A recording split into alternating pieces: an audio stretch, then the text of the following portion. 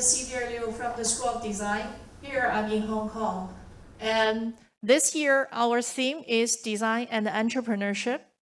So the reason we picked this theme is so many new initiatives we have here in School of Design and also PolyU. So this year we started our new master program, which we put the entrepreneurship as a core element. And also the new BA program, in where we also have the entrepreneur topic. And also we have the new SD Plus and the Li Gaxing Design and Innovation Lab, which is all bring the resources outside in the industry in Hong Kong and in the GBA to the PolyU and the School of Design, and also to get our idea inside the School of Design to the industry and the community. So that's the reason we want to use the opportunity as the hub to make this kind of the connections with the leaders in the industry and our young students and the fresh graduate students who are very eager to start their business in this forum. So we actually, this morning, we have 3 speakers. There's 1 speaker on site and 2 speakers online. And we actually have Dr. Su Jun from Beijing, who will conduct his speak on Mandarin. So for the on-site audience, if you need the SR functions, please pick up the headphone. And we have the channel 5 for English version and the channel 6 for Chinese version. Now, welcome our Dean, Professor Kupeng Li, give the opening remarks. Yeah.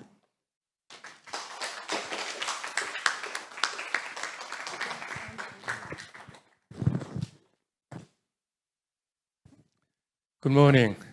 Thank you, Sylvia, for preparing this wonderful forum. As Sylvia mentioned about entrepreneurship is our core element for our future design education. So today, can I have my presentation? So then I want to talk about designpreneurship. This is one, I think that this term is coined for representing design-driven entrepreneurship.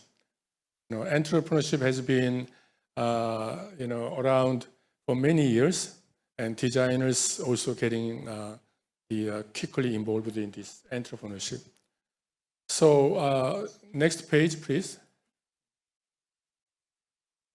So I joined this Hong Kong Polytechnic University School of Design 4 years ago. I'm approaching this December, will be my 4 years.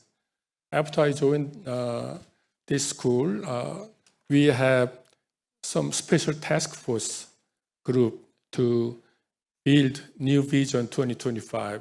So that's a new strategy. We define the new vision, and all the big reform has been done. Okay, next page, please. So you can see that first of all, when you build our new vision and new strategy, we try to find out what kind of changes, impacts to design community for school. Next page, please. Not only it is worldwide, big changes. Rule of game is changing. Not only technologically, but recently, all the politically and culturally, economically, and all those things. He hide this. Okay, and so many multi-layers of changes. Not also in Hong Kong, in our School of Design. So many changes. So we did these changes is kind of multi-layers of big changes. So we collect all of them. We analyze what should we do. Also, we interview stakeholders and all those things. Then 1.5 years ago, we came out with a new vision, new curriculum, new structures, and everything. One of the output was we had 6 years roadmap, how we're going to approach those things in terms of education, research, internationalization, knowledge transfer and those things. Entrepreneurship is mainly for knowledge transfer. How can we, the education should not be just in ivory tower or green, inside of greenhouse, okay? How we can actively impact the society and the industry, and how can we really train our young generation to become those who can make a big impact, social impact, and sustainable impact, okay? So we try to find out those changes, how they will influence all the design ecology. We are not only teaching designers, but designers, they got education. We need to think about education, but education also belongs to discipline. We need to redefine what discipline we are, okay? And then also the student, what kind of design question they really try to address. Then what kind of problem they try to do, what kind of process they go through, and applying what kind of method then. And then also how they work. Is it teamwork or single work and in-house team and all those things? Then through those things, finally they come out of design output. Design output become changing already, okay? And what kind of core value now we try to do? And how the users' relationship with this. When you're talking about new strategy, even if we are teaching mainly designer education, but we should think all of those things. It's a whole new ecology. So we define how those kind of changes will be occurred. But among them, we just pick a few of those things which make a strong influence to our entrepreneurship education. Okay. First of all, designer.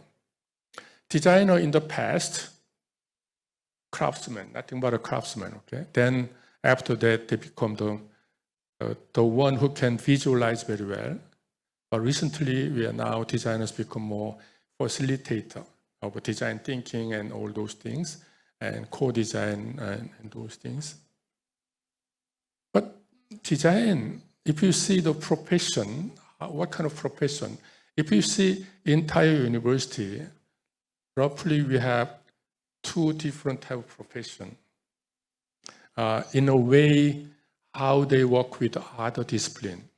Medical doctor, for example, in the left side.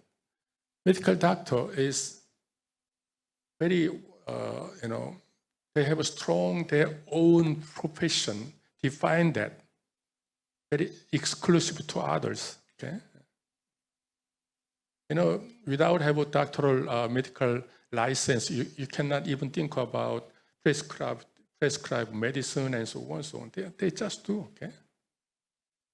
If they got the doctoral certificate, they hardly can apply for that skill set to others. In the meantime, we have MBA. Okay?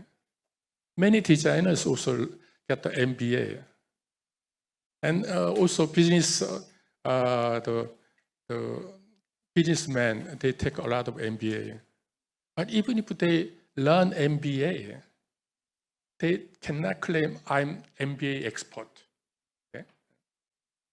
Somehow MBA is closely linked to other discipline as a kind of liberal arts, okay? Designer and engineering and all those things.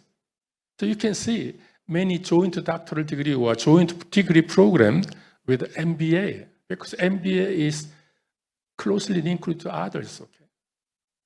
So MBA do not define closely their own strong, exclusive the profession, okay? Like a medical doctor.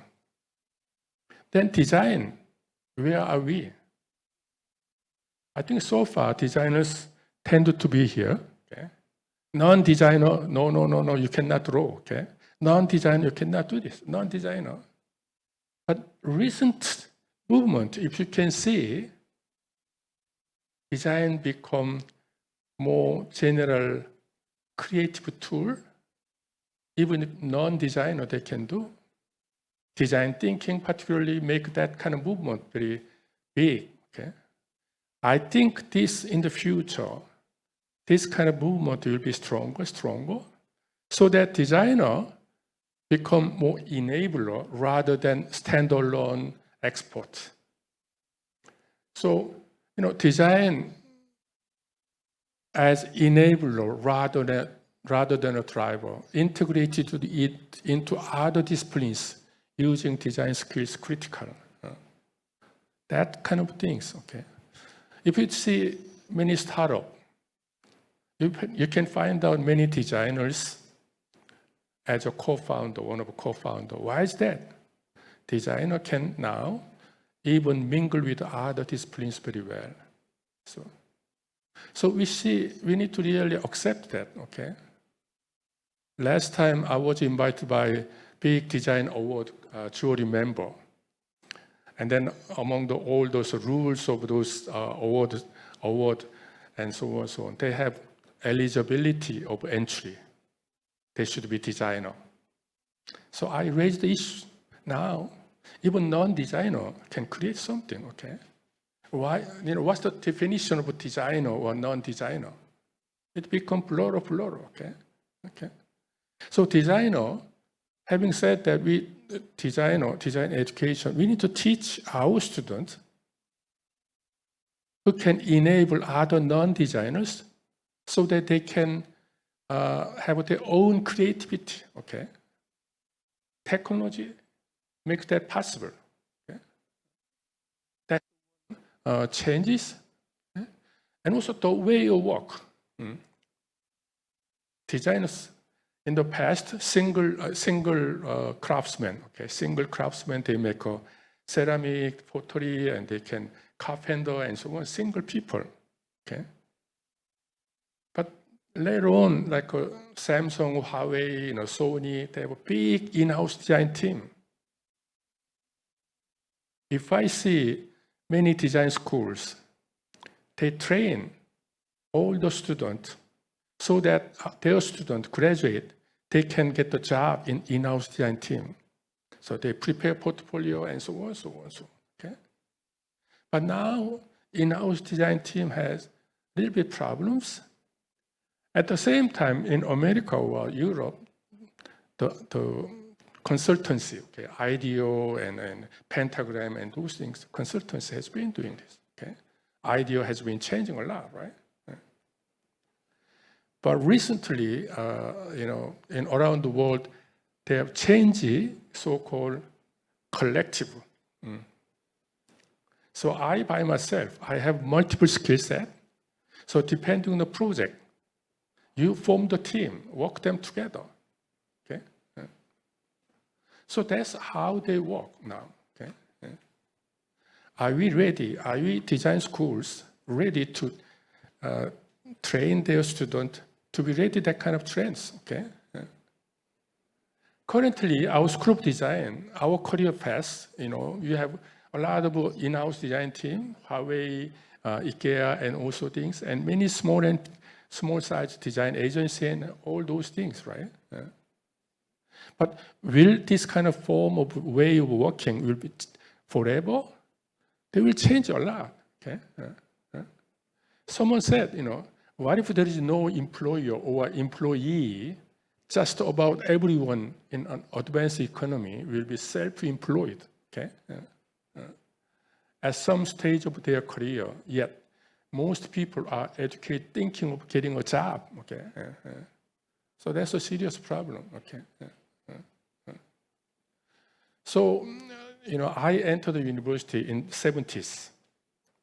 That time, once you become a product designer, you can easily spend your lifetime as a being product designer. But now, that's not, okay? So we need to really think of other ways. So we changed, 2 years ago.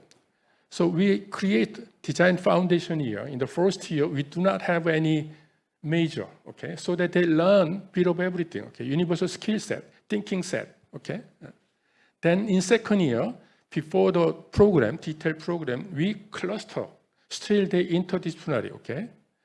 That product experience, service, communication environment. We create service design, thinking about new local market. Hong Kong, more than 90% is service market. Banking, retail, travel, hospitality. We need to address that. Then after that, third year, we have used to be career, small specialism. We used to be, from early freshmen, we used to be here, okay? But in final year, I hope they meet again, okay? So close them together for their new team, then even link to startup. Business model, okay? So final design output is not just only markup or poster or panel. How about the business model, okay? So that is, what as the Sylvia, Professor Sylvia Liu talking about entrepreneurship, okay? So in the meantime, university-wise, they want to teach so-called IE, innovation entrepreneurship, all department. And also IDA, AI and big data, okay? So this is what current situation, what we're doing, okay? So we recently, we have been preparing Li Ka-shung Design Innovation Lab. Thanks to generous donation of Li Ka-shung Foundation, we have some money. So we try to think about how we're going to use this money, okay? So we think about, let us create some kind of a creative gym, okay?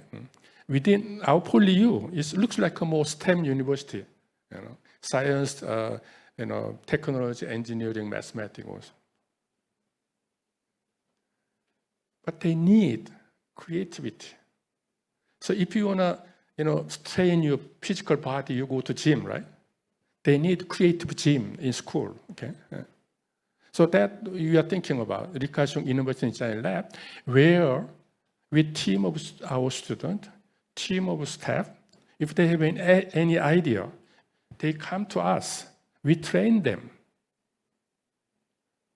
so that they can come out with a new startup model, okay? That's our model, okay? Already, actually, with PolyU, School of Design is very well known as a excellent also case of startup. For example, James O is one of the co-founders of GoGoVan, which is the biggest logistic company, and also Adam Kong, TGO, in UK-based new interaction design startup. Nick Zhang and Kevin Chung is a young man who is upcycling their garbage, okay? So this is what Adam Kong in UK, he created his own startup company in UK. So, he defined different type of haptic interactions.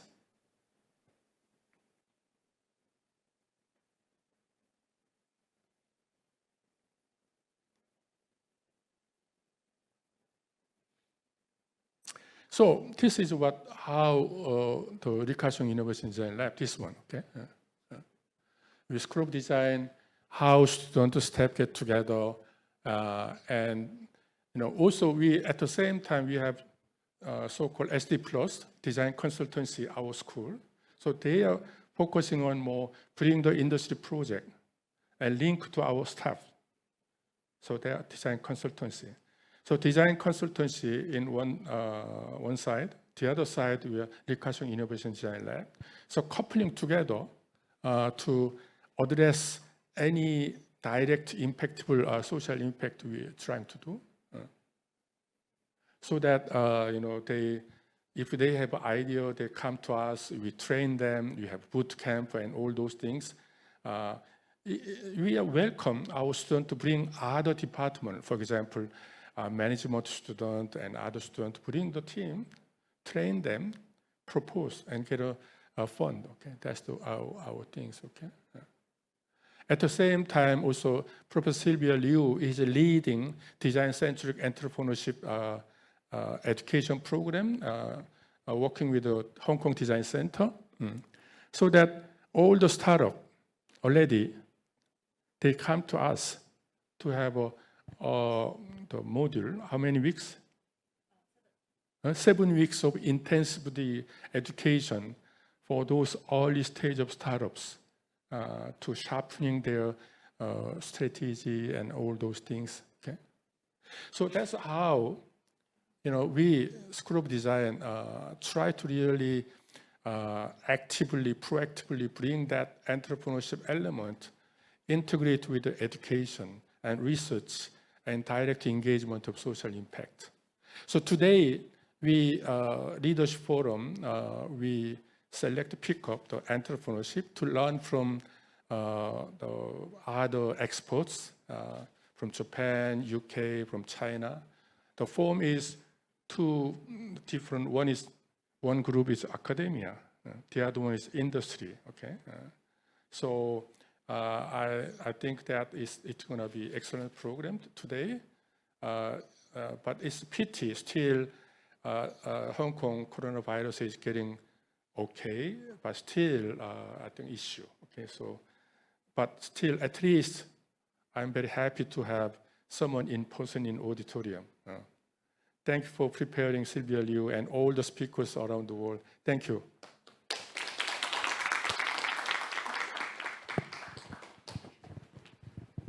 So Professor Lee, may I have you stay on the stage? So, and give the souvenir to our speaker and the two moderator of today's forum. And please here, yeah. And Mr. Hiroshi Tamura, the speaker of this morning section, yeah. Yeah, take a photo. Oh,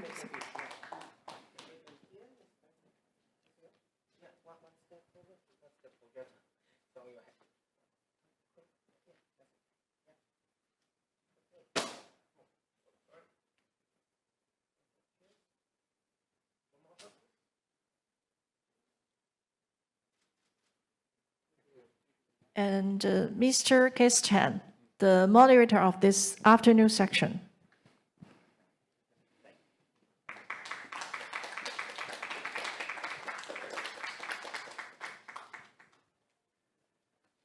And myself, the moderator of this morning.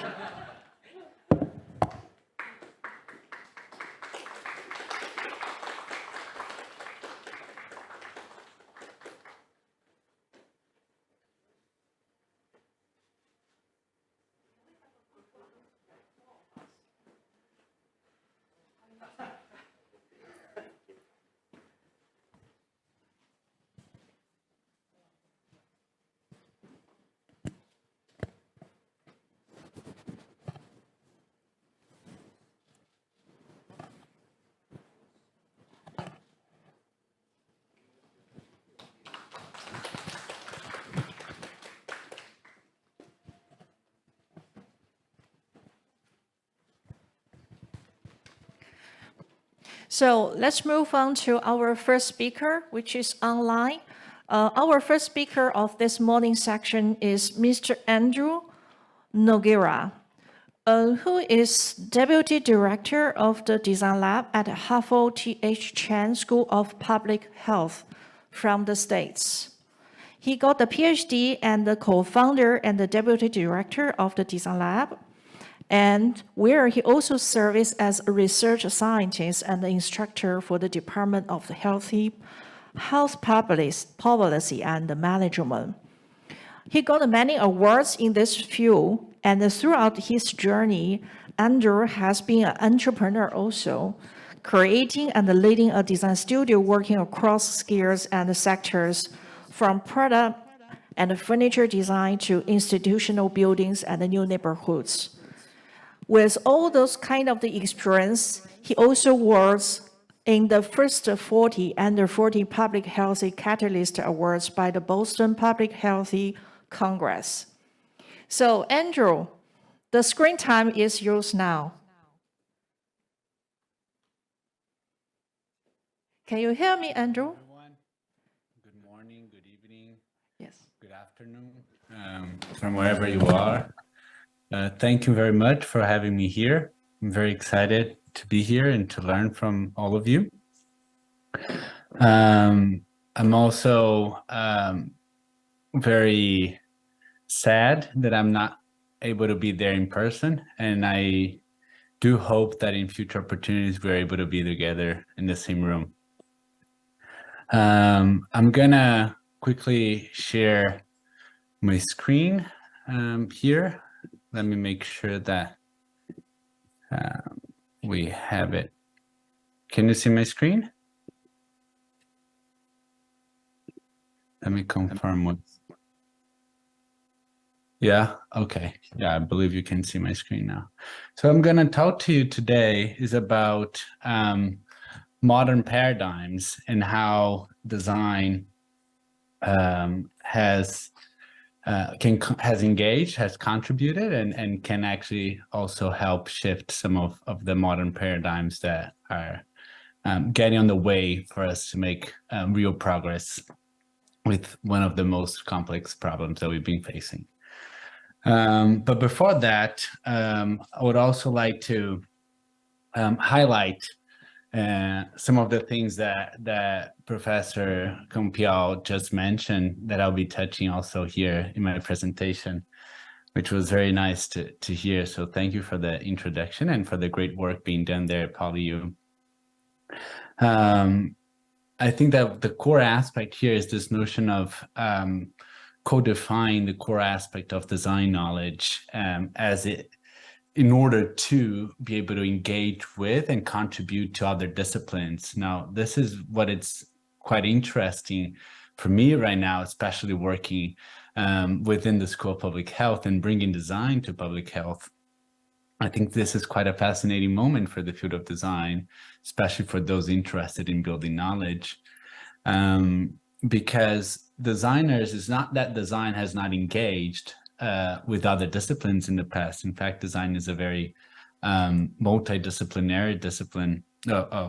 Yeah, that's what it is. Actually, it feeds from various disciplines, and it contributes to solving problems within the realm of these disciplines. So designers have been maintaining these contributions of solving specific problems within the realm of other disciplines, business, anthropology, natural science, and etc. But what we are getting into right now, it's actually into contributing to knowledge, which is different than in specific solutions to specific problems. That comes with a whole other set of questions and challenges that I think it's quite interesting. So I think that some of the things that I'll be talking today are going to be touching a little bit on that.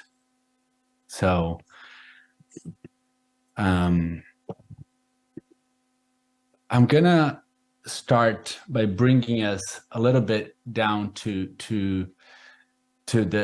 framing this notion of design and entrepreneurship within the paradigm of activities. So activities of making and using, and how design arose within this context of initially people making things for themselves. And then soon after, as we started as a society establishing ourselves and building ability to grow things and to build our little villages and etc., this notion of the activities of making and activities of using started to be a little bit decoupled, but the understanding, people were making things for their own neighbors and they knew who they were making for. Within this context of activities of making and using, of course, that require learning, right? Learning about making and learning about using as well, right? And those learning, they took time, they took dedication, right? And it was very much in this model of apprentice and mentorship, right? So the son of a farmer would become a great farmer if it stayed working with it within its family's businesses and etc. So I want us to really ground the conversation within this context, because I think that that's key to design. Because over time, what happened is that we have evolved in codifying some of that knowledge to accelerate that learning. As complexity increased, as villages started to get bigger, as our technology evolved, we started to get to face different kinds of problems, and that required accelerated learning. So we start codifying some of that knowledge, right? Why we're making things, what value was creating the things that we were making, how we're going to make it, what are the technologies, what are the tools, the techniques that are needed, where are we going to source materials, and how long would it take? What actually we're actually making? We're making a spoon made of metal, made of wood. What's the size? How many people do we need to feed, and etc. And knowledge about using, right? Why would people use a spoon in certain contexts for this type of meal, and etc. That started to get codified, but also separated and decoupled. So when you started decoupling these activities of making and using, you start blurring a little bit the boundaries of that purpose that was initially very clear. So I think that that's one of the driving force for entrepreneurship is really understanding their purpose for change. But when you have these activities being decoupled, you start blurring that boundary. And that's when we get a little bit, and that served us well for a certain time. But now the way that we have organized ourselves and the way that we have organized or created our organizations was predominantly in response to the mass economy, right? The economy of scale, mass production, mass consumption systems. We created many ways for these organizations to become very efficient in the way that they operated within the silos of specialized knowledge. Each one of these areas, the strategy, operations, offerings, we all created disciplines for specialized knowledge to accelerate learning so that our organizations could become more efficient in producing things. And we also have codified some of the knowledge and understanding people, but they served well that economy of scale. And right now, they're starting to get on the way of people have much more choice than they had before, and that is getting on the way. So that's the first paradigm that we need to start thinking about and breaking, that evolved from modern times, is this notion of how organizations plan and operate. And Patrick Whitney, who was the dean of the Institute of Design for 27 years, and is now leading as a professor in residence at the Chan School of Public Health in Harvard, together with me, he framed this in a very nice diagram that he called the innovation gap. So the innovation gap represents this notion of knowledge about how to make things, about value creation, about increased over time. So ever since 1850s, that's the time of Crystal Palace, when artisans and industrialists were starting to blend together. There was a great period of entrepreneurship, right? There was more than 14,000 products being exposed at the Great Exhibition in 1851 in London. Of course, that was not the only thing that happened. And of course, there were things that were happening before, but that was an intervention that really there was a paradigm shift in the field of design. As we increased that knowledge, we actually started losing knowledge about patterns of daily life, about people's activities and how people are actually using things, right? And that's what Patrick mentioned. He shares a story about how leaders of organizations that were multinational were going to him, late 1990s, early 2000s, even before that, and sharing, I can make any product you want to you want me to make, I can sell it, but I don't know which product to make, right? So that was that was a big realization of one of the paradigms that we need to start shifting and start thinking about how do we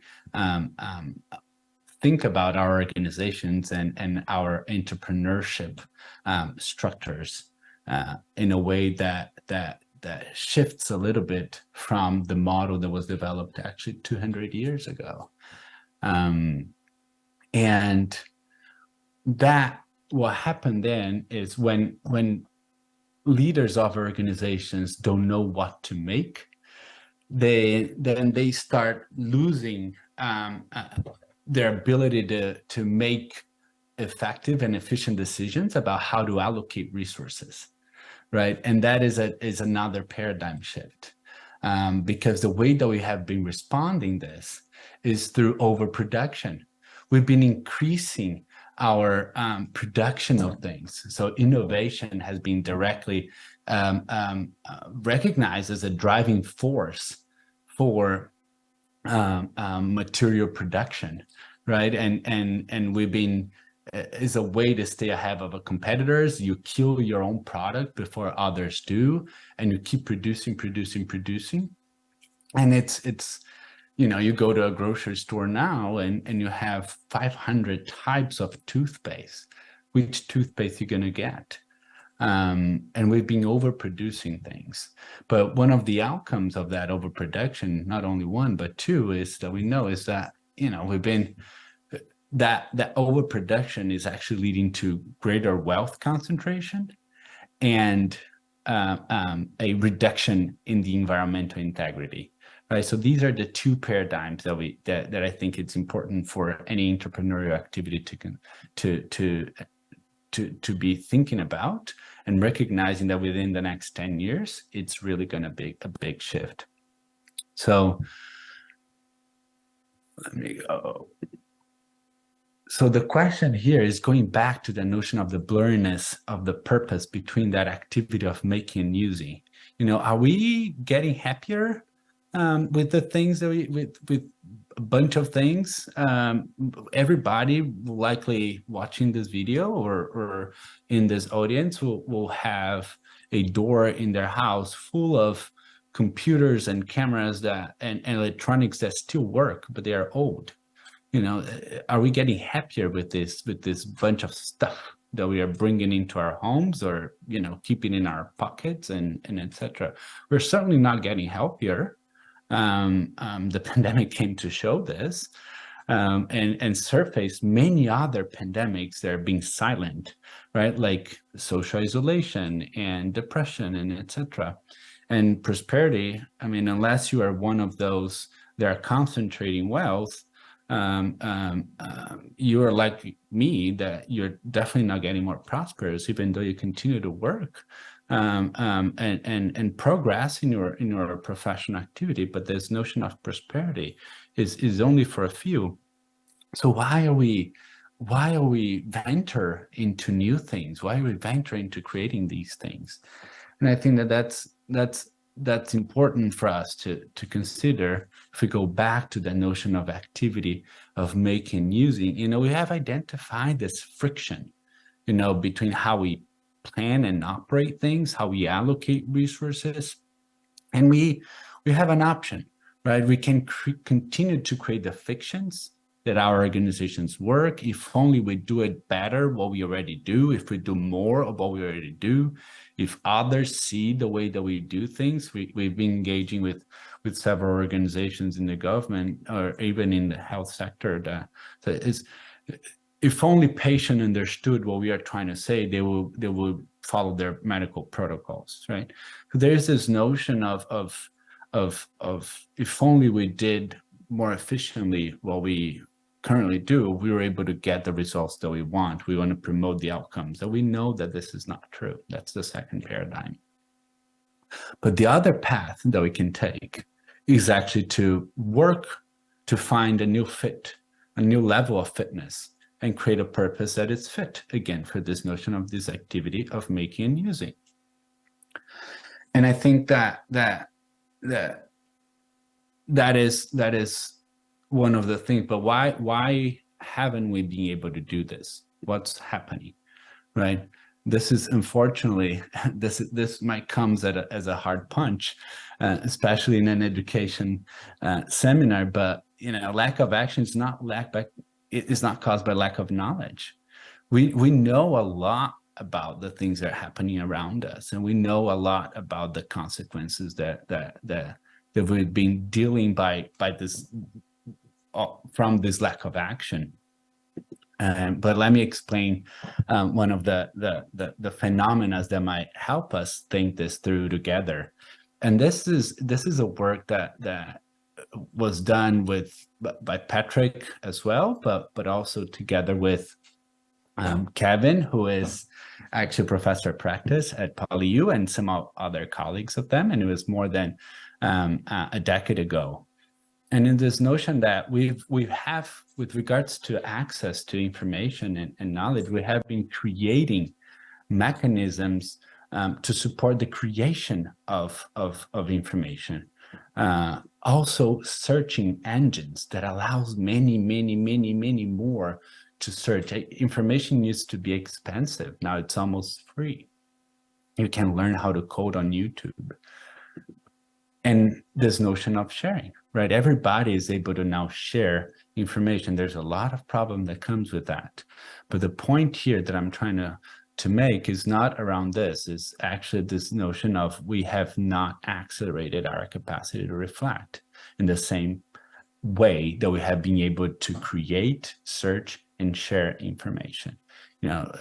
This used to be, we used to reflect in what they call it downtime, when we were disconnected, either forced to disconnect when post office or FedEx closed and you cannot print documents and etc., or you were in a subway and you had not access to it. But now these things in our pocket, we are constantly searching and sharing and creating information that then get fed into others without that notion of, without being able to access it. Now, the answer is not stop the speed of sharing, searching, creation of information, but actually is to accelerate reflection in that sense.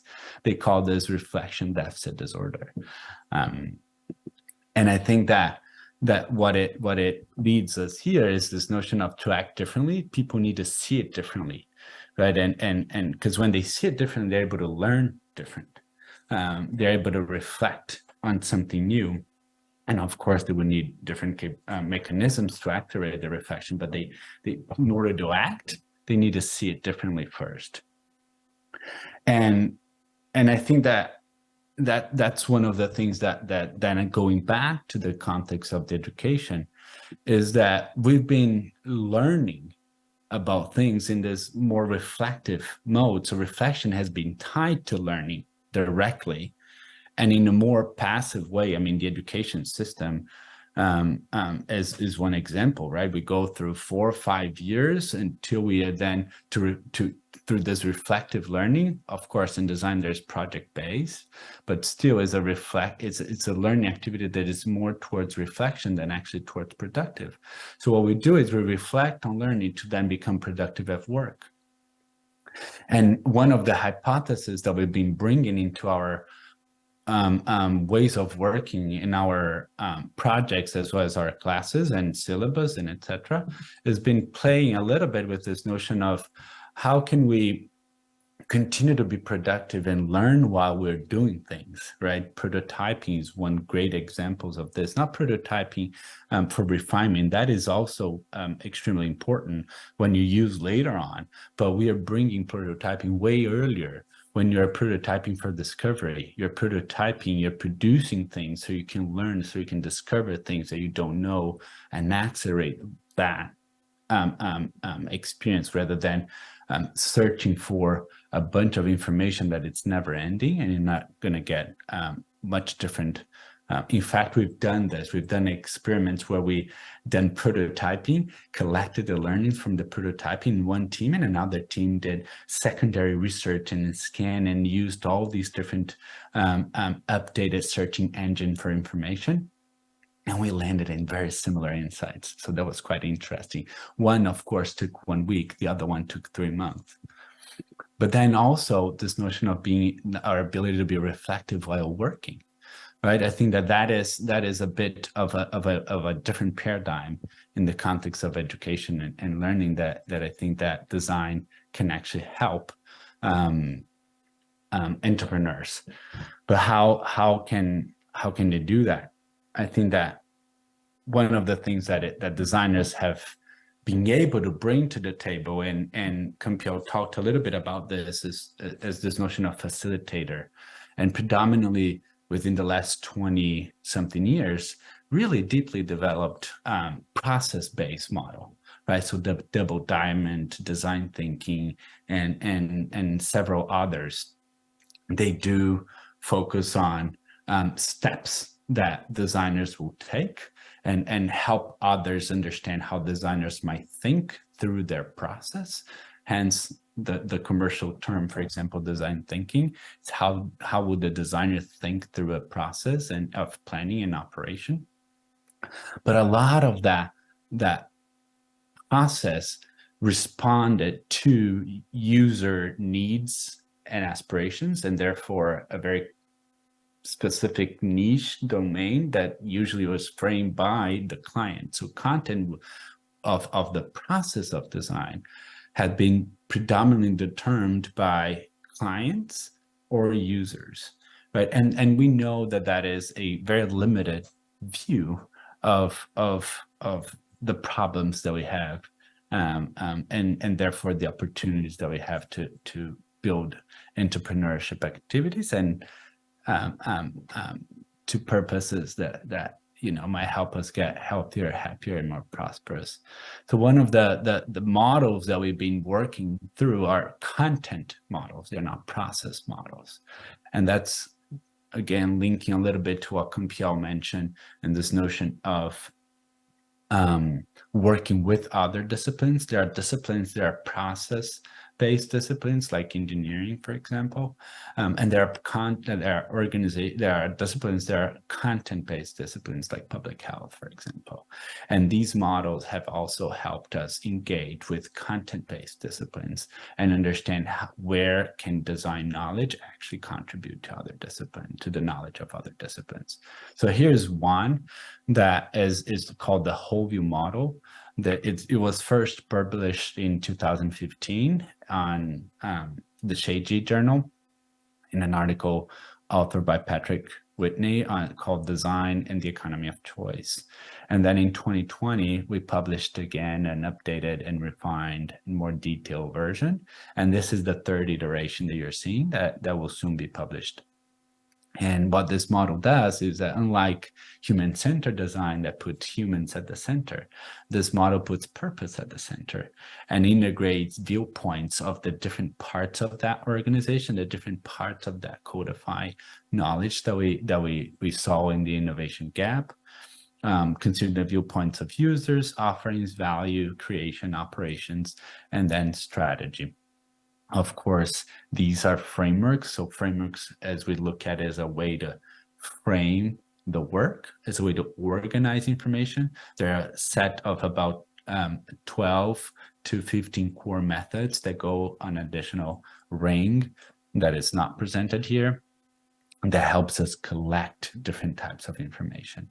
So this model brings these different perspectives, and it's particularly useful early on when entrepreneurs, as they call people trying to lead change within organizations, are really trying to think about leap changes, ambitious transformational change.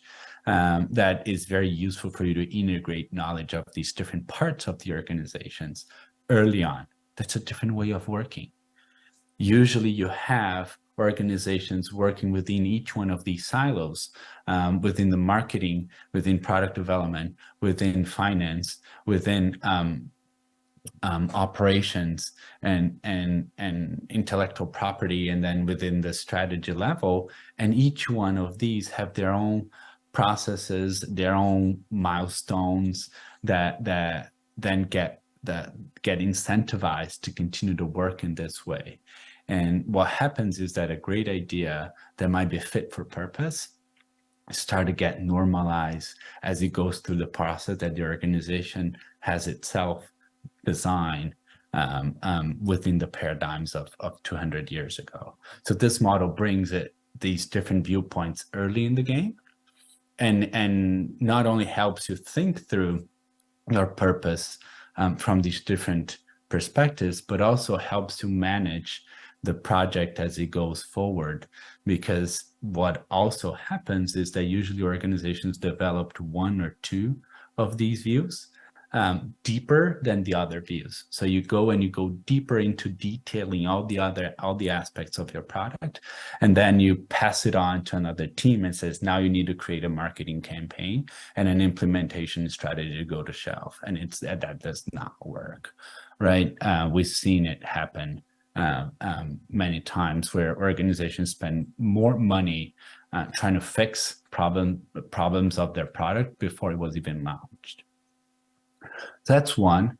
And the other one that then deals with this notion of how organizations allocate resources is a work that I developed in my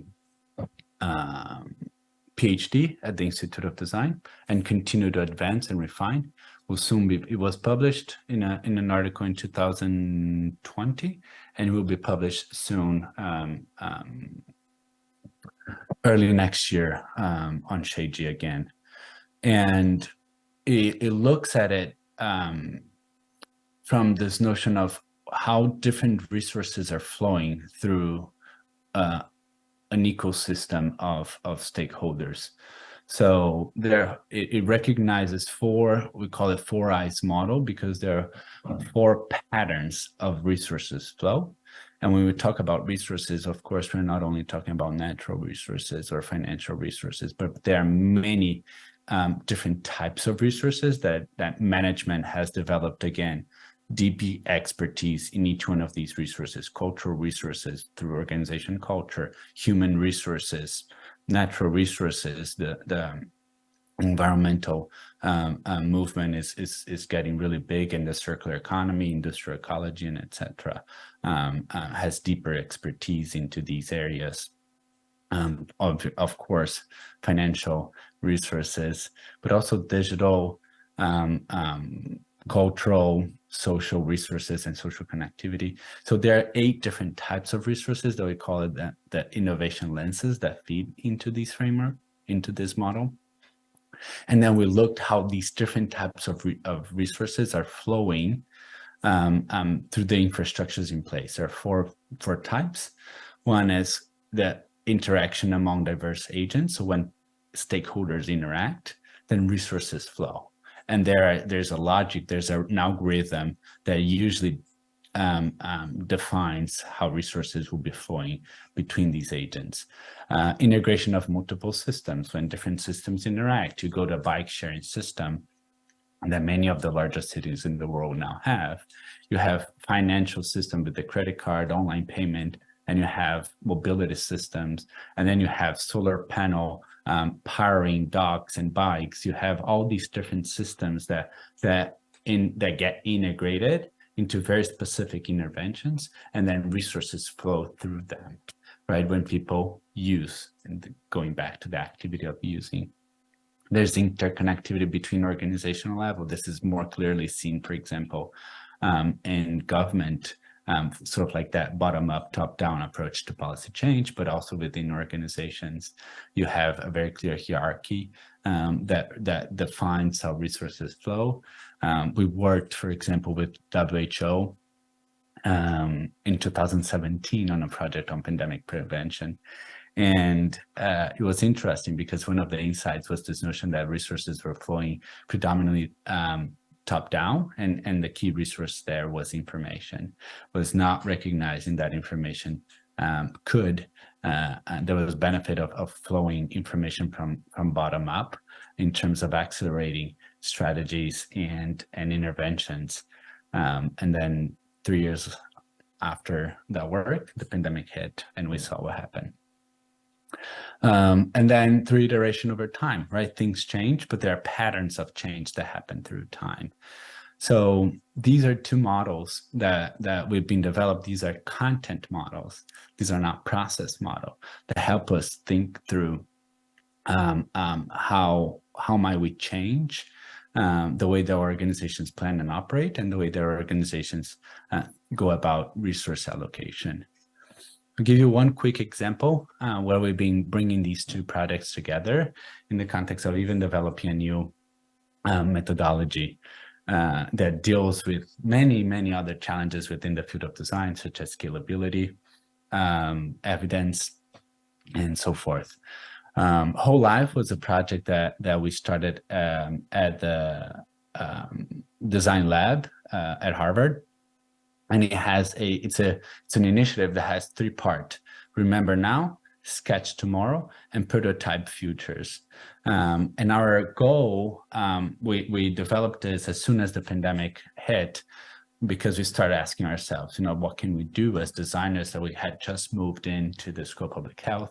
We were there to work at the intersection of 2 fields. And of course, as you're working at the intersection, you need the other part to be available and to be ready to invest, right? And that was a time of crisis, right? Resources were being pulled in so many directions. And then what happened was we started to develop this initiative across the globe. So it was about 15 countries bringing together more than 1,000 students that they would then activate their network. We got more than 1,200 participants with 12,000 micro stories about how people's life were enhanced or disrupted by pandemic protocols. And we then start codifying and working through these stories and identifying how different types of resources were flowing through people's activities. And we created a new methodology to do that. So I'm going to quickly share a video. This is a story A, story B. We start identifying variables in these different stories. And through these variables, we then start understanding their correlation and mapping their correlations. So imagine 12,000 stories and all their variables forming these different maps. And then you start identifying patterns across these maps.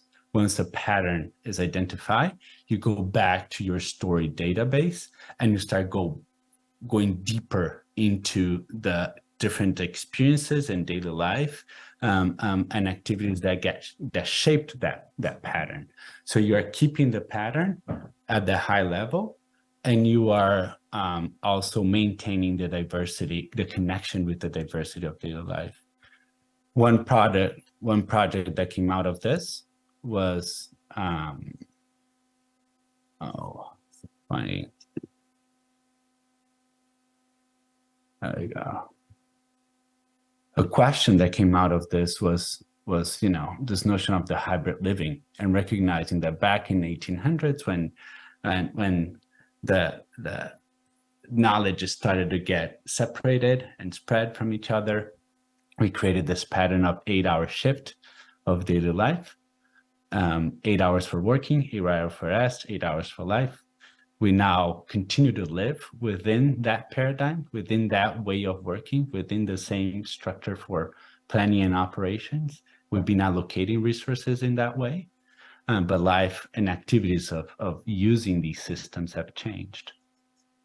So that led us to come up with an idea, and there's a lot that we can share about that, but that was recognized in the Core 77 award. Within the health and wellness program, was the platform for connecting hybrid workers with the resources within their neighborhood. So I'll stop here. Just want to thank you all. I know I'm a little bit above the time, but I do appreciate the opportunity to share some of the work we've been doing.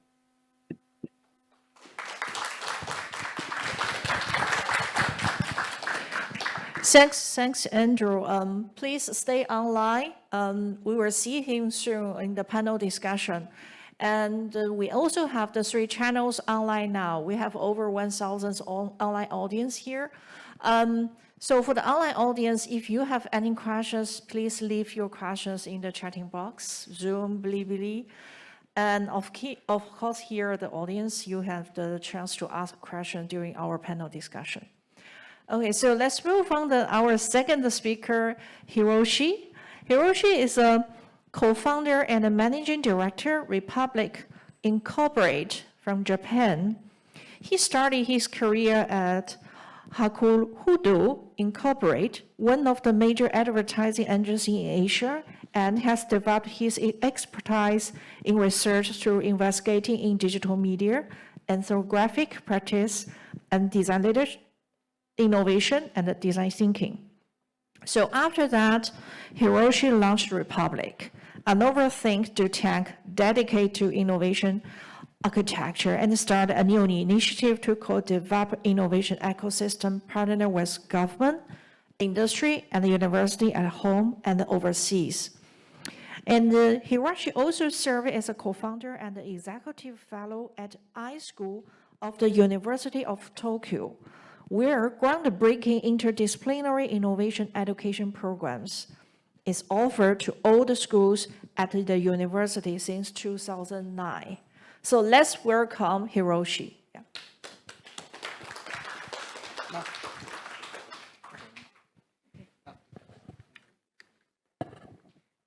Thank you for the introduction, Professor Sylvia Liu. And I'm honored that to be invited to such a great opportunity here, with the fortune that the Hong Kong government opened up the door recently to those who long for feeling the vibrant atmosphere here. I left Japan and came to a different territory for the first time in 3 years. I arrived in Hong Kong 2 days ago and felt that the digitization of services really progressed. The epidemic management system, Leave Safe Home, seems to have a bad reputation here. But it's amazing to me that both citizens and tourists can track themselves, obtain information, and book services in an application.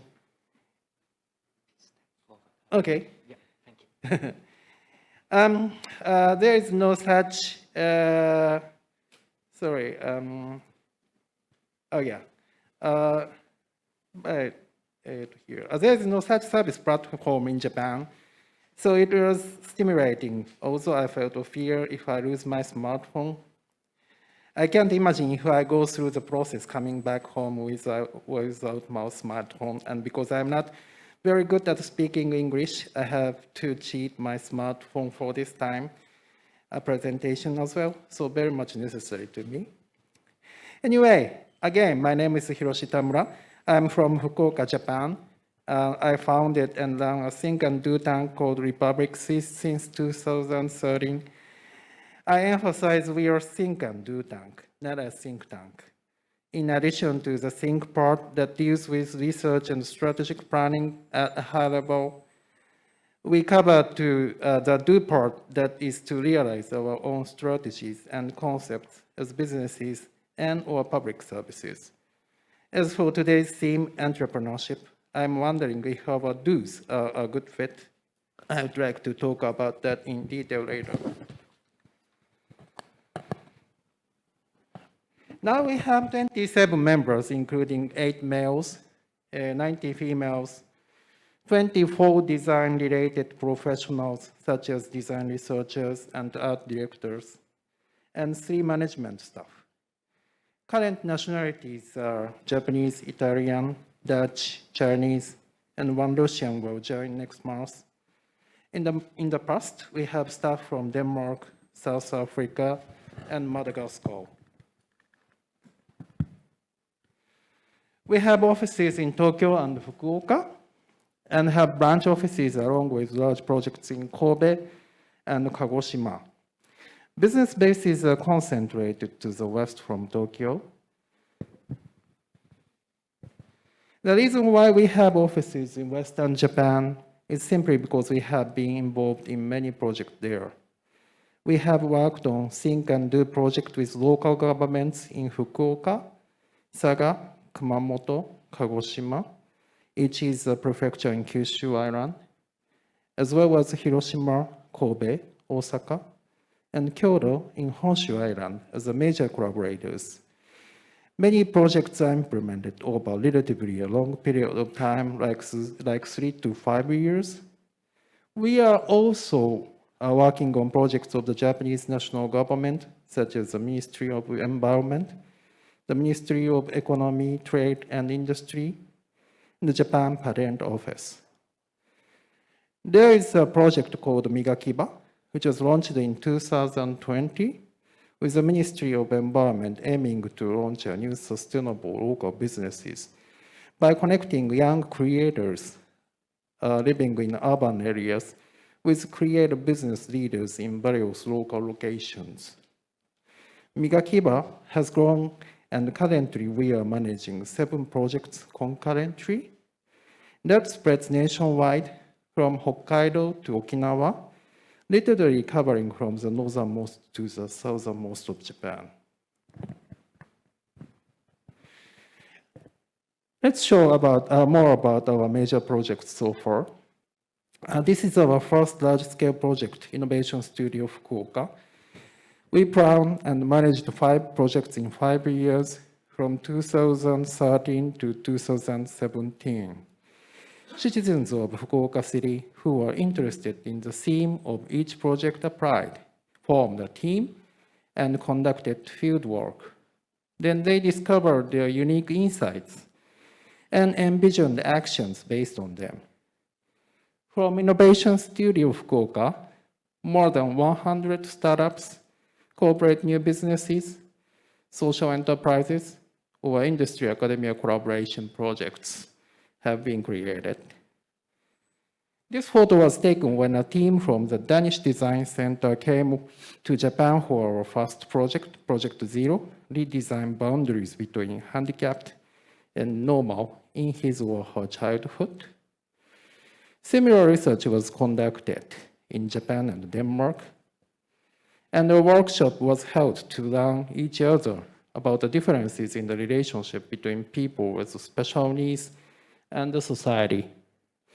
Denmark is a high welfare society, as you know, with a solid system.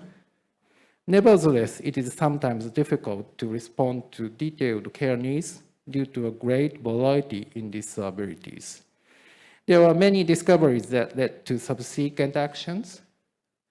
That we discovered the wisdom cultivated in the welfare field in Japan, which is of a high level, even from a Danish point of view. This shows K2, Kyushu University School of Design, where I'm still teaching now, and KAIST in South Korea collaborated to form K2, an initiative for design, innovation, research, and education originating from Asia. K2 is simply a combination of Kyushu University and KAIST, both of which start with large K.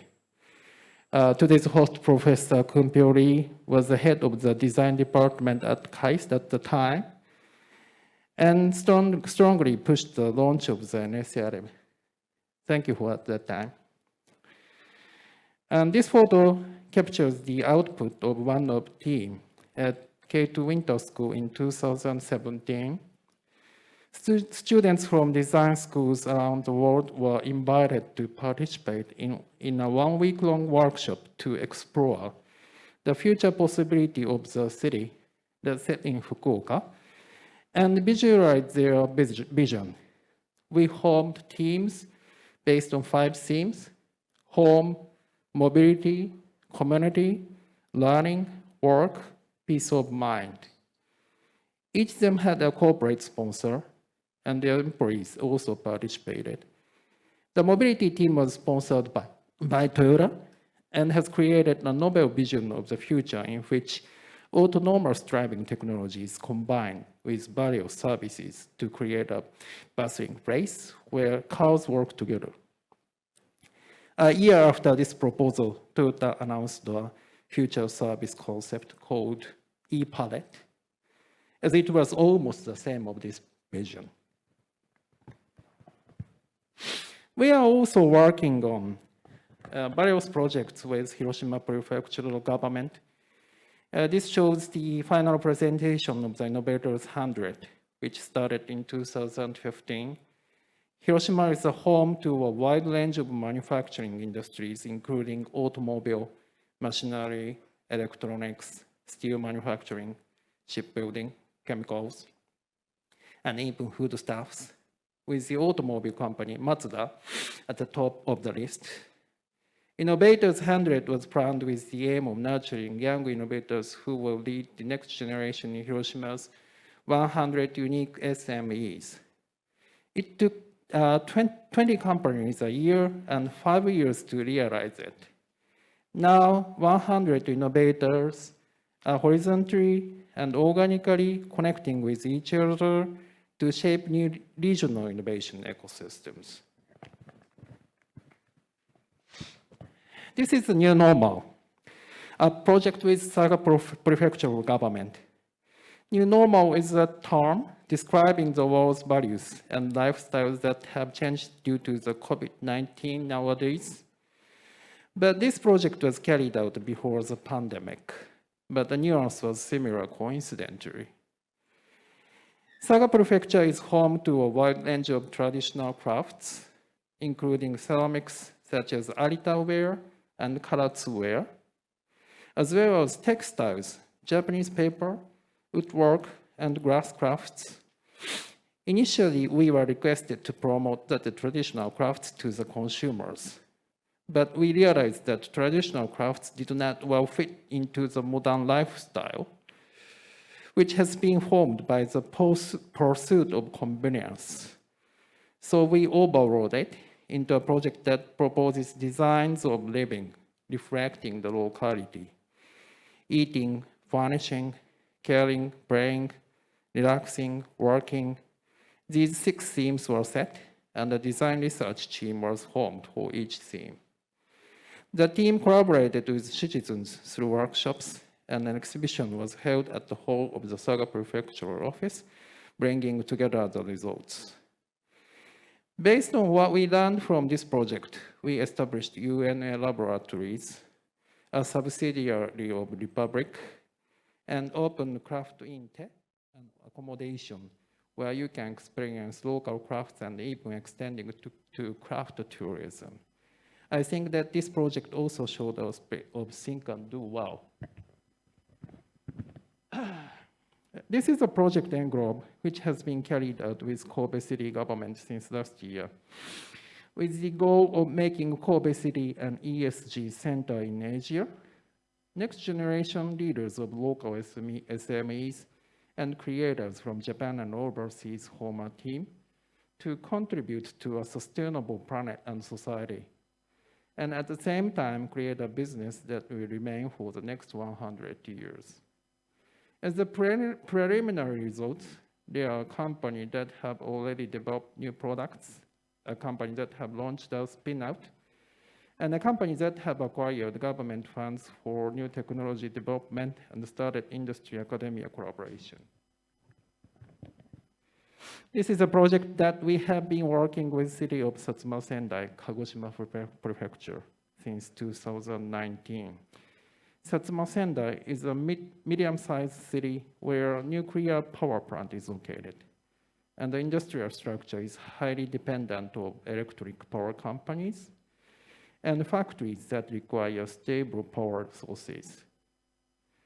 After the nuclear power plant accident in Fukushima, trust in nuclear power generation has been greatly shaken. And it has become difficult to draw a future for the city with nuclear power generation.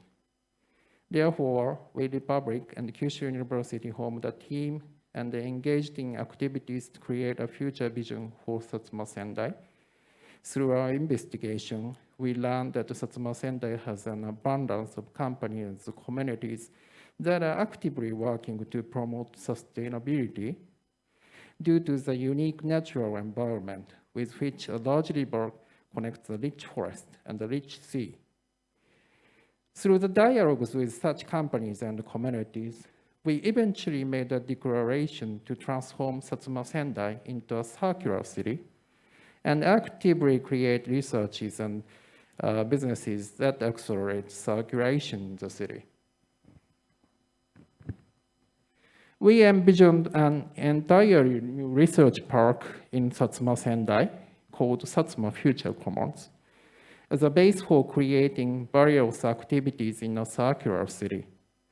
In particular, various research projects and business creation projects are going to be carried out with citizens involved. By having people all ages in Satsuma Sendai enjoy themselves, it becomes possible to carry out experiments with a realistic cycle of clothing, food, and shelter. The function of such an open laboratory works as the engine of the circular city. At the end of this presentation, I would like to tell you what is going on right now. Now you see our think and do process is basically based on co-creation. We usually say we are in the era of co-creation and we are making very much of it, but why?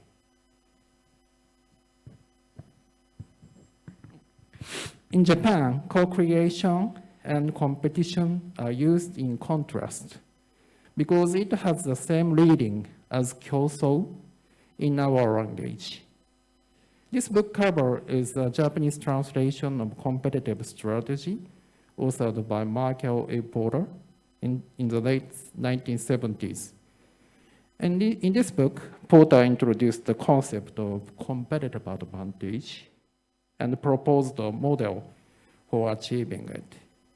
The concept that winning the competition through growth is the cornerstone of corporate strategy has been the engine that pushed capitalism forward and has become common sense in modern corporate management.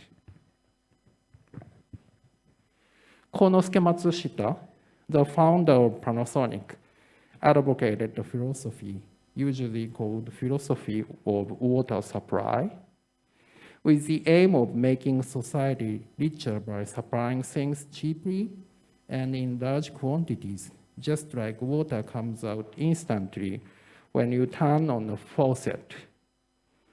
The strategy of good value for the price with the background of mass production and mass consumption is not limited to the companies listed on this slide, but there are many major players in China now. It is precisely because of these companies that we can enjoy the richness of modern society.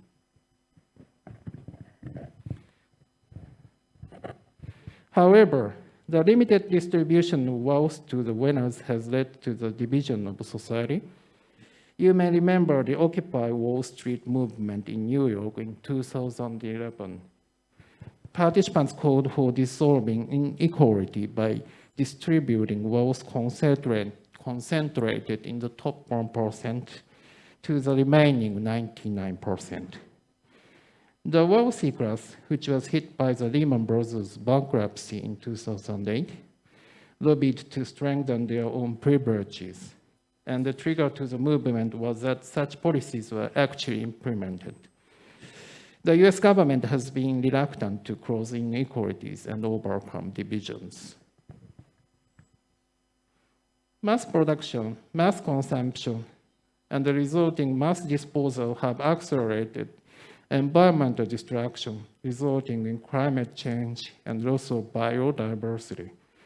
Young people represented by Greta Thunberg are protesting against governments and businesses that profit from damaging their future, and calling for radical actions to restore the global environment. What can we do to address this global crisis? One hope is that the multi-stakeholder principles advocated 2019 by the Business Roundtable and American Business Association.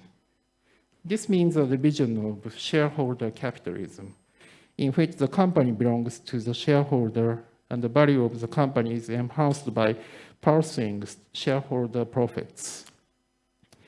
There are various stakeholders in a company, And creative management is required to bring about good results for all stakeholders. In association with the multi-stakeholder principles, purpose has attracted the attention of corporate managers recently. Let's compare it with vision that represents the philosophy of corporate management. Might it be easier to understand if I use an analogy that the vision is a small ship that accommodates the company overall, and the purpose is a big ship carrying various stakeholders with the company? Roughly speaking, the vision is what the company wants to be, and the purpose is what kind of future the company wants to create with its stakeholders. So when we talk about the purpose, we need to co-create. We inevitably speak about co-creation. Oh, yes, I will skip this slide. The innovation. What impact will the shift from competition to co-creation have? This is my definition of innovation. Innovation is an idea transforming people's behaviors, manners, and values that cannot be broken. Let's take a simple example. This is a Keep the Change, a retail finance service developed by IDEO and with Bank of America in the early millenniums. Keep the Change links two accounts to a debit card. One is a checking account, and the other is savings account. If you make a purchase of $43.37, $44 will be deducted from your checking account. Then 63 cents of your change will be returned to your savings account. This is how you save money with every purchase you make. The service became very popular at that time, and millions of accounts are opened in a very short period of time. Why? This is because it was a way to create a habit of saving money for people who have been unable to save money even if they wanted to. People who spend money a lot of times and are least suited to saving can save the most with this service. It was exactly an idea to make a change in behaviors and manners. However, it is not easy to bring about innovation that is transforming people's behaviors, manners, and their values at the system level for a better future while engaging with various stakeholders. It is not effective enough to supply products and services through the market. How can different stakeholders, sometimes with conflicting interests, participate and create positive change for the system as a whole? No established methodology exists yet, but there are projects that serve as examples. This is an activity called Fab City Global Initiative, launched in 2014, led by Fab Lab of Barcelona. By 2054, the initiative aims to realize a city that produces and supplies more than 50% of what the city needs within the city in order to result in radically reducing environmental impacts. In the future, even in emerging countries in Asia and Africa, population concentration in cities will be unavoidable. And how we can manage the environmental impacts of cities will determine the problems of global warming and the biodiversity.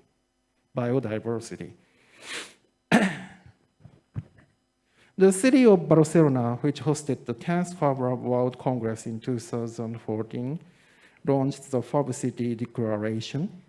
In that declaration, the city promised to develop one Fab Lab for every 10,000 residents.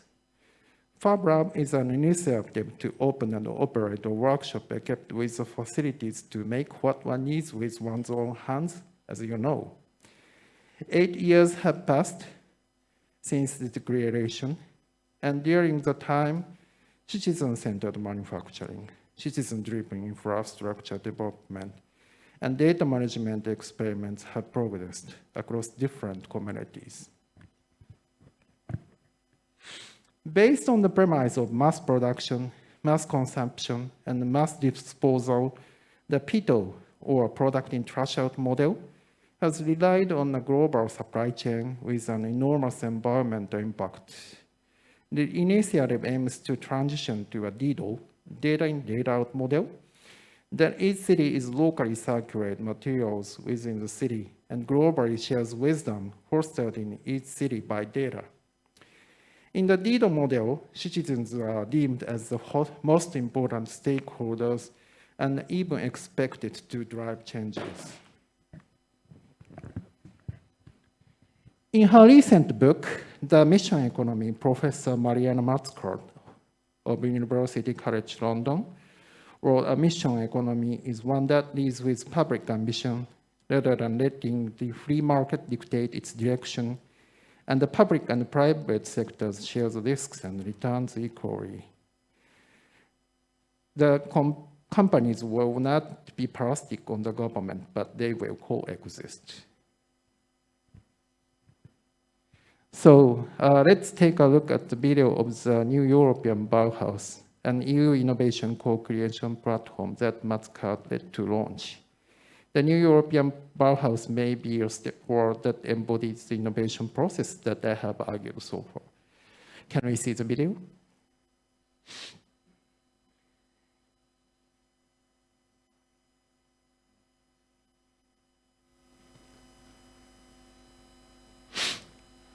This is the new European Bauhaus, a movement that wants to shape the beautiful, sustainable, and inclusive living spaces of tomorrow.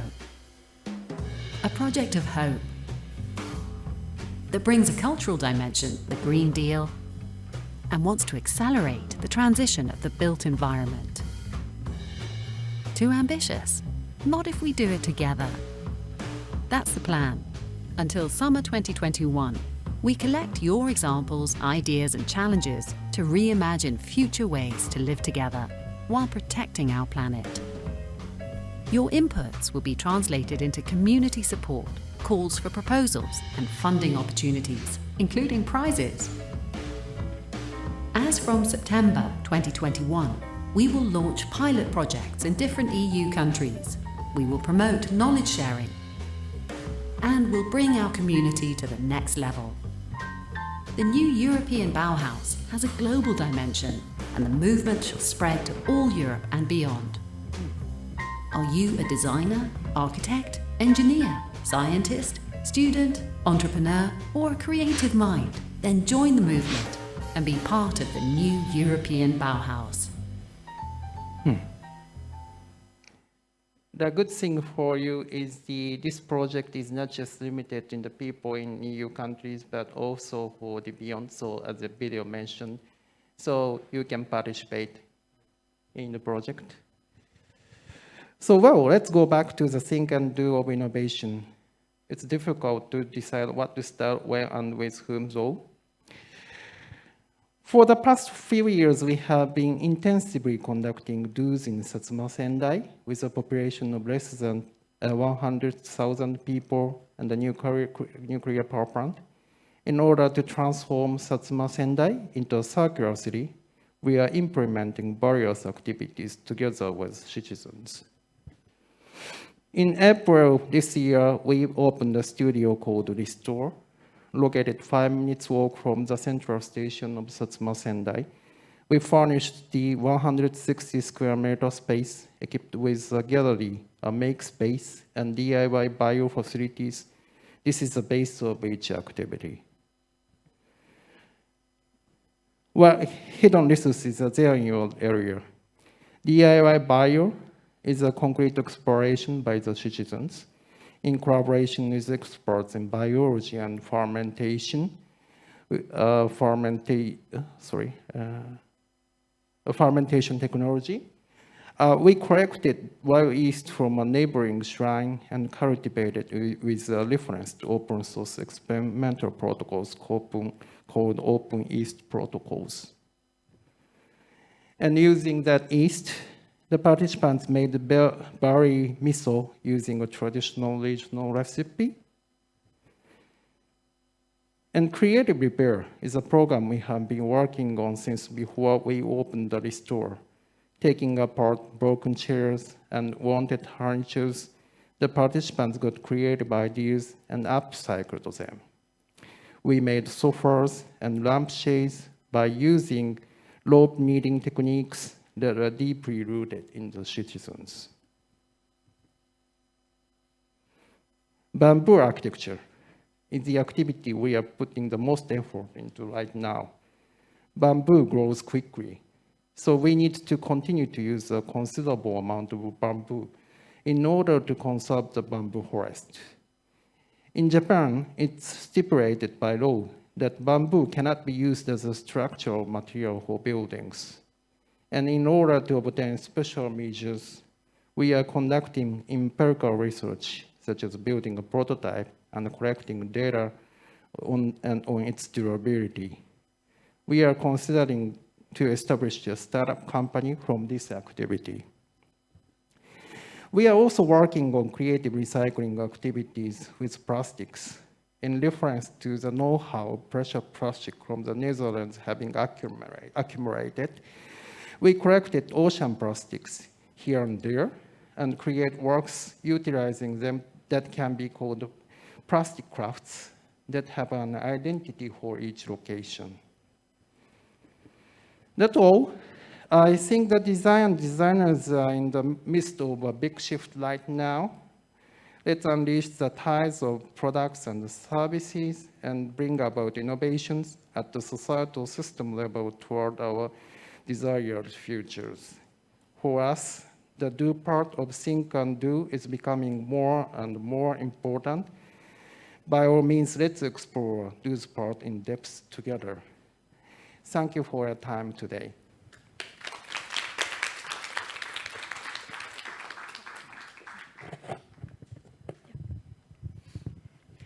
Thanks, Hiroshi. I like the concept to explain the complex story with big ship and small ship, starting to thinking about which ship we are working on. The very good, nice description of the scope of the work. Thanks.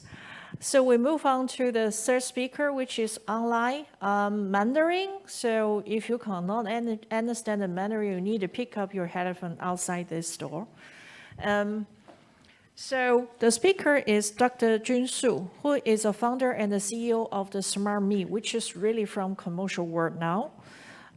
Su Jun is a doctor, PhD, of the art and design at the Tsinghua University, and also the visiting scholar at the University of Washington, the regional director of the China in Korean Asia Pacific Design Association, the director of the Beijing Original Design Promotion Association, the executive director of the Great China Area of International Design Federation. So since actually the 2014, he established the Smart Me, which is a unicorn of the smart home products in the global market and is a very important layout of the Xiaomi ecosystem. So he is actually a design professor moving to the industry side and running a very successful business. So. Testing, okay. Smart Me is the earliest incubated project and is the major stream of Xiaomi. We have 8 years of development. We started 8 years ago. Let me first introduce to you the relationship between Zhimi, Smart Me, and Xiaomi. You can then see the role played by Smart Me in the ecology of Xiaomi. Let's look at three things first. First, what is Smart Me? What is the relation between Smart Me and Xiaomi? And what are the advantages of Smart Me? This is Smart Me. Recently, we have this is before our recent relocation. In the past 8 years, we had kept our company in a very small scale. It's just this is where we were during the past 8 years. And then recently we have relocated to a larger place, but then we still have a very small team, relatively speaking. Our average head count is over 1,500, but we are very efficient with such a small team of personnel. Well, SmartMe is a major enterprise of Xiaomi. We started 2014. We have about 8 years of history, and in between we have a very popular incubation project, and we have raised more than 1 billion renminbi. And why is it that we are so efficient in the past 8 years? Why is it that we have been able to develop so quickly and so highly efficient? First, because we use the Xiaomi ecology as our platform, as our development platform. And this platform is very crucial to us. First, we could make use of the users of Xiaomi, the existing users of Xiaomi. We have kept a very good relationship with our users. We are like friends to them. We understand their needs. And second, we continuously put out top-selling products. And a lot of people are obsessed with the volume of the products. But, well, for us, when designing products, we think of how we could create top-selling products. So we want to put forward very simple and very user-friendly products, but then that will be demanded by a large number of users. And number three, our transaction cost is very low. So we try to keep our costs at the lowest possible level. And that's why we've been able to become very successful in the past few years, and we have been able to develop very rapidly. And a lot of users really love our products, and it's kind of they are willing to engage in a kind of no-brainer consumption because they really trust us, and whatever we put to the market, they have confidence. Well, this picture shows our one of our top-selling products. This is an air purifier, and at that time in the market it costs about 3,000 to 4,000 renminbi. But then for ours, it's very simple, very nice, user-friendly. It's welcomed in globally, and it's over 5 million of sales items, and for items that can have more than 5 million items sold, this is really a top selling product. So this is just a kind of typical example of a kind of hotcake in the consumer market.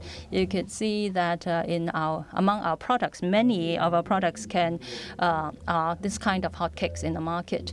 This shows the process of our design. First, we concentrate on its function. First, it has to be used by users in a small home, and so there should be a kind of basic function that could meet the needs of people. 80% of the consumers living in town. So we target at this group of consumers, and we understand that there is a large number of users.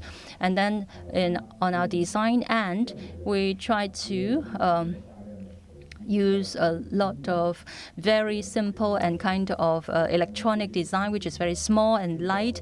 And we have an expert team who understand very well about these manufacturing processes, and they're able to complete the kind of manufacturing and process in a very short period of time. And also because our customers have great faith and trust in us, so we are able to sell these purifying items very quickly in a very short period of time.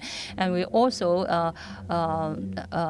collaborate with the supply chain providers, for instance, we are able to negotiate and get a good deal from them because we guarantee a large scale or a large number of users.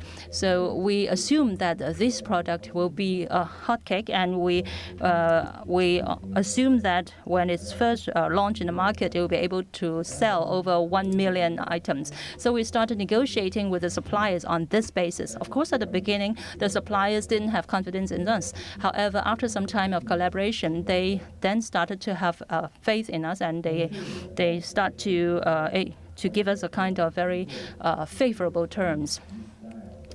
And we have also established a kind of Mi style. This is the entire Xiaomi product portfolio. You can see that it's related to the consumer's daily life, especially the young people's daily life, especially in particular the emphasis in automation and digitized usage.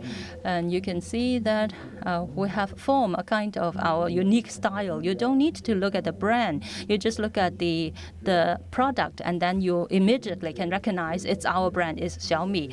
We believe that this is a very, very important kind of publicity and promotion of our brand and our products. And SmartMe has been able to play a very crucial role here because we, through design, are able to design our products in a very unique form and unique appearance because our style is consistent and it's based on a kind of smart products such as the air purifier. So customers can recognize us right away. And this is the global kind of location of our products. This is our locations.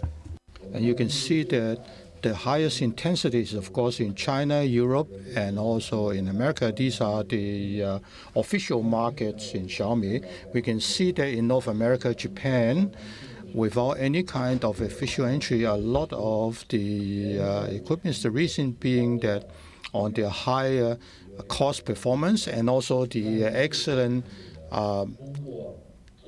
experience with the free trade entering into the non-official markets, you can see that good products all over the world are more welcome. In addition, we're using this kind of mass quantity to have what we call intrinsic demand. And in each of the areas, we also have an official deployment. For example, in Madrid, Moscow, and Paris, first of all, you have a lot of the massive quantity before you have the official amount. The latest count has already reached more than 400 million sets. This shows of the products from SmartMe, the scenario. This is also to resolve the users in their family or in the indoor environment are very comfortable and leisure and healthy living environment. And this is a kind of a smart environment. All of the products are interconnected with together with the cloud. So there is also a kind of in-depth interaction among all the products with a kind of coordination with the user and also customized of the scenario. And this complies to the modern young generation's convenient and comfortable and smart living condition. So all over the world, the critical part of the SmartMe is to have air purifier, humidifier, heater, fans, air conditions, and also all of the product solutions we call integrated smart family environment health resolution project. After 8 years of development, we are now the largest in the world. The air purifier, the domestic market penetration is already more than 50%. All over the world on the air purifier, the latest is already close to 2 million sets. We've also built up the indoor environment quality digital platform. The design has been always our core competitiveness of SmartMe because the founder, together with some founding team, we have relatively a lot of the designers. So within the Xiaomi systems, we have a lot of the awards, and quality-wise, we also have a lot of the things. Internally, we are have our motto, we have a design harvester. One of the main items is that a good designed gold award in Japan. The good design is a very higher level design, especially in the white goods. So in China, we have never had this white goods in the last 65 years. We are the only one have this good design from Japan. Just because the household white goods or the household appliance has been so powerful in Japan, so this award has been awarded to China is a really breakthrough with the SmartMe's direct current inverter air conditioner. The product itself is not because of the design and also on the integration and also on the excellent product experience and also convenience.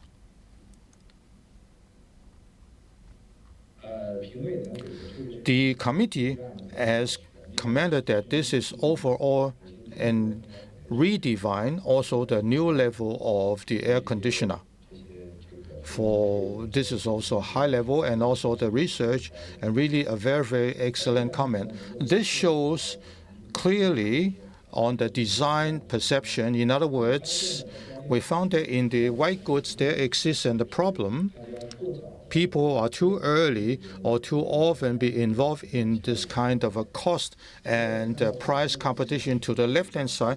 This is also a leading air conditioner industries in China. The integrity and also the concentration is still within the 80s of the legacy, the Japanese technology with the very complicated wiring, whereas of course, we are also trying to do the minimize of the cost, and now coming to the user and also on the development, and we have more reliability and a lot of the other functions and quality-wise is more stable and priced down. So we're using a new concept, but re-engaging to design and further. And this is also very good development for this kind of product. So after 8 years of the product and design, how we can do it, to sum up kind of a sharing here, as we can see that with this kind of paradigm, what kind of system excellence to support and realize this product. The first term is what we call the hotcake or the top cells. As I said earlier, this terminology is the pursuit of our quality and quantity. There are also some other terms we call also on the single unit, high level and massive, and also long cycles. Once it is established, this is a very good commercial models, and from the modern technologies based on the highly automated and large-scale productions. So how do we increase the efficiency is becoming very critical, and also the cost down is another critical element.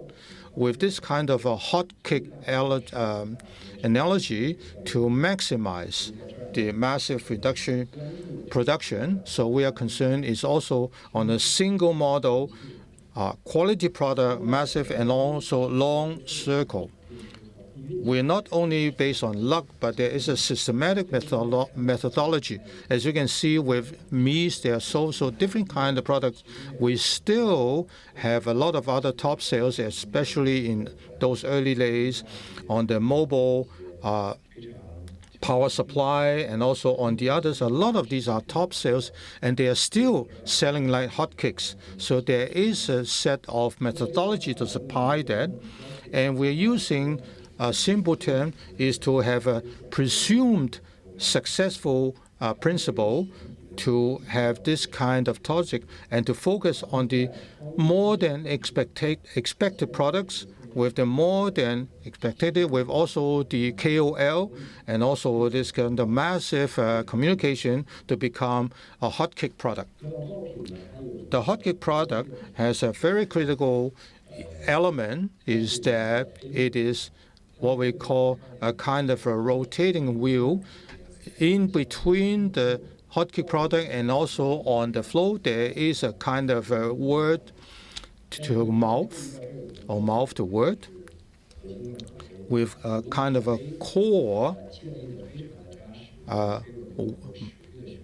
word to mouth or mouth to word, and then it will also enlarge this flying wheel in between. Otherwise, it will stop. So overall, the core point is also based on the customer's mouth to word, the product, and also the cost efficiency and users' experience to build up a kind of a very good prestige and to continue the flying wheel.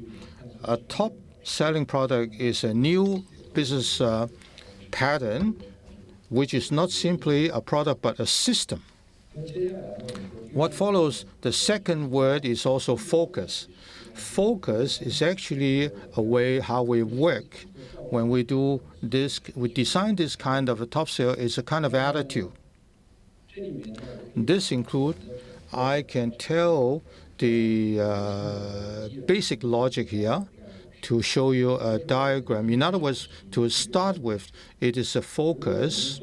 If we have to build up a hotcake product to define the customer's demand, in the very beginning, we have a very clear target. All people will be focused on this target, and the product or a very highly successful rate or the positive feedback or the possible assessment from the market, and then we can be even clearer for the focus, and there will be even a more focused way of doing it.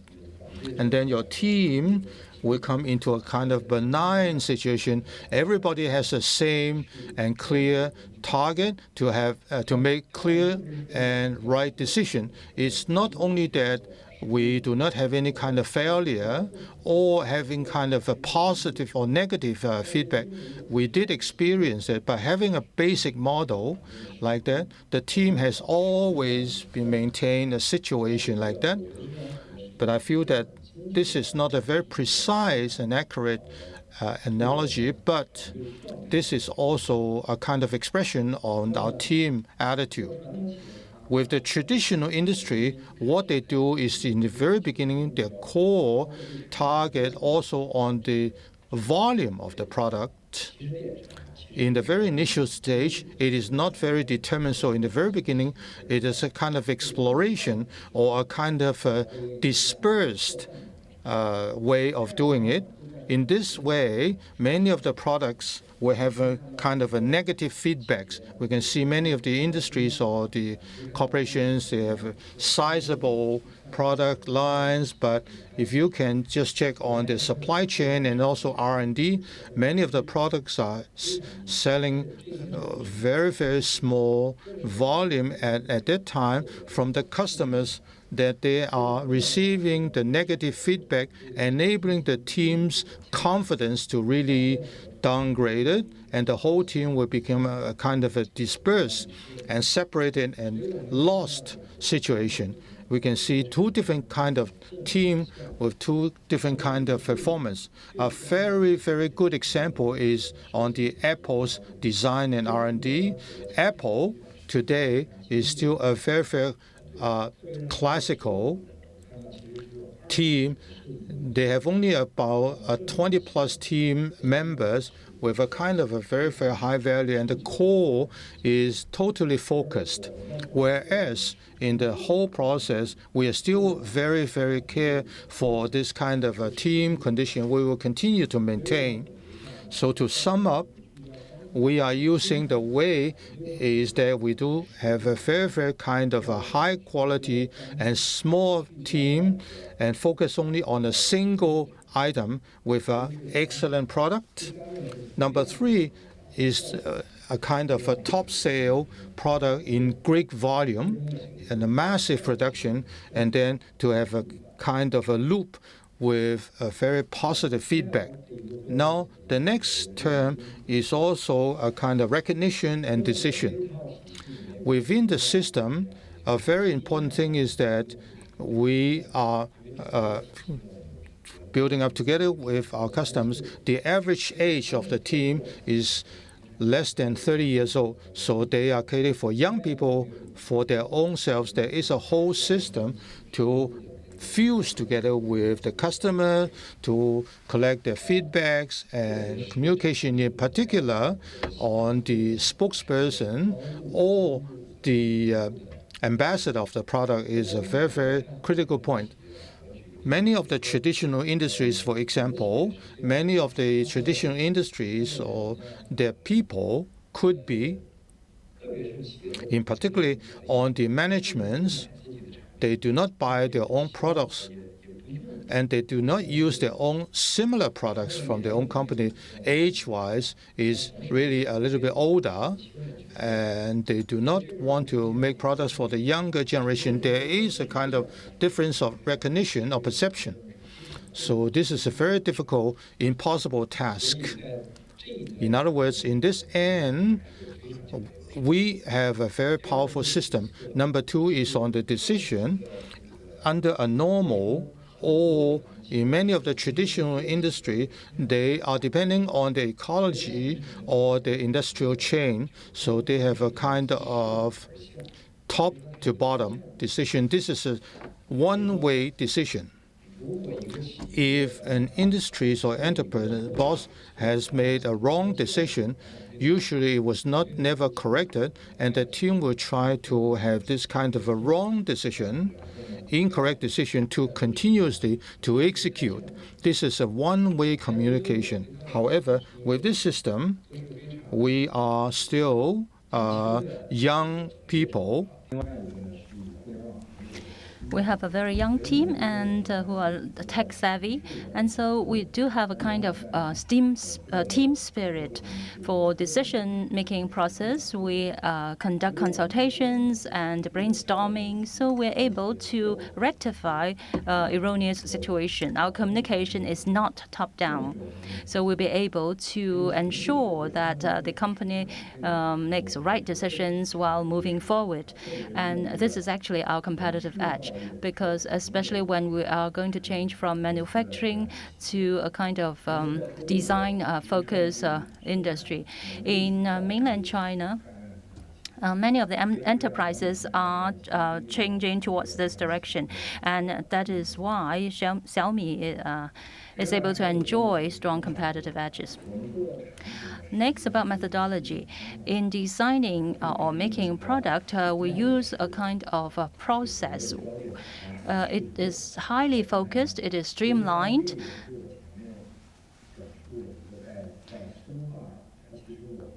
and we also, our methodology is kind of success-based methodology. First of all, we make a projection that the hot cake will be very hot in the market, that it will be very popular among the users. But then for other enterprises, very often they produce products that they're not sure whether will be welcomed by the market. They just produce them first and try their luck. But for us, we find that this is very low in efficiency and effectiveness. For us, we are very focused. First of all, we know that what would be welcomed by the market. We based on the assumption that it will be sold for the first time immediately over 1 million sets. This is the basis of our consumption, and it becomes very focused and highly efficient. And on our production or manufacturing end, we have actually a kind of dispersed manufacturing basis. And for supply chain, we try to depend on very efficient suppliers. So there are also multiple suppliers. I'd like to recommend a book to you. This is a kind of entrepreneurship of Xiaomi. And in this book, it has a very in-depth analysis about the way that Xiaomi produced its products, especially about the key factors in producing hot cake in the new era. And I highly recommend this book to you.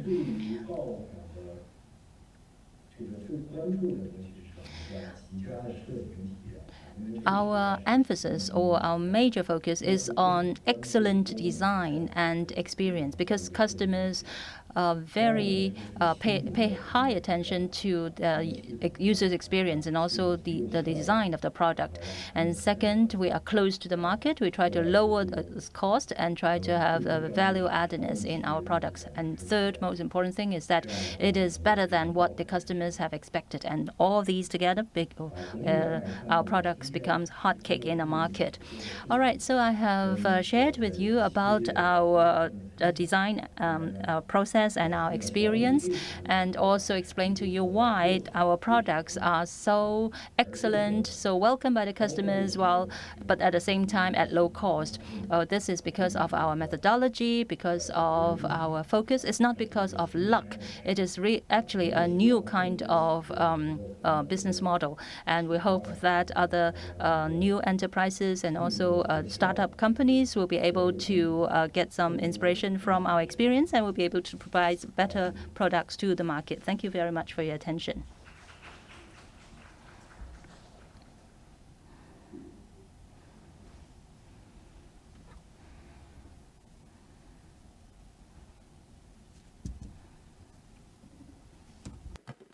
So thanks, Dr. Su.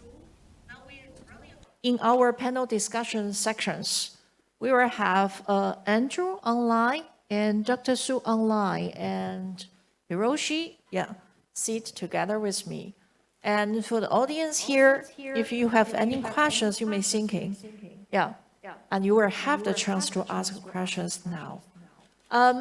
First of all, I want to actually ask one question to all the three speakers. From your opinion, how to describe the relationship between design and entrepreneurship? Maybe Hiroshi, you can first. Hi. Thank you very much for the great presentation with all the speakers, and I really interested in your what you have been talking. And so the question I had is, so I came up, I have considered the answers about the relationship between the design and entrepreneurship, and I think that design and designers are in the midst of a big shift right now, as I mentioned in my presentation. In the era of global warming, biodiversity crisis, and division of the society, the world has become unstable, so we are hard to see the future clearly. Designers should participate in the creation of the future. Ideally, we all want and use their creativity to accelerate their efforts, rather than taking part in the never-ending chase of desires. The business model of design should also change. Designers can make a business rather than receive a business. In this context, entrepreneurship is a crucial mindset for all who like to be a next generation designers, as I think. And I don't think entrepreneurship should necessarily be associated with startup businesses. Startups are often exposed to the logic of capital. They are expected to grow rapidly. Designers must not lose important things in exchange for growth. They should value their own thoughts, insights, and hopes. And one thing that I would like to tell you, one model for the designers would be in-town designer. In-town designers, that is a play on in-house designer. One of the roles of designers that are attracting attention in Japan. They put down roots in specific regions and create various ecosystems through collaboration with local industries, governments, financial institutions, and citizens. Areas with great in-town designers are definitely revitalizing. An in-town designer may be a good option for those who like to demonstrate entrepreneurship. Interestingly, many national institutions such as the Ministry of Internal Affairs and Communications, the Ministry of Economy, Trade and Industry, the Japan Tourism Agency, and the Agency for Cultural Affairs are interested in town designers now. I think that's how wide the range of activities and influences of in-town designers is, although the economic impact itself may not be that great. Yeah, this is my idea. Thanks. Thanks, Hirashi. Intern designer, right? In-town designer. Intern. It's more like to describe the catalyst role of the designer, right? In the context, Yeah. ecosystem, right? Yes. Yeah, that's good. I like the way you created new terms, right? Big ship and small ship. Intern designer. Yeah, good. Thanks. Maybe Andre, can you share your opinion on the relationship between design and entrepreneurship with us? Sure.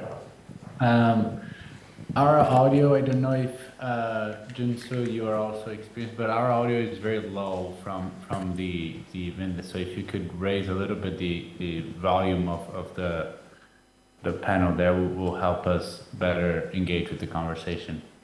I think there are many ways that design and entrepreneurship has been related. Designers tend to have an entrepreneurship mindset with regards to idea generation and problem framing.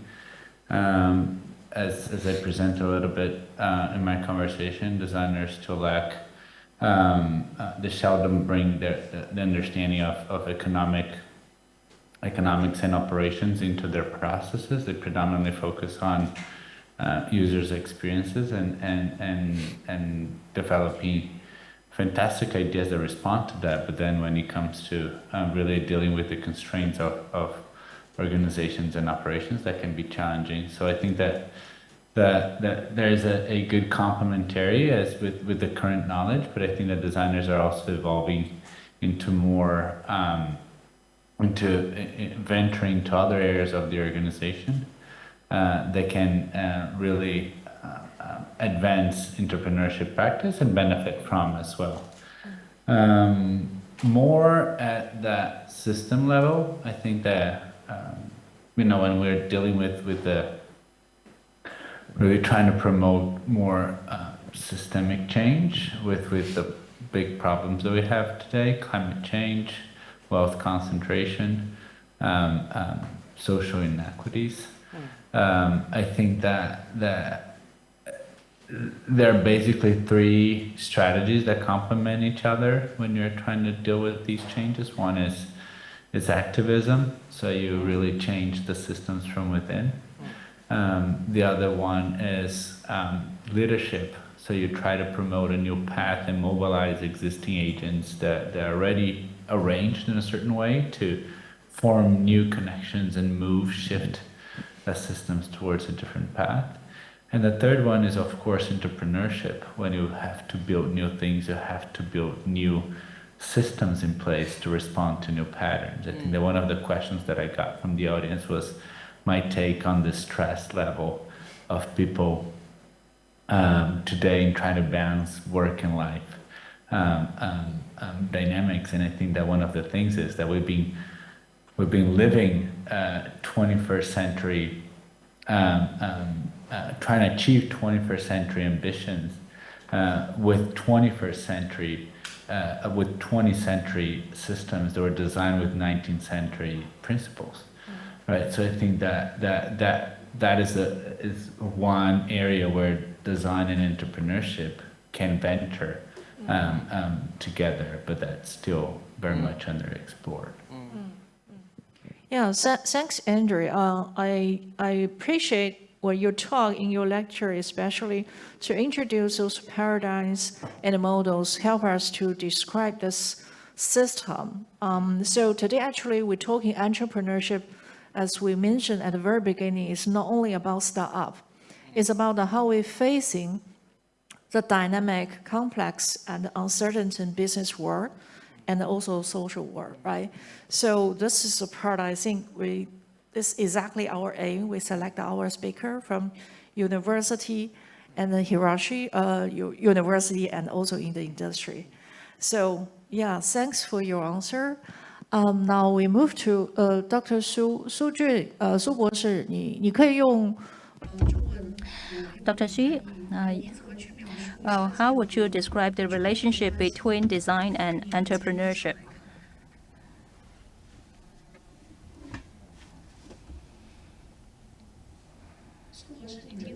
Dr. Su? I'm sorry, could you please repeat your question? What do you think is the relationship between design and entrepreneurship?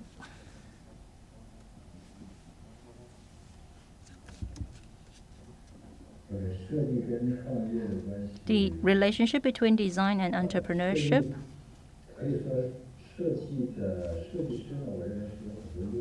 I think designers have a lot of competitive edges,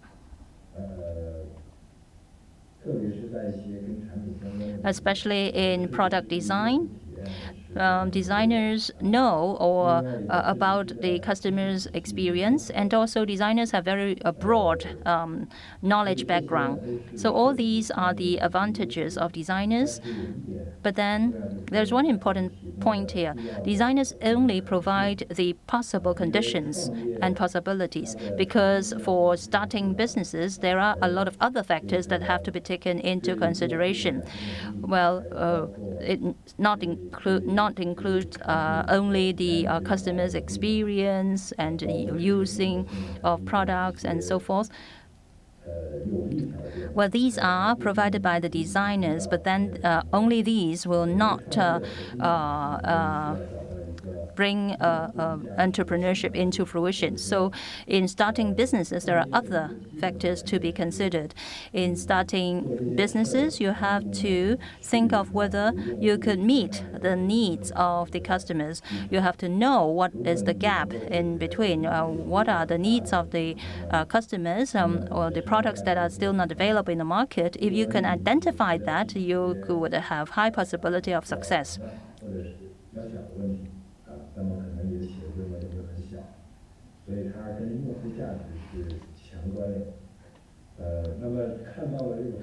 So after identifying this gap,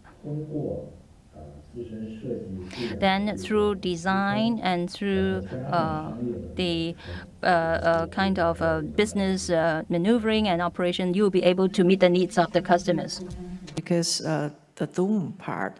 What Dr. Su mentioned actually, compared with other specialists on designer training as a design knowledge, who can actually understand more about user, observe the opportunities from the research and on user behaviors. This actually also designer can easily establish a holistic view about the thing, compared with other specialists maybe more focused on specific topic. But this is only kind of one of the fundamental elements to thinking about the entrepreneurship. So still designer, if they want to start their own business, they still need to learn more about the business side. So this is designer's education or the training is only just one core of the fundamental elements of the entrepreneurship, but it's not to cover all of them. So they still need to learn more, especially a whole systematical view. Yes, so. What I was interested is that, I actually engaged with largely to the social part, but actually I was really, I was really interested that the Junsu is engaging with the product design. Of course, that is including the user experience. But still, there is a dream that designers can engage with making a new world, making the product design. But when I was in Japan, actually the people were so matured, so that they don't have staff anymore. So there is no dream for making things, making stuff in Japan. So what I was very interested here this time is that Hong Kong is the cross point of both the status, both the the situations in the country which is growing and which is matured. So yeah, I think this is really important to think that there are chances for people to choose in the different direction. So the entrepreneurship, as for the entrepreneurship, there is opportunity for the people, employees who are studying here. So I was really, how do you say, really, yeah, I think I envy you that, yeah, we cannot choose the direction that we lost so like the growing countries having for the design opportunities at the entrepreneurship to be engaged. That's good. But it's not the questions for Dr. Su, right? Yeah. So we actually have many questions from the online. Before that, I want to ask any questions from the on-site here, the audience. Any questions? Yes, please. Can I help her to pass the microphone? Yeah.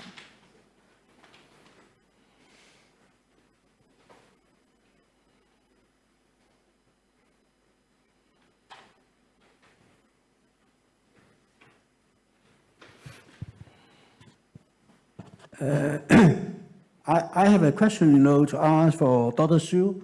So can I use a Mandarin or English? 都可以。都可以啊。Either. Yeah. Okay. 我有一个 I have one question to ask Dr. Su. First of all, really appreciate your presentation. I believe this is quite good, but you can show the World Factory in China to change it to a product design center, which is really powerful. My question is that in the overall design perception, there is a critical element. You have also mentioned that your team is an excellent team, a young team. My question is, how do you build up this elite team? Thank you very much. Ask Dr. Su how they establish a very active, right, the team to achieve the success. high productive team. A very good question. First of all, with such a long time, China is becoming a very good reserve of the young talents, having a kind of systematic education, a very good literacy in design. We found a lot of the talents, but building up a team in reality, the core is to have a kind of a sense of achievement. People can recognize that an excellent team starts from very few people, because most of the entrepreneurs in China start from zero. At the very beginning, there isn't any kind of systematic structure. Very often, a very small organization to start with, how to build up a team. The core is to let them to have a fully sense of achievement, including, first of all, there's a very clear target. Anyone engaging a kind of project will be very confused without a clear target. Secondly, to have a continuous engagement. When you are passionate, but after several times of failure, and then you have a very high sense of failure, so you have to lead the game to go for a success. At this time, at this point of engagement, your development and the market you want to go into, or the product's performance, and there is a very good decision. The leadership, and the leader is so critical that the leader will have a good vision for the team to have a continuous positive feedback products from the market, and then there will be a very benign encouragement, and then the team is not only that your members will increase their capacity, it will also attract more excellent talents. Even your team will become a very professional place where a lot of people will go. So at this stage, you can have less people to engage much better effort, because we know that in terms of design or the product R&D, the quantity is not the member, but on the highest levels, whether you can achieve on the, what will be your highest level of achievement, especially on the determination of the design. What I learned that out of 100 products, which is not good with only achieving 85, but with 100 points to 100 to 10 products, we can see from the Apple's experience with a minimum achievement of a few products is much better than a quantitative talents and basic talent. And the boss or the leader will have a very good determination of the direction and to let the team knows that they have a clear direction and target to have a continuous kind of experience. Thanks, Dr. Su. I just quickly briefing what Dr. Su mean. One thing actually is very good today in China, very good education basement. So they actually have enough talents pool to select the good talents to work for them. The second, they need to create the opportunity to work together with these young talents, create the opportunity for them to achieve success. Otherwise, they even have the chance to keep trying, but keep failing. That's what actually will depress them. So if they can running together as a team and achieve success continually, so those young talents are willing to work together with them and also could be a very high productive. So this will be kind of very positive loop in the company. So then automatically, this team also can attract the good talents outside of the company and keep to join in their team. So they don't prefer a large-scale design team instead of a small one, high efficiency. So they won't actually compare with average level products. If you have 100 average level products, which actually cannot compete one perfect product on market, the success. So this is some kind of the principle when they hire. Of course, the leader. So we know Dr. Su always in Smart Me, actually their staff call him Teacher Su. So the fresh graduate student working Smart Me and Xiaomi, they view the company as the second campus. So they just move in another campus when they graduate from the university. So this is maybe some questions you are thinking. This kind of the developing economics, actually they can create some lands as a dream to link with education, students, and also industry. Try something totally new, right? Yeah. Okay, so we actually have one question also for all the three speakers, because I know today many our young students, even this year, our foundation year, the first year students, the first day when they in this actually lecture room, some students ask, can I start up my business during my study? So actually we do. I want three of you give one words or some suggestions for their really very young design students or fresh graduate students from the university who want to start up. Any comments and suggestion? One or two sentences, yeah. Who is starting first? How about Andre? Can you give your suggestion for the young designers for startup? Yeah. I think for me, I would say there are two. One is really leverage the time that you have while you're going through the program to explore relevant questions. I think that really identifying what are the right questions is critical today. And the second is to be strategic about the courses that you take, in terms of connecting the content they're generating throughout these courses.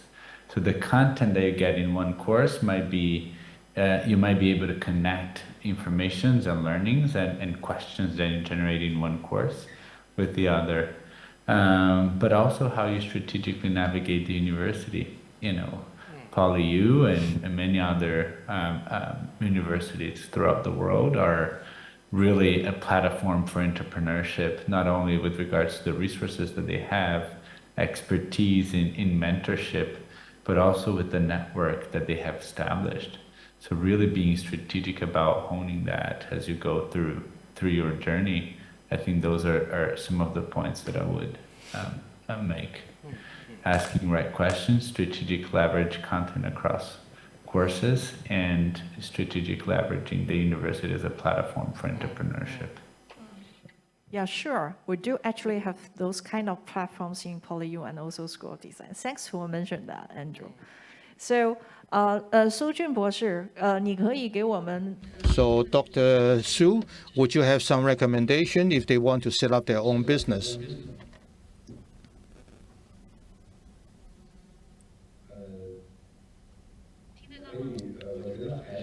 I still feel that you have to understand in depth the customer's demand with a kind of a user value as a core to utilize your own literacy and your talent as a kind of your own thing that you are the best. This is for the very important thing to achieve your business. So how about Okay. Hiroshi? So I heard that there is a fresh student. So I'd like to tell, I don't think that you have to wait for the graduation. So start like now. And I would like to tell a very practical suggestion for you. I think startups are creative and exciting choice. I hope that you will stick to your own program awareness and passion and leave a positive impact on the world. In a highly competitive domain, it is easy to be swallowed up by the logic of the capital. So please take care of your own conscience and live a proud life. Startup finance has also matured and diversified here in Hong Kong as well, I think. So please think carefully about how long you want to take and what kind of impact you want to leave behind. And then choose a business model and business partners that are suitable for you. So not just align with the, how do you say,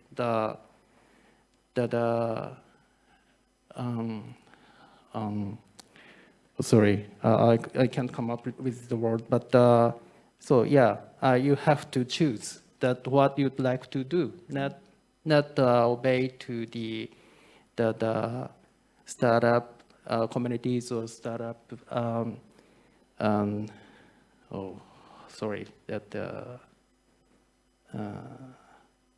movements. Okay. Yeah. So, thanks for your comments to our young designer and also future design entrepreneur.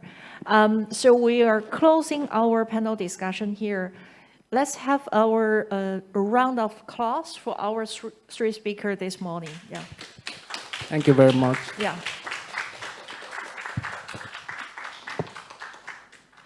We do actually got more questions from online, but we don't actually have the time to share in here. So as we say, this forum, we're not actually just one-off, one day. It's just to trigger the discussion. So if you actually want to ask a particular question to Andrew, Dr. Su, and Hiroshi, you can send the email to us. We will forward you your questions to them. So then we actually can play the role as a catalyst through this forum. Yes, so thanks again for this morning section. And our afternoon section will start from 1:30. And then also for the on-site audience, same venue here. And for the online audience, please come back to your online channels the same way. We're starting from the 1:30. Yes. So we end of this morning section here. Thanks for your, Thank you for your Thank you time. very much. Thank you.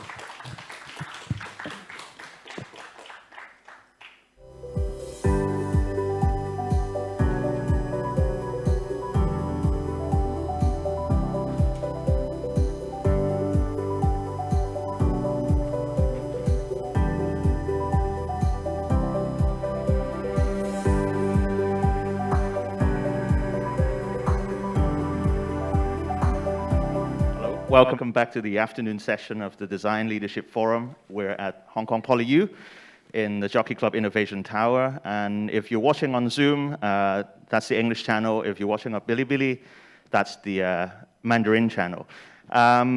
We had a very exciting lineup of guests this afternoon, also on the topic of design and entrepreneurship. And if you'd like to ask a question, please feel free to leave a comment in the two platforms, and we'll do all of the discussions after the three presentations. So I'm Keith Tam. I'm from the Hong Kong Design Institute. I'm the moderator this afternoon. The first speaker is locally bred, and I think you won't be a stranger to GoGoX. Used to be called GoGoVan, and now they're diversifying and expanding their businesses. And I'm really happy to hear James O's presentation today. He's the co-founder and head of marketing and advertising of GoGoX Holdings Limited, Hong Kong. He oversees GoGoX's brand management, marketing strategies, and promotional activities. Over the years, he has enhanced GoGoX's brand awareness and established its brand identity through creative marketing activities. Also designed the GoGoX's user-friendly app interface to enhance the delivery efficiency. Before starting up GoGoX, James worked in global advertising agencies and has led several award-winning campaigns. He's an alum of PolyU, graduated with first-class honors in advertising design. So his topic today is the role of design thinking in GoGoX's evolution. So let's welcome James to the stage, please.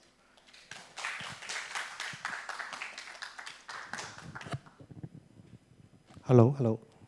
Hi, nice meeting you all today. And really thank you very much for inviting me to share my entrepreneur experiences. So I hope this sharing would encourage more of designers or design-based professionals or students can start their business or be an entrepreneur as well. So a bit of a background of myself is James. Nice meeting you all, offline, online. So I'm a postgraduate from PolyU as well, back to 2008. And I was in different agencies as well, just like what Keith mentioned, and then founded this company with my partners and friends. So I hope today's sharing will be of much help for you guys. So today, basically, let me introduce a little bit more story of myself, and then, of course, the founding story of GoGoX. I think that's the most exciting part to share and see whether it helps and triggers the creative sparks of all of you. And then thirdly, of course, some insights and notes. I think that's quite critical to entrepreneur. Seldom do we associate design versus entrepreneurship, but from my experiences, I think a lot of designers or design thinking are critical criteria or trails to entrepreneurship.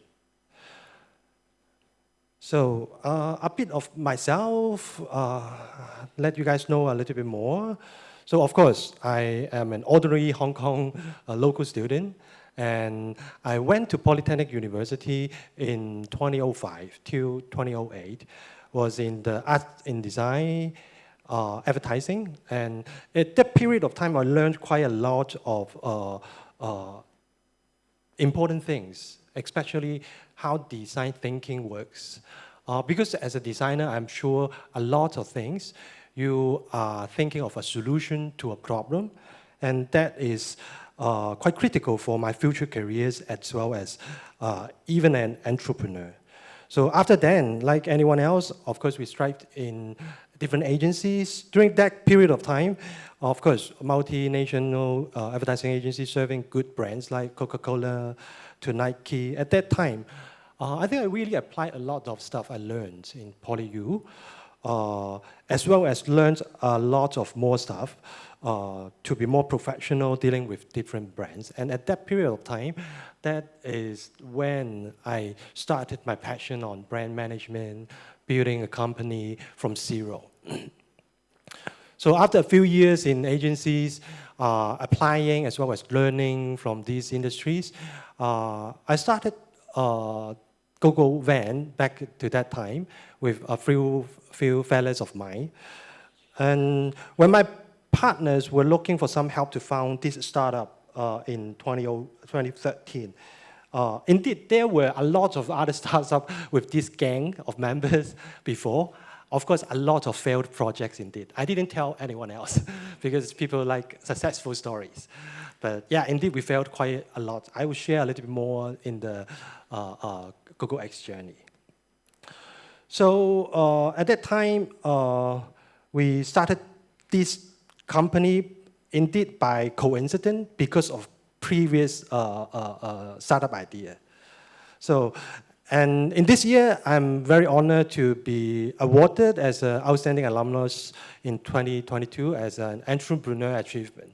I think it is kind of like a milestone for design industry and designers as well, because usually designers are perceived as a visual-driven designer kind of things. But more than that, I'm sure there are a lot of designer trails that are quite important in setting up a business as well, like problem solving, design thinking, things like that.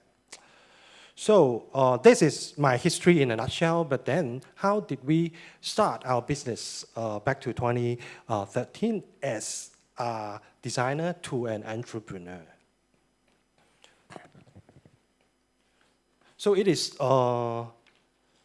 in case not every one of you have heard of GoGoX or GoVan, a bit of introduction of ourselves through an easy to understand explainer video first. May we play the video as well, thanks.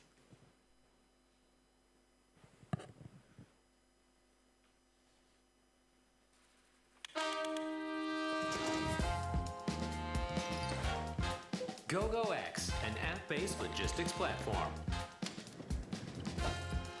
We disrupt the intra-city logistics in Asia Pacific with innovative technology that enables instant and real-time delivery services.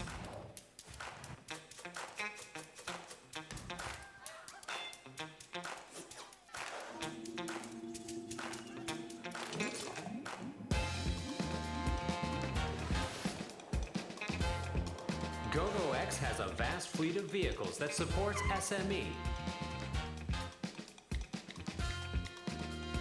large corporations, and individuals.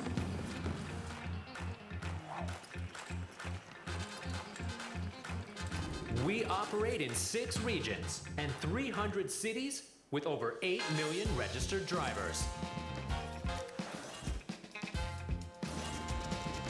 We leverage our expertise to help you achieve exponential growth with extraordinary logistics experience.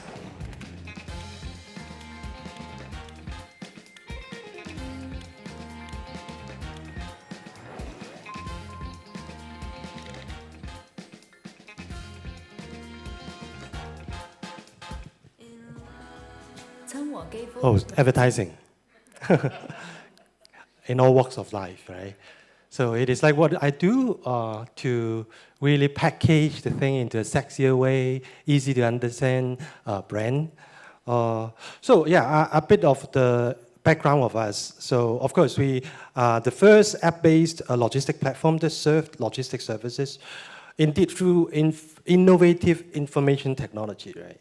So we started in our name as GoGo Van back to the beginning of our journey, and then became GoGoX a few years later because we are expanding our service more than just van.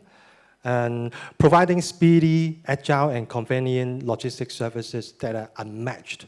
Unmatched, this term is quite important to us because we are basically increasing the efficiency of this market. We didn't create a new market at all. So we are just a company that make the whole industry more efficient. I think that is quite critical to us. And of course, not a small company anymore because we were listed in the Hong Kong Exchange half years ago.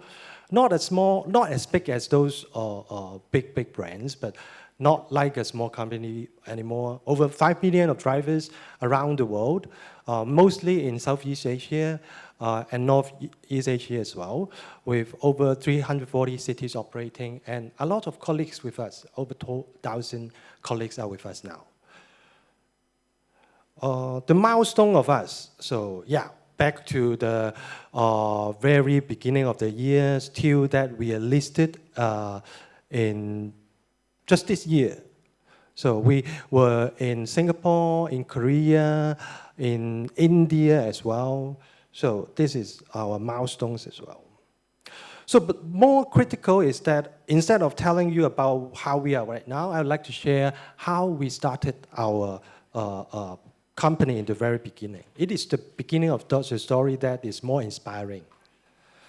So the born of the idea was basically like what I just said, and kind of like a coincidence, and where we face some problems for this kinds of service. It was because of previous startup idea, which is called box ad. First of all, what is box ad at that time? Because I mentioned we failed quite at some projects, and box ad was one of the failed projects at that time. So it was indeed, we offer free lunch boxes for restaurants, over 100 restaurants, for free. Of course, restaurants would like to have them, right? Oh, because I need to deal with the takeaways as well, right? But how did we provide free lunch boxes for them? Was that we placed advertisement in it. So a very stupid idea. Of course, at that time, we didn't think of entrepreneurship, big company, startup. We just want to earn some bucks for our living. So at that time, it is this idea. And then, of course, we need a lot of van services. And by that time, what we could do was to make a phone call to those customer service center of those small companies, asking, oh, if there is a van service available right now from Kwun Tong to PolyU. And then back to that time, now it is easier. Every one of you just get your smartphone, open an app, click a few buttons, and then it will be right away. But back to that time, it's not the case. How it was like, I'm not sure whether you guys have experience on those traditional call center, right? You make the phone call, where to where, at what time, and then CS will just, okay, I mark it down right now by pen. And then just wait some minutes, I'll call you back. And then they will just call the drivers one by one. And then, of course, it took time, right? And then when the time they called back, maybe 20 or 30 minutes later, they will say, there is one available, but gonna be half an hour later. So do you want it? So that is the market scenario. For some more advanced technology call center, they will use radio frequency, which is kind of like a new technology to the new generation. But back to that time, indeed, it is a stupid way of broadcasting message, right? So in the history of those call centers, we realized that, oh, that is inefficient. And then there was a time that the delivery was so urgent, and then we just went down the street, and then basically we saw a van just right in front of us, right? And we just knocked the window of the drivers. The driver was sleeping, and then asked if he is able to help. And he said, yes, I'm available. I'm waiting for jobs anyway. And then that was where the idea started. Because of that problem, and then we had kind of like a solution, and then we started the journey. So that is quite a ridiculous scenario, but back to that time, it is quite normal. In this age, it is so inefficient, right? So we try to ride on that insight and then develop our new venture. And the problem became an opportunity to us. And I think it is quite a critical thing to all entrepreneurs is that it is always a problem that is a startup opportunity. Think about Airbnb, think about Uber. Which of them are not solving an existing problem? Which of them are not making things more efficient? So basically, they didn't create new stuff. They are enhancing the efficiency of the existing service. So do we, yeah. So at that time, my partner started to work on this business, and I was asked to help, like many failed projects before, and on some designs and marketing and advertising stuff. And the other partner we found to help on coding the platform. So back to that time, it is so good that we have all these members of founding team that we all specialized in each area, and then we can work on. The setup cost is close to zero. Basically, it's all about efforts of the few partners. So the most expensive part is supposed to be the programming part, right? Back to that, but of course, our technical founder will do it all. And to me, I think it is quite exciting to, create a brand from zero, from scratch, versus those traditional call centers. So there's a room for us to play around, to disrupt a bit of the market through my expertise, how to give a perception better to all the people. I still remember at that time I still had my full-time job, right? So usually it was like 1 a.m., 2 a.m. after work, and then I started this new business stuff. So it is the founding story how we started the business. It is because of that problem. So I'm sure the story itself might not be elaborative enough on how design and entrepreneur is correlated. So a bit of notes on my experience on design versus entrepreneurship. Indeed, our company also encouraged this kind of like mindset as well, entrepreneur mindset. And we distilled a few elements. It should be more than that, but I think these few are key and critical to every entrepreneur. So one is idea and execution, how we came up with a solution to a problem. That is important. And secondly, how do we execute them is also the other more important thing. Because I've got a lot of ideas in my pocket, as always, but how we would make sure it is happening, it is executing. So a few of my experience I can share on this. Secondly is communication. I think designers, of course, play a big role in it because you're gonna communicate the stuff via visual communications, right? But I would say communication is more than visual communications. Visual is just a language of it. You can use Chinese, English, whatever, to portray the whole things. It is also communication, which is quite important to set up a new business, especially it is a consumer brand. And third, of course, up till today, I think it is also beyond my skill sets to do all the stuff for the company. And it is important as a company to groom the people. And we apply the same thinking to cultivate the team as well. It is also a problem to solve, and I think designers can think a lot of solutions to it as well. So going deep down by each. So first of all, is about idea and execution. So like what the founding story was like, right? So it is because of a problem, and then I truly believe designers are very good at problems because we're trained to have design thinking. We're trained to solve a lot of problems as well.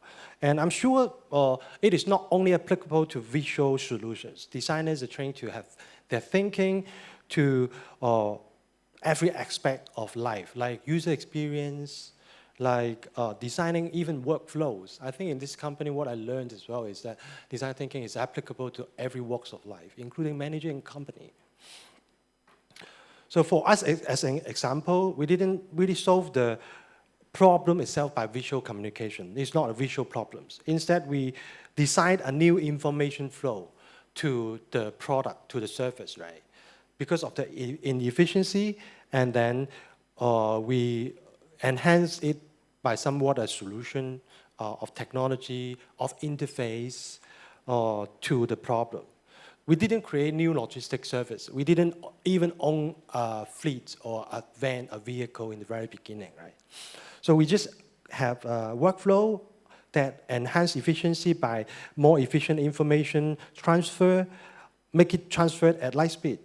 And we created an interface that was intuitive enough for mothers, for daddy to use it by just a few clicks.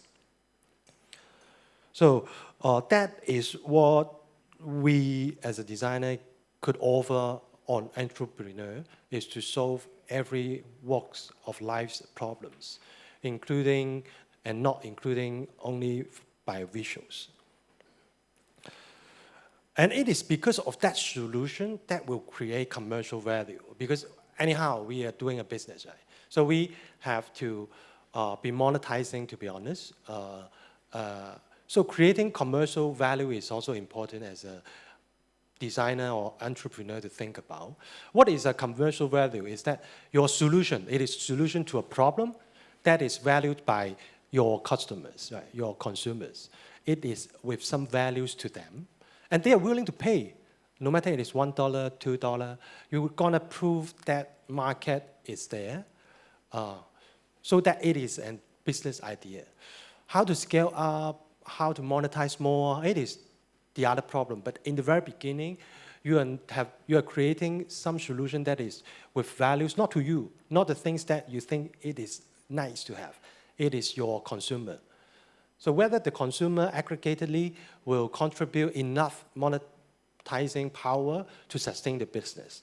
That is what business and entrepreneurship is about. So secondly, I think it is about the dreams and the do's, I would say, put it in the phrase of. Designers, just like me, indeed, I've got a notepad in my pocket. I write down every idea came across my mind every day. I've got like 3 ideas every day, right? So that is just a very small step of the beginning. Because if it is always in your pocket, it is just always in your pocket. So entrepreneur is valuable or only as good as your execution. So I think executing a business idea is also important. 80% of them, I would say, it is about your execution instead of your dreams. For us, we are lucky enough. We've got a team of members that we can push each other, and which is also critical to every new entrepreneur as well. If you are just by yourself, you will easily be faded out and not moving forward. But it was so good that we got a gang of 5, 4, 3 of us, and then we could push each other forward and make them execute. Of course, you may have many difficulties during your execution, but you have to prioritize the problem solution for each of them and tackle them one by one. Try to solve one problem at a time. And that is also another advice I could have, is that you could not manage too many stuff at the same time. If the solution or the problem is the key one, that would be an entrepreneur idea. So the third point I would like to share about execution, it is not about idea, is that perfection is always the enemy of execution. We were trained to be perfect. I do agree for that. I think we need to push for quality as well as to make things to be perfect. But sometimes perfection will kind of like hinder the progress of the execution. So you got to balance a little bit on that. We can always modify the idea, make it better from the experience and learn from trial and error. It is also a new thing that I learned in this company, is that a lot of things we can afford learn and error, trial and error. So we get feedback from users and improve it time by time. So say, for example, I'm managing all the brand assets and things in the company. I'm sure a lot of you do much better work or designs than we do, right? But it is not a problem, given that you know where the perfection is, know what can be done better, and then you can improve it day by day, instead of wait for perfection to launch your product.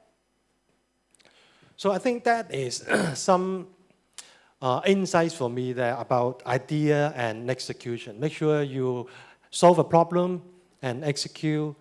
Do not wait for perfection to come.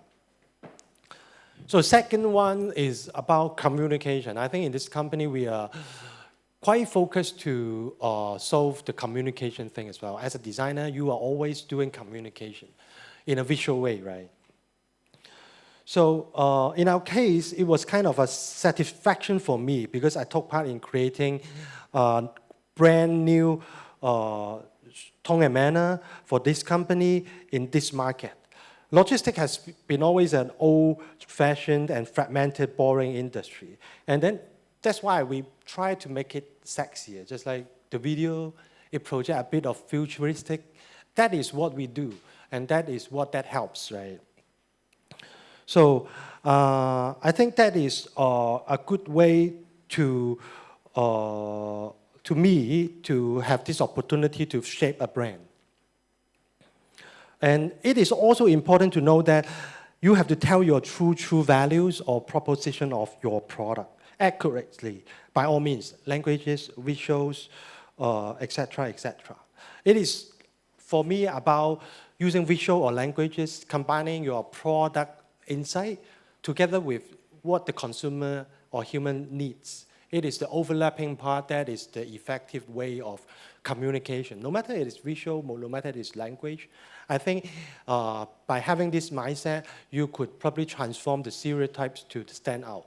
To stand out is also important if you are doing a kind of like a new disruptive business.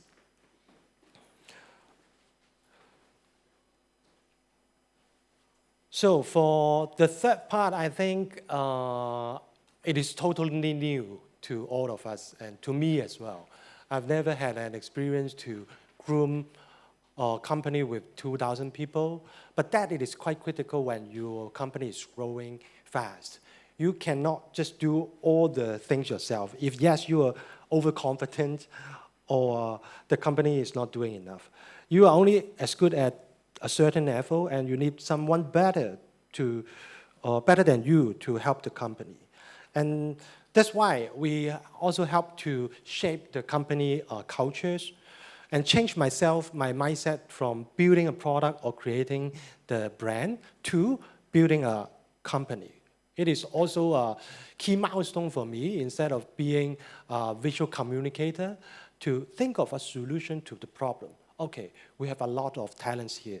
We have a lot of skill sets there. How do we really train them and to let them to help us to grow the company? That is also a way, when your company is to a certain stage, you need to sustain your business.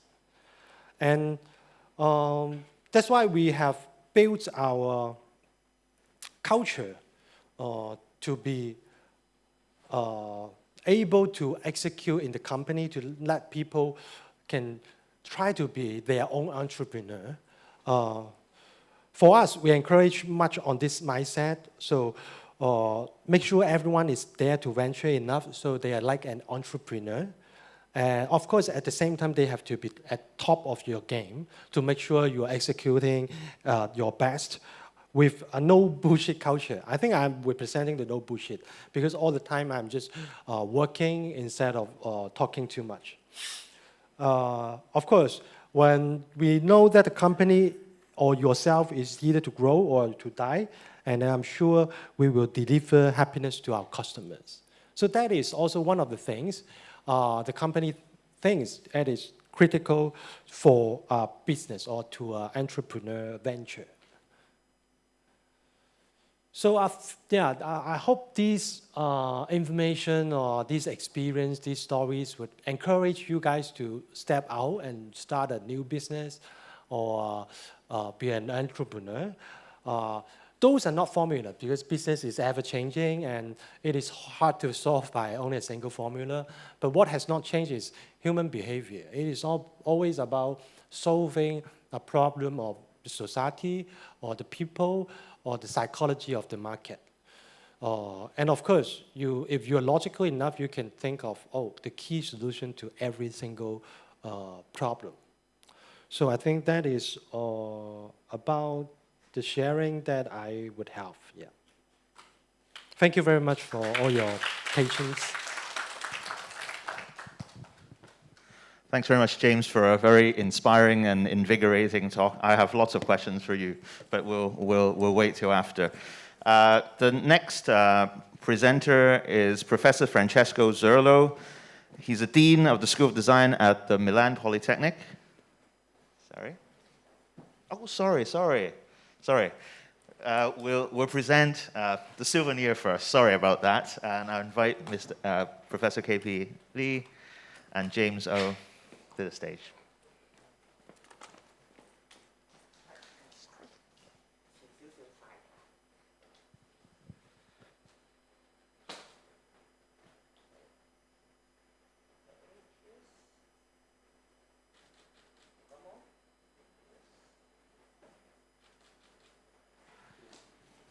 Thank you very much. So let's get back on track. Sorry about that. The next presenter is Professor Francesco Zurlo, who's Dean of the School of Design at the Milan Polytechnic in Italy. Professor Zurlo's research interests focus on strategic, systemic, and creative research through design, considering the sustainable impact of business innovations and human flourishing. He's a member of the Scientific Committee of the Observatory of Design Thinking for Business at PolyMe, and also ADI Design Index. That's from the Italian Design Association. And he's also director of 2 programs, the Executive Master in Design Strategy and System Innovation, and the Masters in Design Service and Strategic Design. His topic today is Design Thinking and Entrepreneurship. Hi, Professor Zurlo. Hi. The stage is yours. Welcome, everyone. Thank you. Thank you so much. Thank you so much for inviting me. It is still night in Milan, so dawn is coming, I think. It comes at the end of this speech, so let's start with my presentation.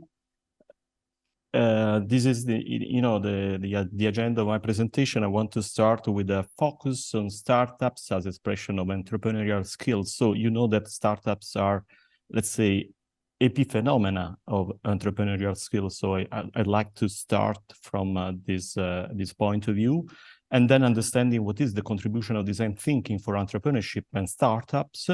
And I like to show and to share with you some research that we have done at Politecnico di Milano, understanding the differences between traditional tech-driven startups and design-driven startups. We have found something very interesting, some differences that we can discuss together. It's also, let's say, a trigger of conversation. And then going in depth, starting from another research that we have done with the European community, in a sort of design activism, using design as a way to activate specific situations in order to understand, so what is the real contribution of design thinking for real startups. So let's start with the definitions of startups. Here I put some of these definitions, very interesting definitions. The first one is about, this idea that startups, as every enterprise, is a human institution creating value and proposing new products or services to the market. And so you can find some keywords in the second sentence: scalability, repeatability, profitability, and grow as the main purpose of every startup. Here you can find some key challenges and even some possible contributions for startups and entrepreneurship. I stress some of them. Building entrepreneurial teams, because design is used to manage teams, negotiate ideas within teams, interdisciplinary teams. So maybe we can provide these specific skills to entrepreneurs or to the seed stages of startups, or delivering customer value. One of the most important capability of design is empathy, so understanding what are the real needs of people, and so putting these needs within the value creation related to the startups. Or, managing multiple tasks, and this is typical of design, so the possibility to browse among many different tasks and defining a minimum viable product. This is typical of prototyping, so we use prototypes. So this is a way to acquire knowledge. We are a kind of reflective practitioner as designers. We use these products, these prototypes, as a way to create new knowledge. We have different methods to support startups. I like to stress methods coming from the world of design, and I refer specifically to the reflections and thoughts coming from United States, and specifically from a California-based design studio, design company, IDEO, and Tim Brown was the former CEO of this company, and with Change by Design, with some articles in business magazines like Harvard Business Review, he stressed the idea of design as a contributor for business and management. But we can refer even to Design Sprint coming from Jake Knapp, an engineer working with Google, about this idea of using competencies and skills coming from the organizations, and rapid prototyping ideas, and to test these ideas and so on. Or maybe we can learn something from Lean philosophy. Lean is a kind of evolution of the total quality approach since 1980s. Eric Rice is one of the most important, eminent scholar stressing this. But I want to stress the contribution of design thinking for startups and entrepreneurship. As you know, if we refer to design thinking, we need to consider many variables, but specifically three of them. We need to create something meaningful for people. And this is about what Tim Brown called desiderability.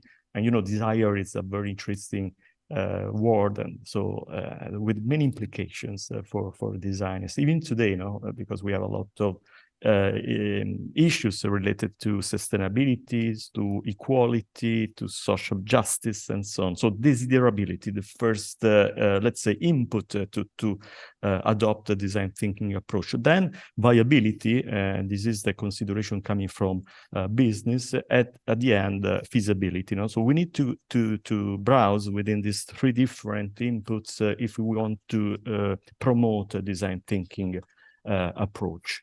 Design thinking is also something related to human needs. It's a human-centered creative approach to innovation. And it's also interesting because it's not just, let's say, the result, but even the process of design, the mental process of design. And that we used to face complexity, we used to face ambiguity, uncertainty. This is typical of every design activity. So we use logics coming from creativity, what we call abduction. We use heuristic as strategies to find solutions and so on. Here you can see this scheme coming from the work of Rittel. It was a professor of ULM school studying the processes of design thinking. And then you can find some other interesting scheme to describe design thinking, like the one coming from Design Council, UK Design Council, the double diamond, with this alternance between divergent and convergent thinking, analysis and synthesis, framing and reframing. It's a kind of dance between different approaches. Even the possibility to use the two brain hemispheres, so the analytical driven and the imagination driven hemisphere of the brain. The importance of design thinking for business, it's I think became in the 80s. So giving importance to the approach of design thinking to face the complex problems, the turbulence, let's say, of the market. And I like the definition coming from Jean Gietka, a scholar from business, because she stressed the idea that design thinking is a social creative technology. So collaboration is very important. So the idea of change your mind thanks to these specific activities driven by creativity, and then the possibility to adopt a kind of initiative every time you start with a new project. Business discovered design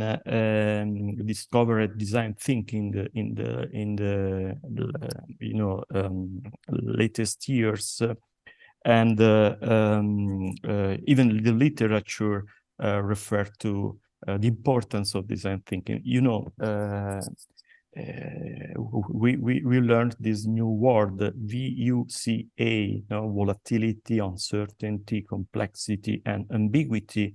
And this is typical of business today. It's typical of the markets today. You need to face VUCA, not just following ambiguity, algorithms or step-by-step activities in order to find solutions. You need to adopt a more creative way not to face this VUCA approach. So here you can see some of the sets of practices coming from design thinking. They are very important today for business and for entrepreneurship. The first is related to the centricity of the users and their involvement in the development of new products and services. The second one is related to the process of design, the possibility to frame and reframe problems and the space of solutions related to the problems. You usually manage both of them, the problem and the solutions, using abduction. Abduction is the logics of creativity. I heard about the previous presentation about the importance of visual thinking and presentation, the possibility to use prototype as a way to experiment and learning. Usually prototypes become like boundary objects, very important to focus on a shared solution within interdisciplinary groups, and then the possibility to involve people with different characteristics, with different backgrounds, with different attitudes and so on. That's typical of every design thinking activity, every design activity today when you face complex situations. And a very last observation about this introduction between the link between entrepreneurship and design. Maybe Sarah Sarasvati. She is a pupil of Herbert Simon, the Nobel Prize for the Economy. He provided a lot of interesting intuitions to the disciplines of design, specifically with the book The Sciences of the Artificial.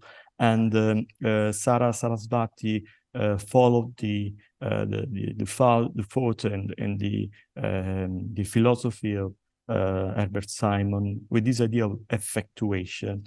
The idea of using design as entrepreneurs because you need to live a stable environment and to face a complex environment. So you need to start from a planned to experimentation-driven activity, and you need to include, diverse points of view, diverse backgrounds. So you need to learn how to manage teams, how to negotiate ideas and different points of view, and giving importance to biases and to emergent input coming from the analysis of the market. Let's start with our first research that we have done in Polytechnic Milano in 2014 for just 1 year. Is a basic research funded by Politecnico, understanding design to create new enterprises and reframing the design tools to accelerate the development of startups and create new enterprises. Here you can see the flow of this research. So we started with a pre-comprehension, let's say, of this topic involving different scholars. Then we developed case studies, and we selected some startups coming from institutional database where you can find some information.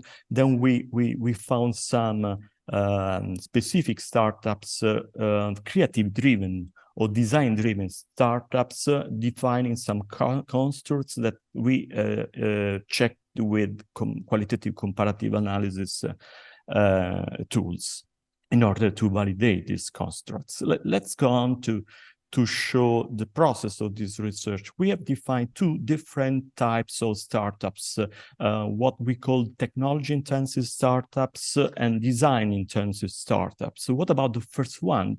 This is a definition coming from Park, the possibility to use emerging or evolving technology as a driver for the new proposal or proposals of new products and services to the market.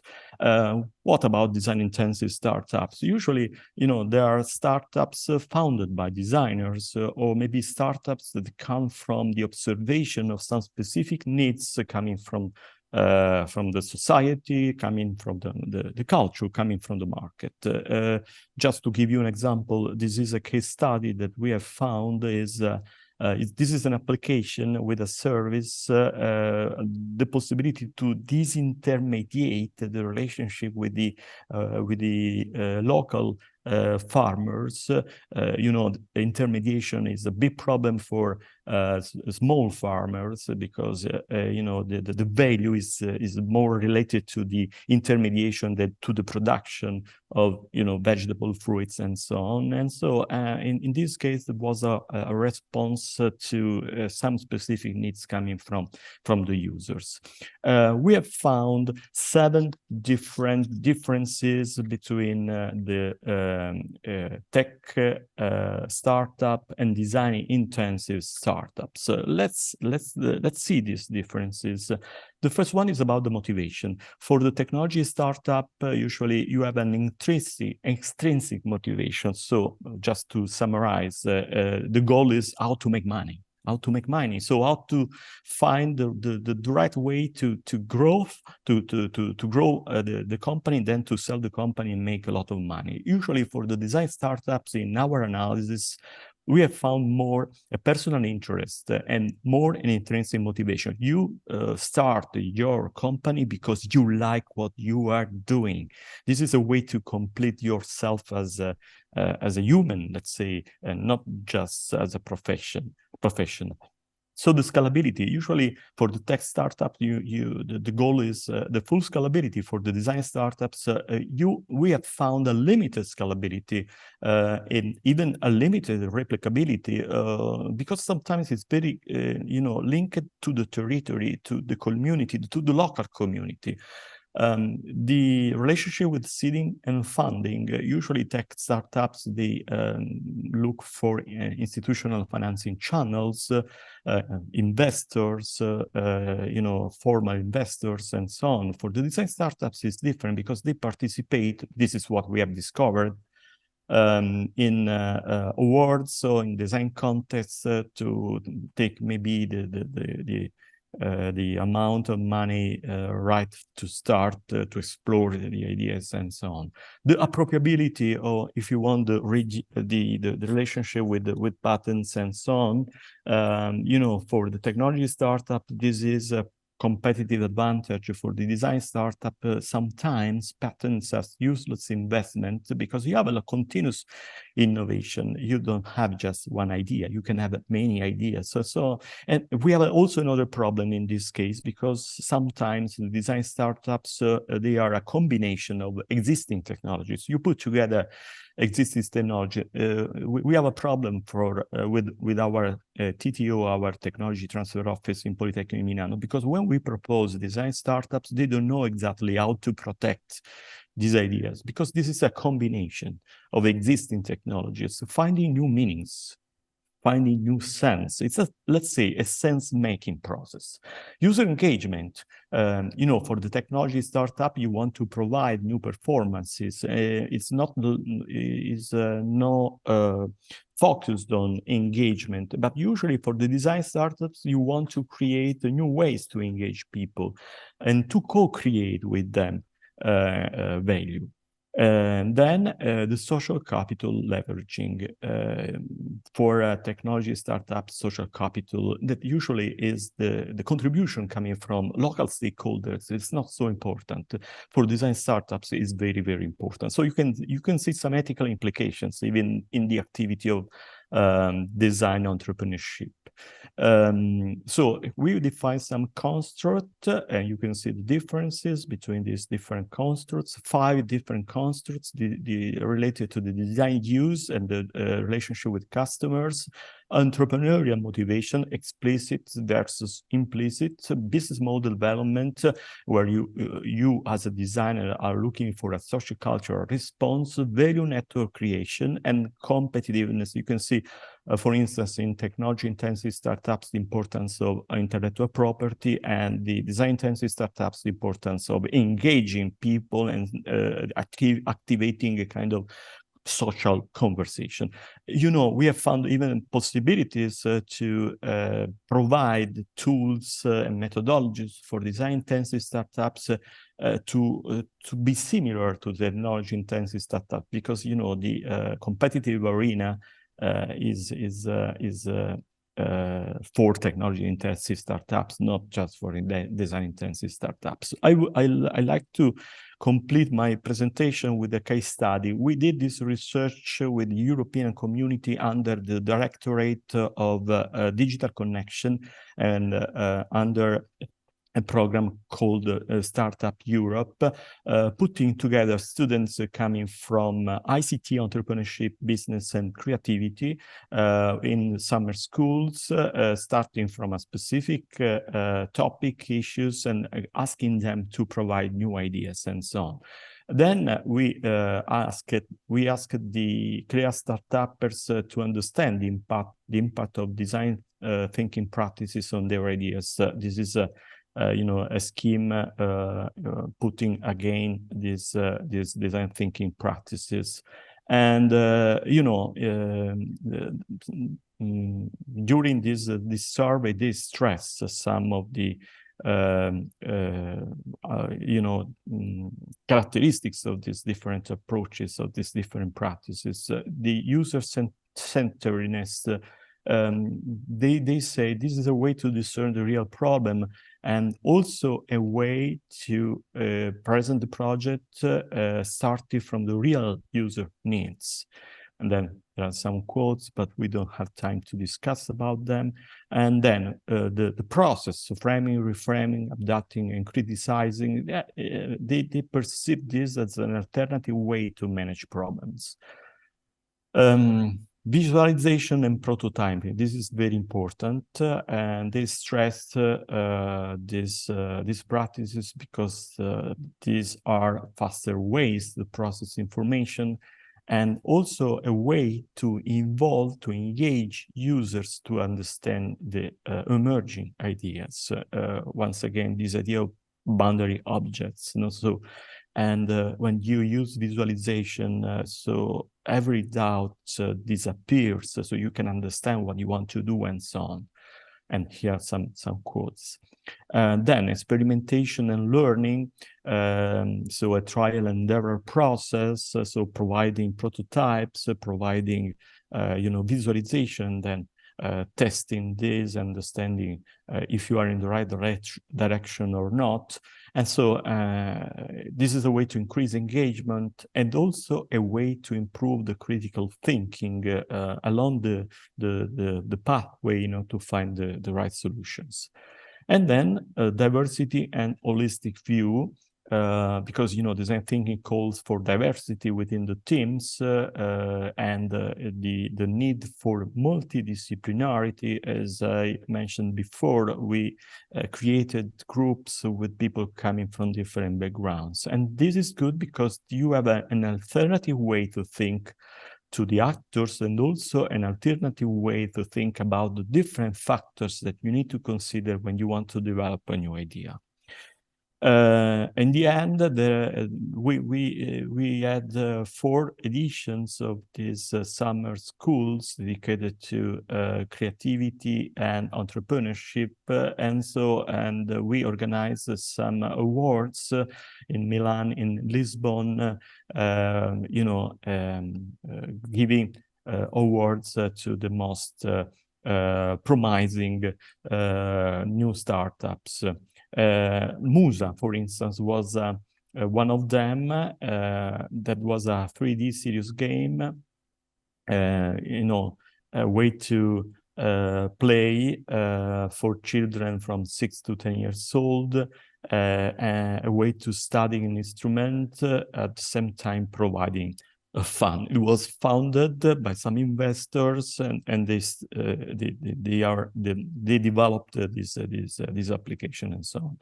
I'd like to close this short speech because most of the contents I showed you today comes from the Observatory Design Thinking for Business at Polytechnic di Milano. Here you can see the link, and now we are facing the idea of future, crafting future, so understanding, you know, the role of design thinking in order to create new scenarios. And this is, I think, one of the most important goals for entrepreneurship, you know, how to manage weak signals in order to create the new promising and sustainable scenarios. Thank you so much for listening. Thank you very much, Professor Zerlo. I particularly enjoyed the comparison between the tech startup and the design-intensive startups, and it made me think of the 2 words, invention and innovation, and what are the differences. Maybe we can talk about that later. So right now we have a break before the 3rd presentation by Professor Peter Childs. So yeah, let's have a break for 30 minutes, and we'll come back again at 3:30. All right.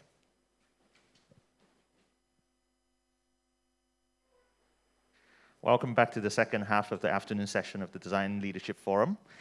I'm very happy to introduce Professor Peter Childs, bright and early from the UK. He's co-director of the Energy Futures Lab and professorial lead in engineering design at the Dyson School of Design Engineering in Imperial College, London. He's a fellow of the Royal Academy of Engineering. He's also a founder, director, and chairperson at QBot Limited, a robotics company specializing in robots for applying for underfloor thermal insulation. And he's also director and chairperson at Blade BUG Limited, specializing in hexapod robots for wind turbine inspection and maintenance. His topic today is enterprise by design. Hello, Professor Childs. Hi there. Hi, nice to meet you. It's a great privilege to be involved with you. Yeah, the stage is yours, and we'll have a discussion after. Let's welcome Professor Childs. So hello, I'm really looking forward to presenting to your leadership forum on design entrepreneurship. And we're all engaged here because design is a fabulous topic. So today I'm going to present on a little bit of context, you know, why I'm presenting, why I'm interested, and then talk about creativity and design, 2 wonderful subjects, something that I think nearly everybody in the world is interested in. We consume design and we're all creative. And then looking at the subject of business and commerce, you can see I've had fun with my C's this morning or today for this presentation. And then in particular, look at how we design businesses. And that's probably the focus of what I wanted to talk about, letting our idea inform the business model and letting the business model inform our idea, and then pull it all together. So just a little bit of context, I'll get these all up. I'm coming here with the premise that all 7 billion of us are creative. It's very much a trait of each and every person. I actually think that creativity extends beyond people. But you know, all sorts of animals, predators, the big mammals display creativity as well in various forms. And I think creativity is important. It makes our lives joyful. It can contribute towards society. Of course, we do live in a challenging and changing world. So I would suggest that also creates a demand for creativity. You very kindly gave an introduction to me, and like so many academics, I have a number of roles. I'm a professor at Imperial. I was the founding head of school for the Dyson School of Design Engineering for 6 years. Great privilege to be involved in that. I'm also professor at large for the Innovation Design Engineering programme, which is run by the Royal College of Art and Imperial. And I have various positions around the world, including delightfully at Guangdong University of Technology in China, where I'm an advisor professor and heavily involved. And as mentioned, I try and practice what I preach. I do design. I do business. So I'm chairperson of the board of directors at both Bladebug Limited and Qbot Limited. And I've chosen to put a few of my designs up just for, or a few of the designs I've been involved with up on the screen. So I've done lots of engine components over the years. I helped run a knitwear business in Peru for 6 years. So you can see one of our jumper designs there. And I've been involved in all sorts of medical product design over the years. And what you can see is a ventilator for premature babies. I've mentioned the Dyson School of Design Engineering, and you can see our building here. The Dyson Foundation very kindly gave us a very significant donation to set up, to buy this building and set up the school. But we're now an autonomous design engineering school at Imperial. Delighted to call ourselves the Dyson School of Design Engineering. And like every university, we are engaged in producing the innovators and change makers and new knowledge of today and tomorrow. And we do this through the domain of design engineering, which we refer to as the fusion of design thinking, engineering thinking and practice within the culture of innovation and enterprise.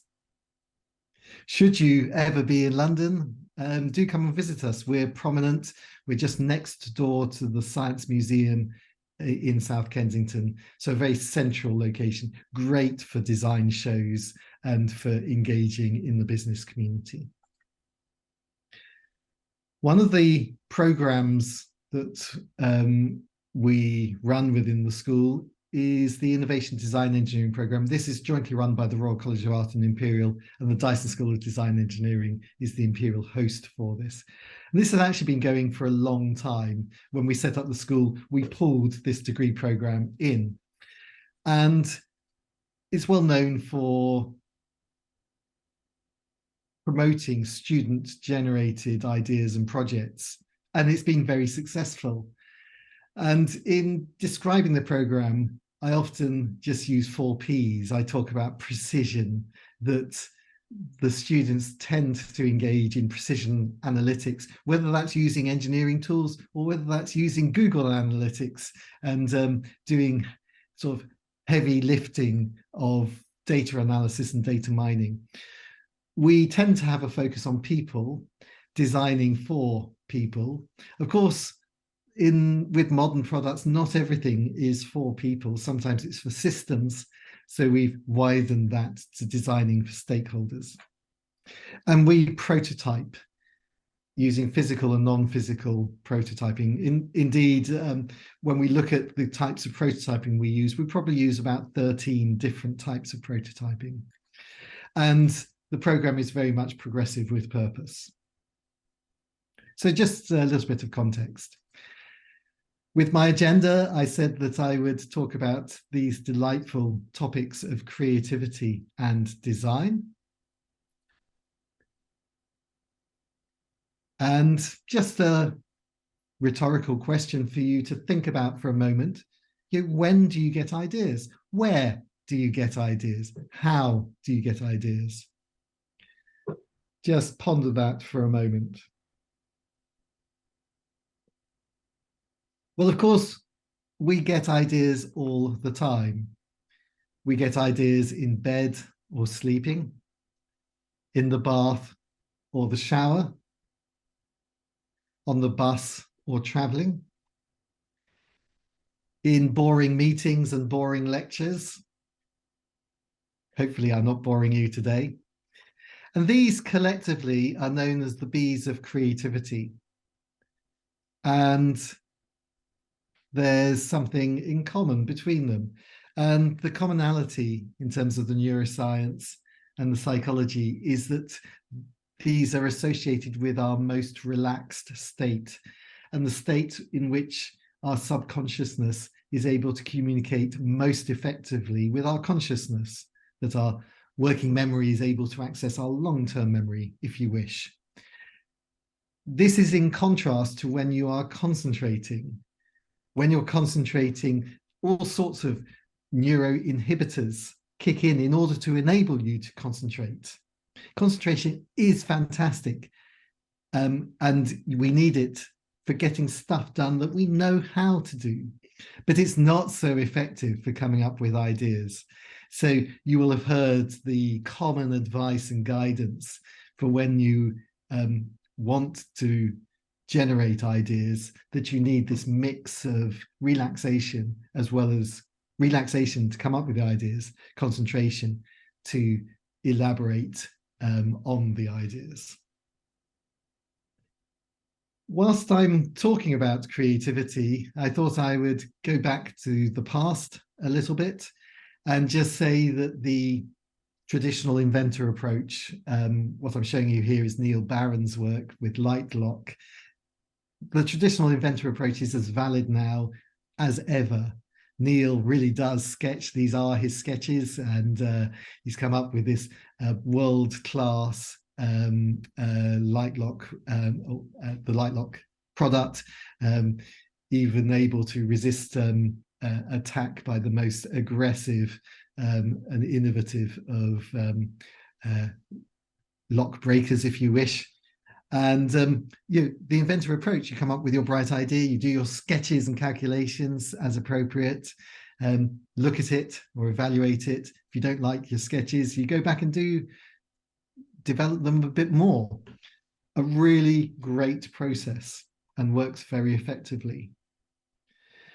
This is the 21st century, and more systematic approaches are available. This is a skewed V diagram, an update on the classic V diagram, but recognizing time resource, and you can follow the links if you wish.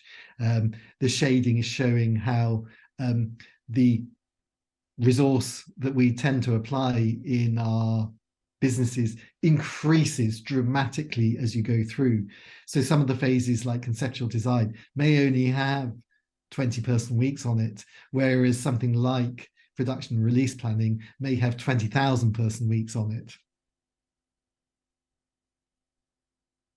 Okay, moving through my agenda.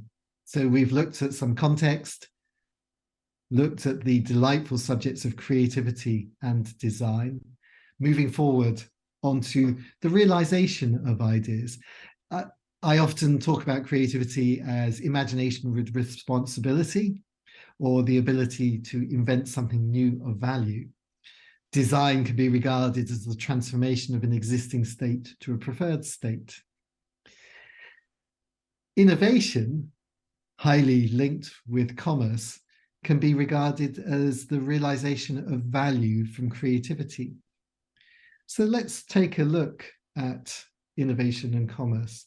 I've got a few examples just from our stable of graduates, people who've come up with a bright idea and then taken it forward into the world of commerce. Safety Net is a brilliant example, using light and sound technologies for these gadgets. You attach 10 or 20 to the trawler nets to reduce bycatch, so that you are targeting a specific species, so you do not haul up damaged and unwanted fish stock. You leave it in a healthy environment so that it can continue to breed and be part of our biota. Highly innovative. I regard this as breakthrough technology and a breakthrough business. Do check out Safety Net if you're interested. Another one, non-physical, in this case, the Curio app. We're busy, and what Curio do is that they provide high quality online, high quality audio content whilst you're on the move, so you can listen to your favorite news stories or comment analysis whilst you're on the move and just got 5 or 10 minutes. But it's all about the high quality voices, high quality narration, content selection. Very, a great business, and rightly deserve their hundreds of thousands of customers. The world of design always moves on, and I love the tools that we use, and Gravity Sketch are at the forefront of this.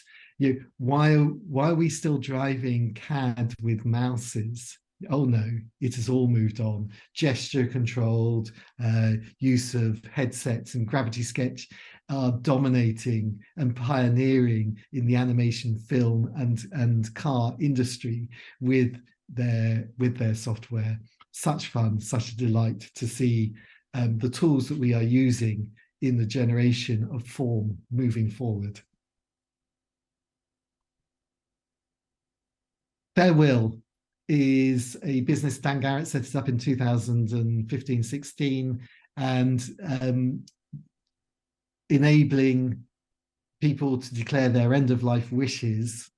And he started out, with that thought. He's a young man just going, why do people like me, my friends, not have a will? And he overcame all the initial challenges, including challenges from academics who were not receptive to his ideas as a student. And just a challenge we have in universities. We are really good at some aspects of knowledge advancement. Are we good at creativity? Are we good at assessing whether a business idea is a good idea or not?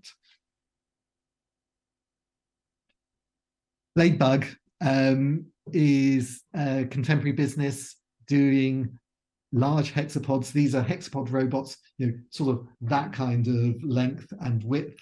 And you deploy these onto a stationary wind turbine blade. So you stop the wind turbine, place the robot on the wind turbine blade. It will then trundle or walk like a giant insect over the wind turbine blade, doing inspection, repair, and maintenance. And this is for our offshore wind turbines.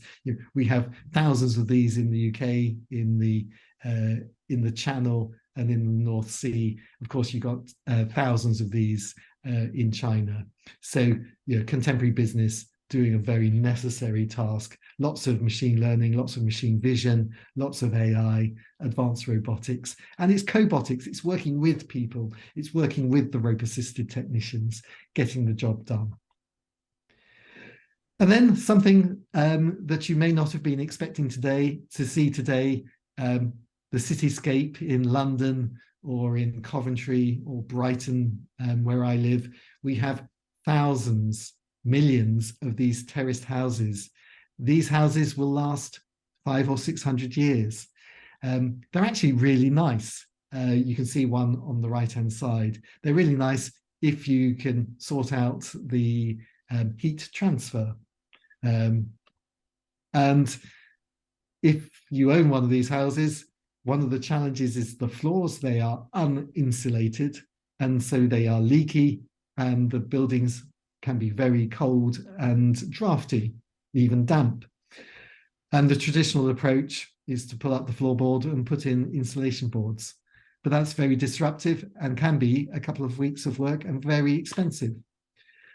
I'm going to show you a contemporary approach, company that we set up a number of years ago called Qbot. We do little robots, smaller robot this time, which you feed in underneath the home and it sprays thermal insulation. I shall let Dana tell us about this little video.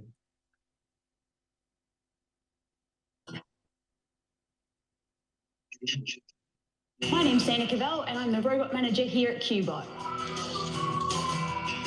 Here at Qbot, we build robots for the construction industry. This here is Annie. Annie and her other robotic friends are used to apply underfloor insulation to suspended timber floors. A team of installers will arrive at your property, they will get out the spray equipment, they will then make an access hatch within the property, they will attach the spray equipment to Annie and stir her into the void. She will then survey the area and then we will go through and perform the insulation. We then measure the depth and thickness of the insulation to ensure job well done. A lot of energy is wasted within the UK by heating old, poorly insulated properties. If we insulate the 8 million properties within the UK with suspended timber floors, it's the equivalent CO2 savings of shutting off 2 power stations. At the moment, Qbot is working with local authorities and housing associations, but the plan for the future is to deliver this service to everyone across the UK. Then the world. Is that too creepy? That's not going to be it, is it?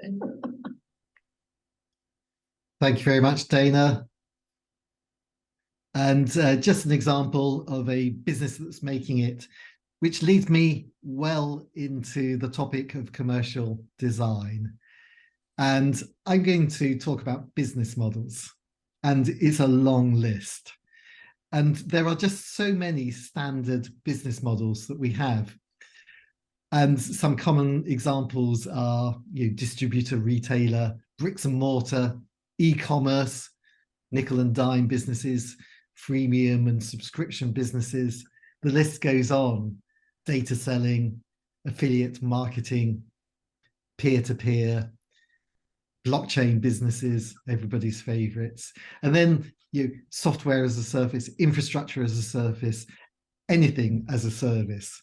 I showed you Qbot, which is really robots as a service.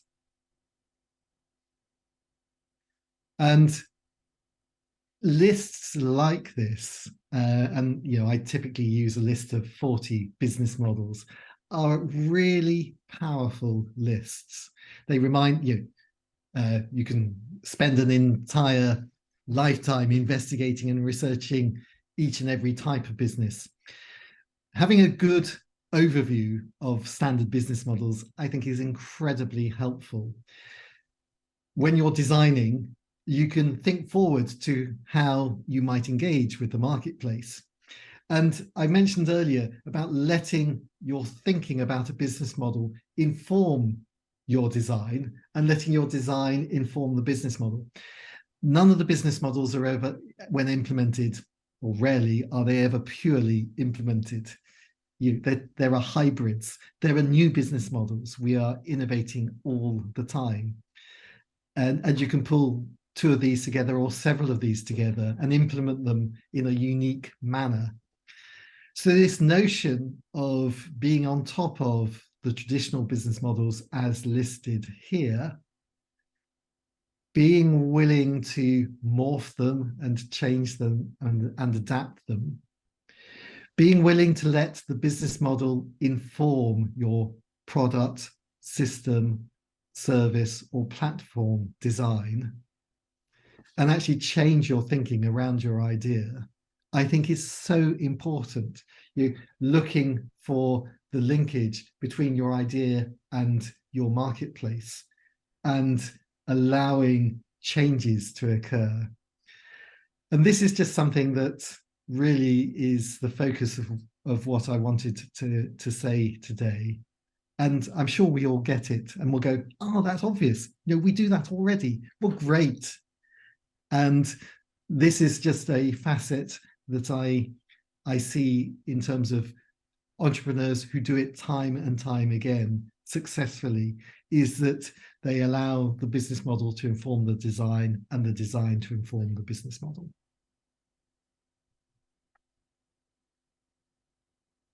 I've talked a bit about, well, big subjects: creativity, design, innovation, and commerce. In creativity, we do make use of many different approaches.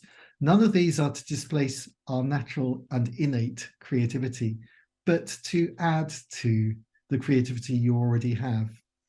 So a long list here. Indeed, we use about 40 or so approaches. And it is the 21st century, so of course we use AI. And an example from a few years ago is the B-Link software available. You can just follow the link, put in your email, and then have a go with this.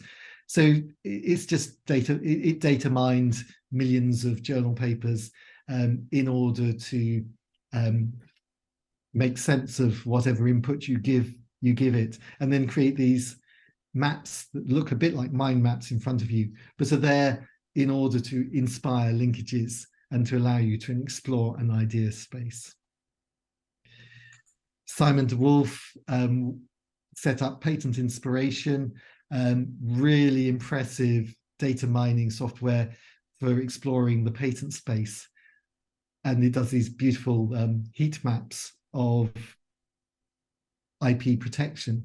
But what's interesting about these maps is the areas that are not protected.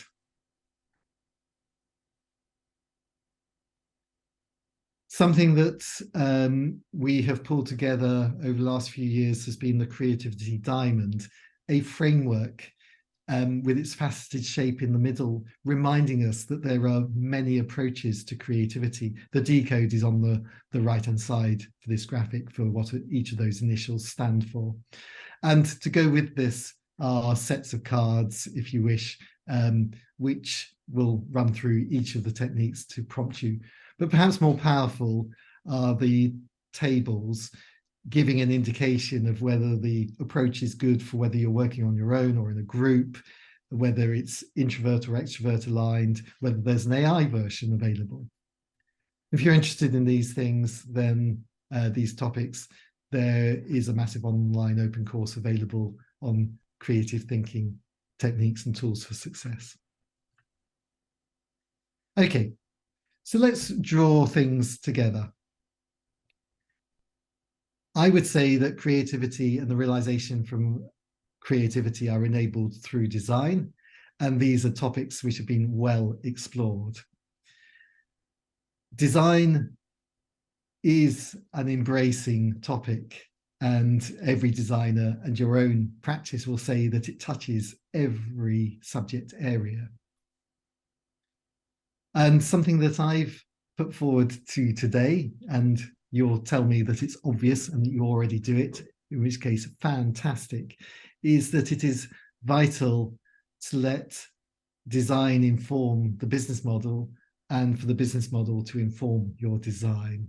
And that enhances your chances of success and indeed realization of value, be it societal or financial. I've also majored on creative approaches, and we need these in order to face the challenges that are in our world. And I've also presented to you the Creativity Diamond framework as a framework for prompting approaches, just to remind us really that there are additional approaches that we can utilize. And if you're interested in that, we have actually produced a set of cards just running through. These are a set of 26 cards just running through all the different approaches implicit within the Creatively Diamond. And if you're interested in receiving a set of those, then drop me a line with various bits of information and we'll have a dialogue and get a set of those out to you. Ladies and gentlemen, that was my presentation. Thank you very much indeed for your attention. Thank you very much, Professor Charles. I'm certainly interested in those tools and resources that you've introduced us. So maybe I'll invite Mr. James O to the stage, and the four of us, we're going to have a discussion.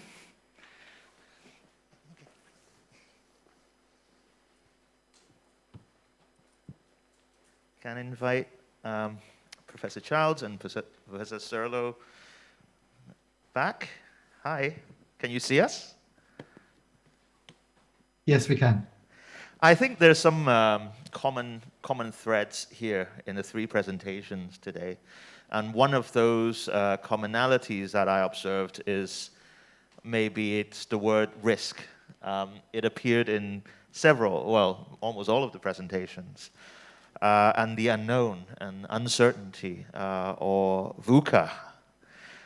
How do we, if we are talking about an entrepreneurial spirit, we need to embrace risk, don't we? We need to embrace uncertainty.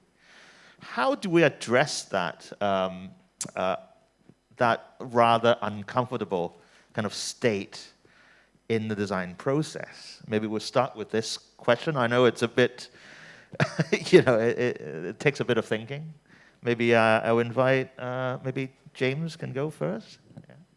Yeah, I think risk is really one of the key terms in all entrepreneurs, because as you are running a business, you're gonna do a bit of investment before you get some return. So basically it is like an investment, just like you buying a stock or some other kinds of investment.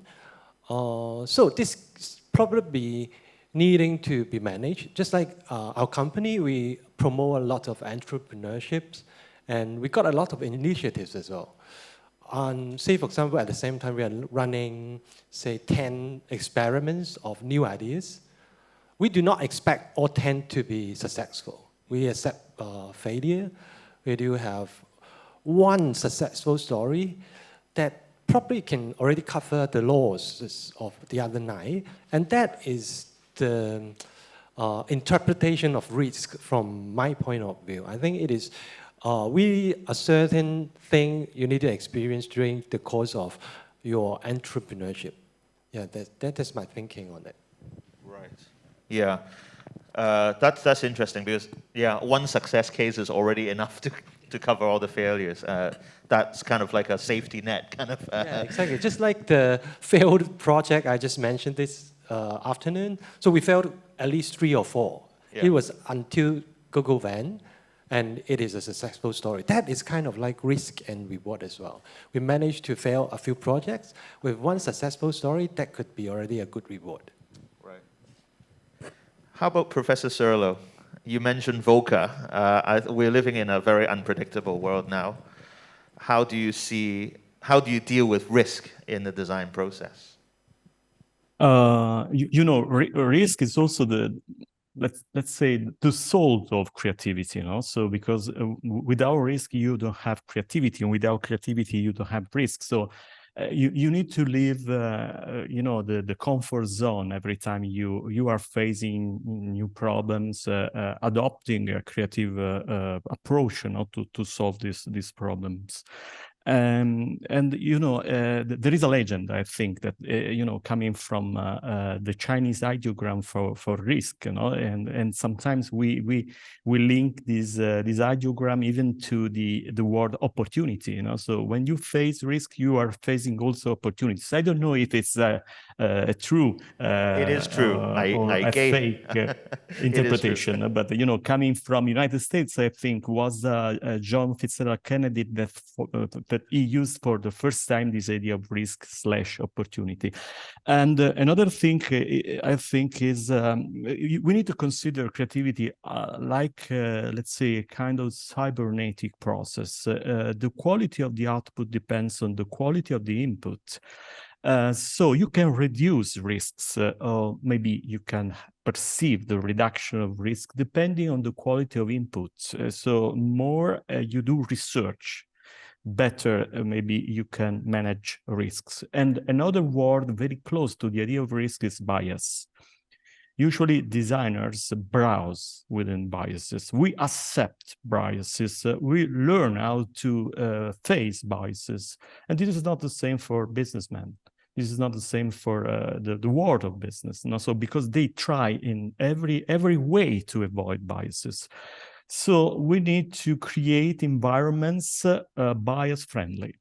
I don't know how to do it, but this is a human condition, okay. Let's say. So that we need to consider even in a VUCA environment like the one we are facing today.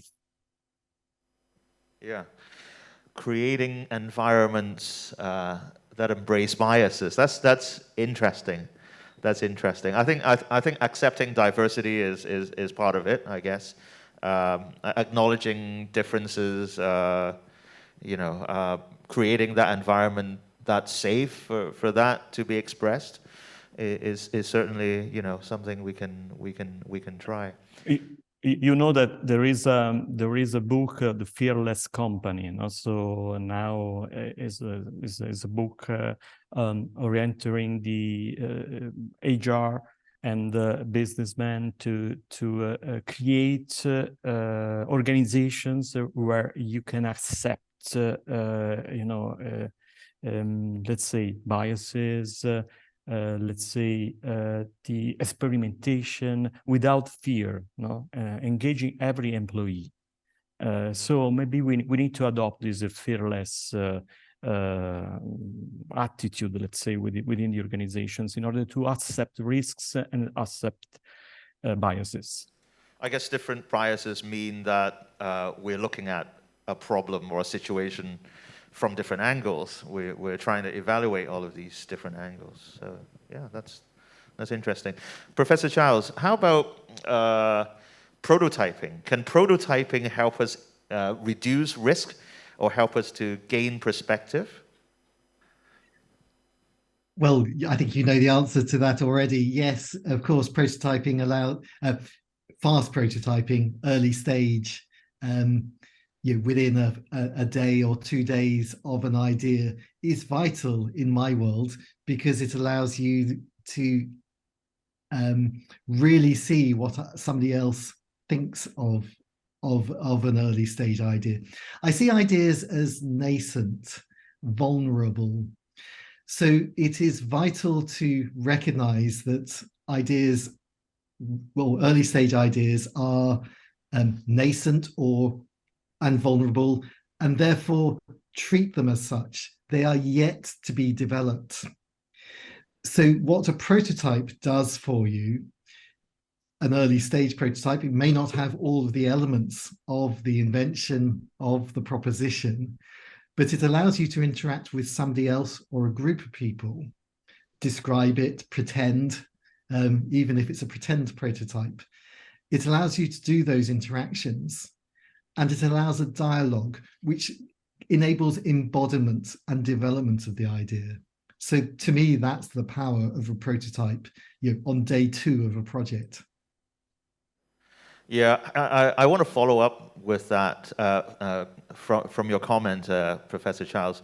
How do we make this kind of ambiguity or uncertainty or risk known to the stakeholders? Because when we work with clients or stakeholders, there is this tendency that we have the solution.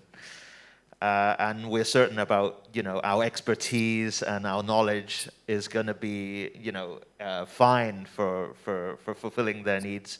How do we communicate or get them to also adopt this mindset that there is a risk involved and there is uncertainty involved? I invite all 3 of you to respond to that as well.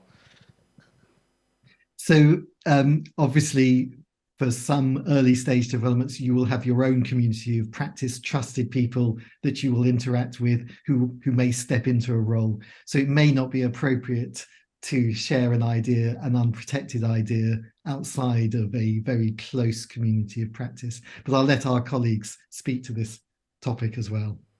Okay. Yeah. For me, my experience is, from my point of view, say for example, when there is some new projects that's gonna be containing a bit of risk, we certainly do communicate with stakeholders on, just like doctor, when there is an operation you mentioned, there's chance of failure. And so this gonna be in our mindset first, because we are running the business with all the stakeholders together. And then, but of course, a lot of the things we can do in advance to minimize the risk. Just like prototyping for us is doing a bit more research. But of course, research is not a promising thing to make sure the thing won't fail. But of course, I think, yeah, doing this kind of like homework to minimize the risk together with numbers. I think that is also important, yeah, with numbers. Because when there is a risk, you're gonna manage the risk to be lowest. And that should be done by a little bit of calculations. No matter it is financial calculations or whatever, just like financing, you got the beta, you got the Sharpe ratio, something like that, right? So doing our work of new initiatives or some risky projects, we need to manage the financial, just like any other business.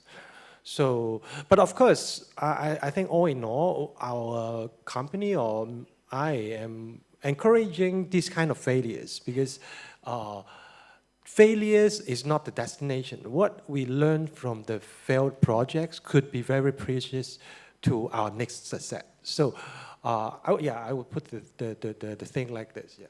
Of course, we have a Chinese saying as well. Another Chinese saying is the mother of failure is the mother of success is failure. 失敗乃成功之母. So it is built into our culture, I guess, in a way. How about Professor Serlo? How do you feel about getting stakeholders or clients embrace this mindset that there is risk involved?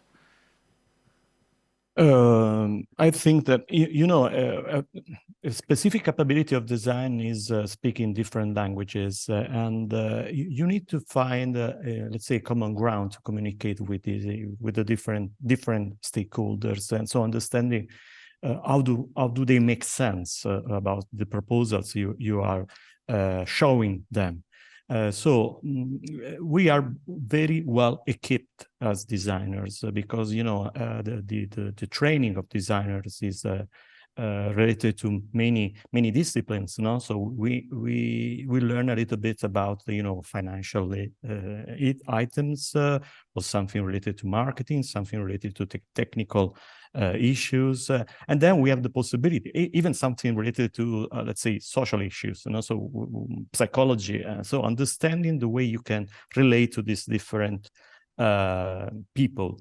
And the role of prototypes and the role of visual thinking is very important, because you have the possibility to enable conversation among stakeholders, and also to solicit and to elicit, let's say, their points of view, and to come back to your ideas, to focus better, and so on.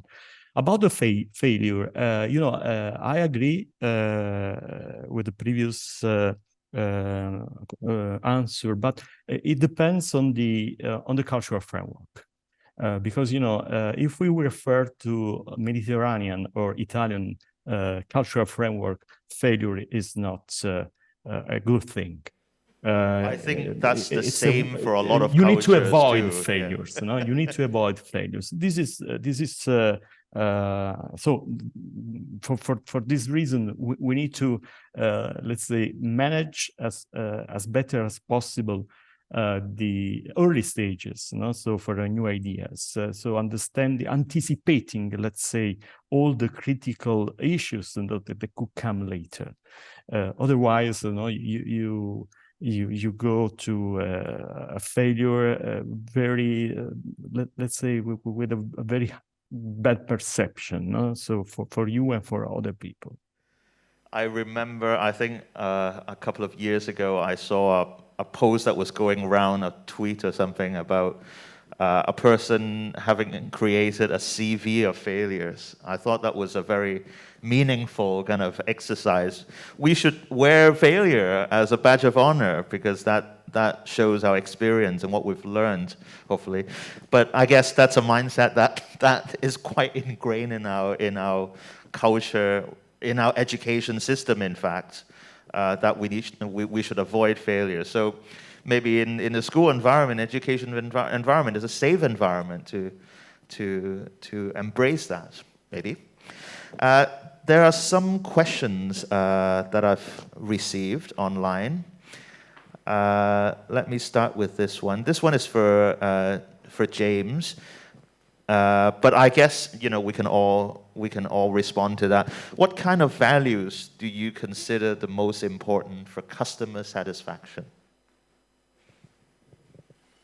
What kind of values do I think the most important to our customer satisfaction?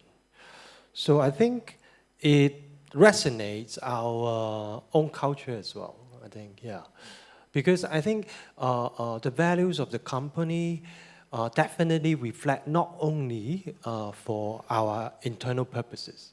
They are the values that we would like to promise for our customer. I think that is our mindset as well. For sure, we deliver happiness, right? We would like to have our customer to be fulfilled by not only get your job done. More than that is that we hope to create a little bit more than that is about happiness. Not just a task-based kind of thinking. Yeah, exactly. So I think these values are also important internally as well as externally to our customers. Of course, no bullshit. We say, for example, if there are complaints, we would hope our company would resolve it as soon as possible. No bullshit, right?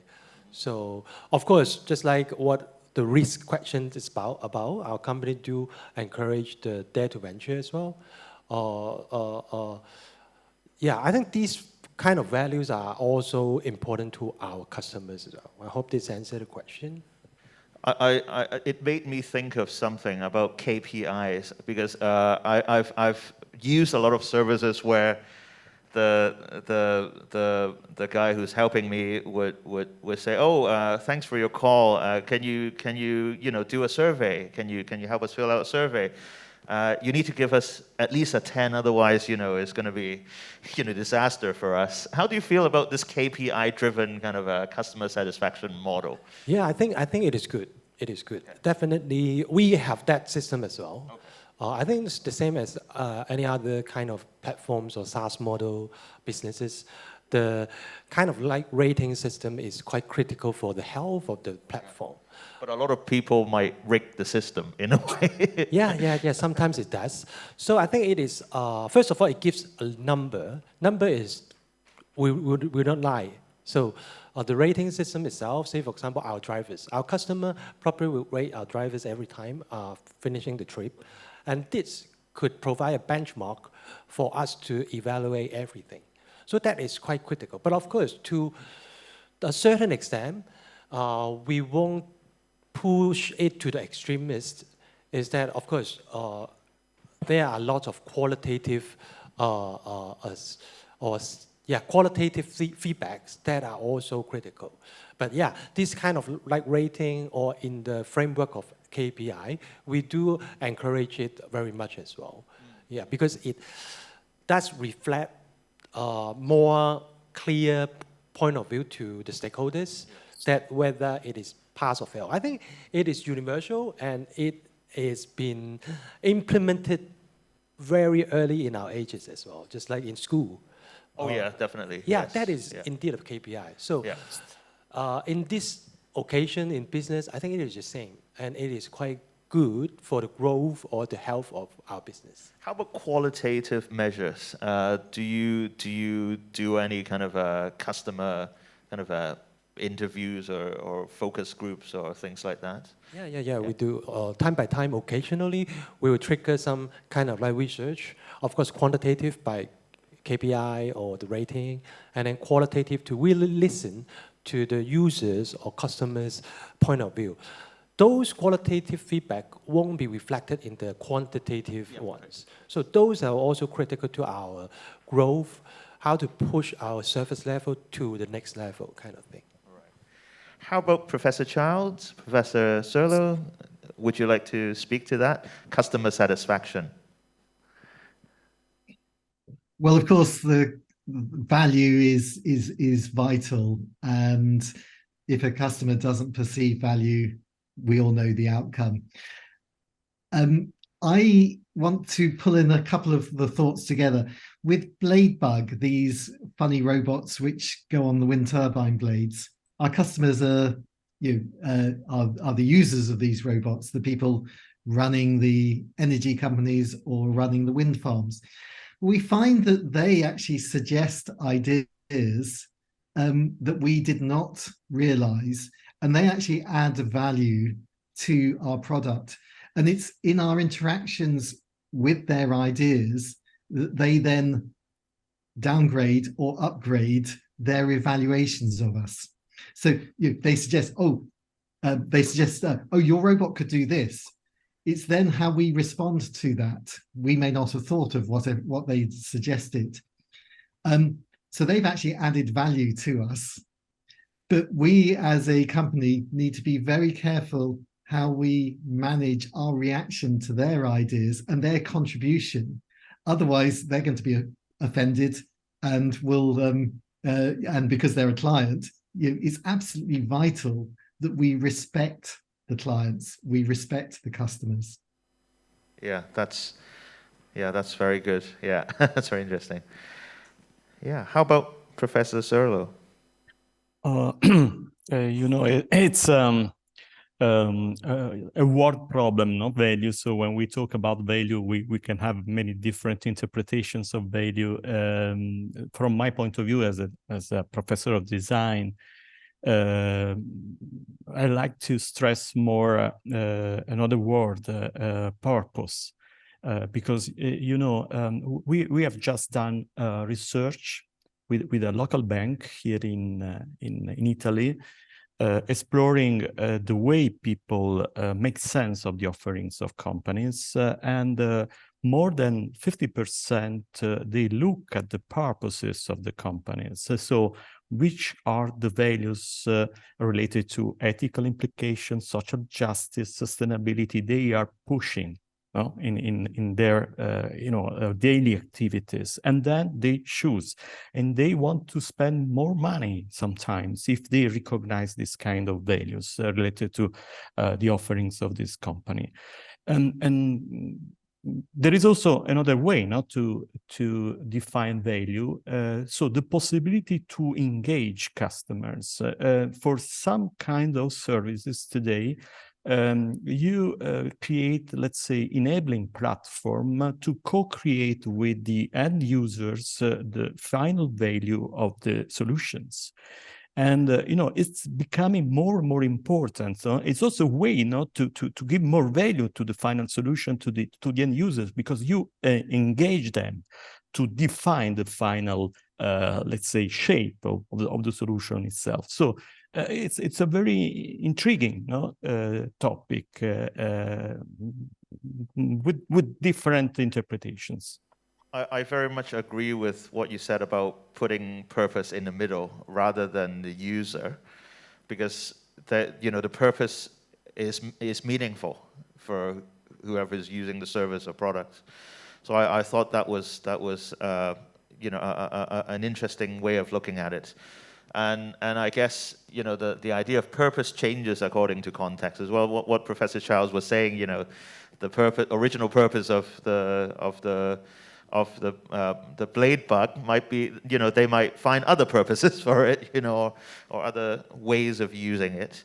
So I guess that's also very relevant to what we're trying to do. Okay, the second question is directed to Professor Serlo, but I guess the same. We can have a conversation about it as well. Some companies fail despite using design thinking. There it is again, failure. According to you, what practices can the company take up to support design thinking? I'm used to say that when we talk about design thinking, we suffer a kind of toolism. I don't know if it's the right word in English. So we use a lot of tools, no? And even latestism, the latest tool available, no? So I think this is a big problem, because if you want to adopt, let's say, a creative attitude within the organization, is not enough just involving a designer or an expert of design thinking for a one-shot activity, for one workshop, and so on. You need to create a design culture within the organization. And then if you want to create a design culture, you need iterative processes, not just one-shot application of design thinking. The failures come from the application for just one time. No? So you have some managers that they think that if they adopt for one time a workshop of design thinking, they become creative-driven companies. This is not true. It's not true, because you need to change the culture of the company, and you can do this with an iterative way. So again, changing even the mentality of the employees within the organization. Let's say, how to create a creative confidence within the organization. You need to follow the example of video game, so with a process of levels that grow up along the time with micro successes, so with micro challenges and so on, in order to create a design culture through practice. This is another very important thing. Using practices as a way to create this design culture, I think is very important. Yeah, toolism. Yeah, I like that word too. We run into, there are just a flood of tools that are available everywhere, and it seems that some people think, if I can pick up this tool, I just follow the steps, I can have a creative idea, or I can be successful, have a successful product or service or whatever. But we all know that's not true, and it comes down to mindset and culture. I very much agree with that. Professor Childs, would you like to also respond to that?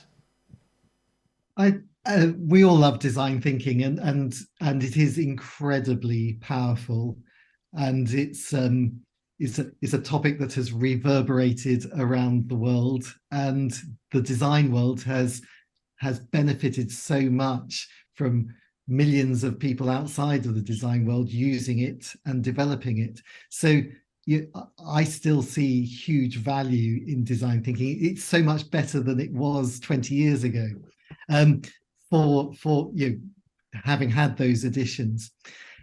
Part of design thinking, and just a part, and it depends upon who's doing, which group is doing the design thinking. Part of it is experimentation and exploration.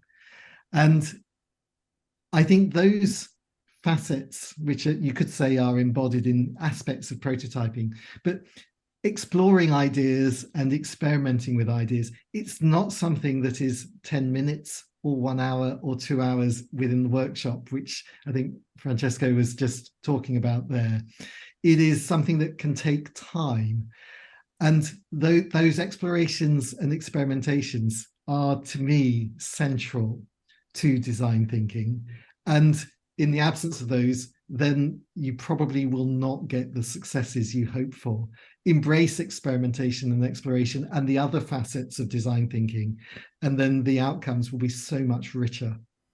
I very much agree with that, and there's a danger in looking at design thinking as a procedural thing, but is an easy trap to fall into for a lot of people who are not really in the design, in the design realm. Is that design is a procedure just like anything else, but that's a very often a misunderstanding. How about James? Would you like to speak to that? Yeah, I agree with them very much as well. Embrace experimenting is a key of the practice, I think, because I remember there's a framework called a spiral thing or something like that. I think when we are designing something, no matter it is a product, new business model, whatever, failure seldom is the destination, and usually it is just one of the process. For the spiral framework, it is like you have an idea and you produce it, but it failed.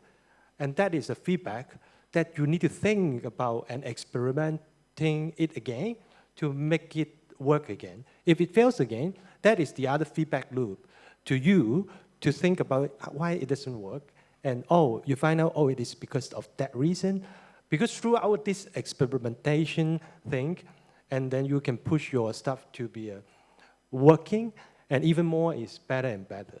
So I would say if time and resources allowed, failure shouldn't be always the destination. It should be part of the processes. Right, yeah. You haven't got a solution yet. You failed, you need to go back, you need to do more. You haven't ended the process yet, yeah. I very much agree with that too. There's a question directed to Professor Childs by Ika Katunen. And we live in a changing world, you said. Nevertheless, we produce change makers. You said that.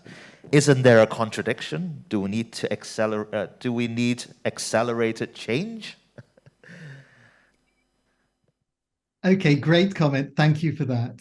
And yes, if you are a change maker, you are causing change. Every idea we bring to the world is going to cause change. So you've absolutely picked up upon part of the nature of what we do. We live, we cause change. We can also be subject to change and respond to that. So I absolutely accept the comment. Great insight and well posed. Designers, because we cause change, there is responsibility associated with us. Business people cause change. There is a responsibility there. Sai Rai Kung a few years ago came up with the comment that creativity is imagination with responsibility. And I love this comment. Yes, I love that too. Each of us causing change have a notion of responsibility that goes with that. Do we have a responsibility then to keep things at status quo if that's what the design of the situation is calling for? To not do anything, to stay put. Okay, I will start this, but I'm sure our colleagues will want to say something too. For my perspective, when I look around our world, I can see things where improvements can be made. Now, that's my personal judgment. It will be subjective. And if you've got the capabilities to make improvements, surely you have a responsibility to engage. Would you like to respond to that, James or Professor Zulu? It's a bit difficult for me.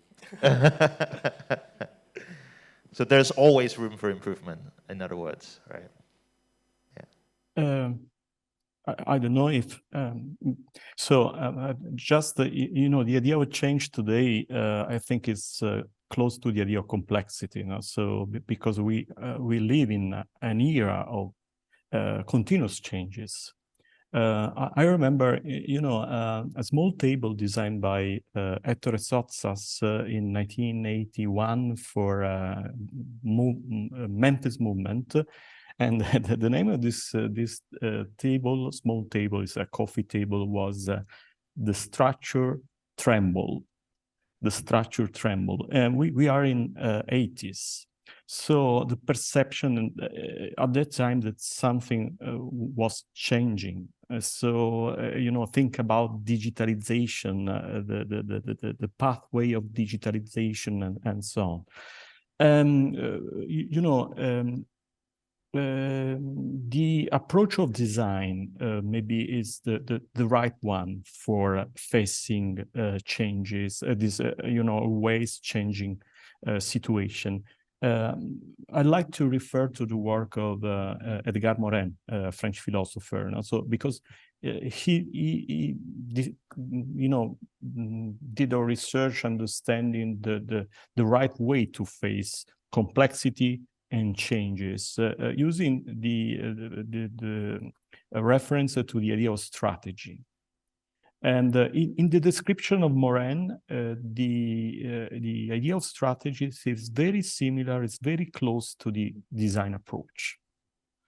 So adopting a kind of circular view, not fixing your approach coming from a specific corner of the problem, of the space of the problem, but browsing in a circular view. And we used to interact with our colleague coming from engineering schools, and they observe us from this point of view, and they say, okay, you are able to change your mind because you don't fix, poles, but you change always, depending on the context and the situations, your points of view to find final solutions. So it's a very intriguing, this idea of change, but if you refer this to the idea of complexity and liquidity, we live in a liquid world, that's another way to understand this idea of change. For sure. Yeah. I tend to think that, if the situation calls for keeping something at the status quo, that could be an appropriate solution as well. I mean, it depends. My 2 cents. There is another question for James. As we found that you work very smoothly with your partners in operating GoGo X, may I ask if you have any tips or experiences for us, current students, who consider to start the startup with friends, especially how to work together? I think I know kind of where that comes from. In a group project situation, I guess a lot of students face that. How do you enter into a business relationship maybe after graduation? What are your tips or experiences you want to share? Yeah, I think this is nothing to do with all the leadership forum on design education. It's more like on be a gentle person. First of all, who said we went smoothly? We did have a lot of arguments. So that's the backstory now you're telling. Yeah, we had a lot of conflicts. But I think that is the mentality that you have to get yourself prepared, that between people, you are always different individuals, and it is always like you will have different opinions and different tone of voice, different thinkings. And that is what you need to get yourself prepared to work smoothly with your partners, with your friends, etc. For whatever conflicts or controversial topics that's happening, make sure you're not going into fight or flight mode. They are always in between. It is a spectrum, so you can basically discuss and get an alignment. And what is more magical is that I think I also learned from my agency Expose is that sometimes you won't be getting the consent of other people to use your way to work it out. And what is more important is that you get yourself prepared to get a consent of agreeing others and get others' idea executed out. I think that is also the other magic that I experienced when working with others, with my partners. And of course, yeah, conflicts, arguments, they always happen.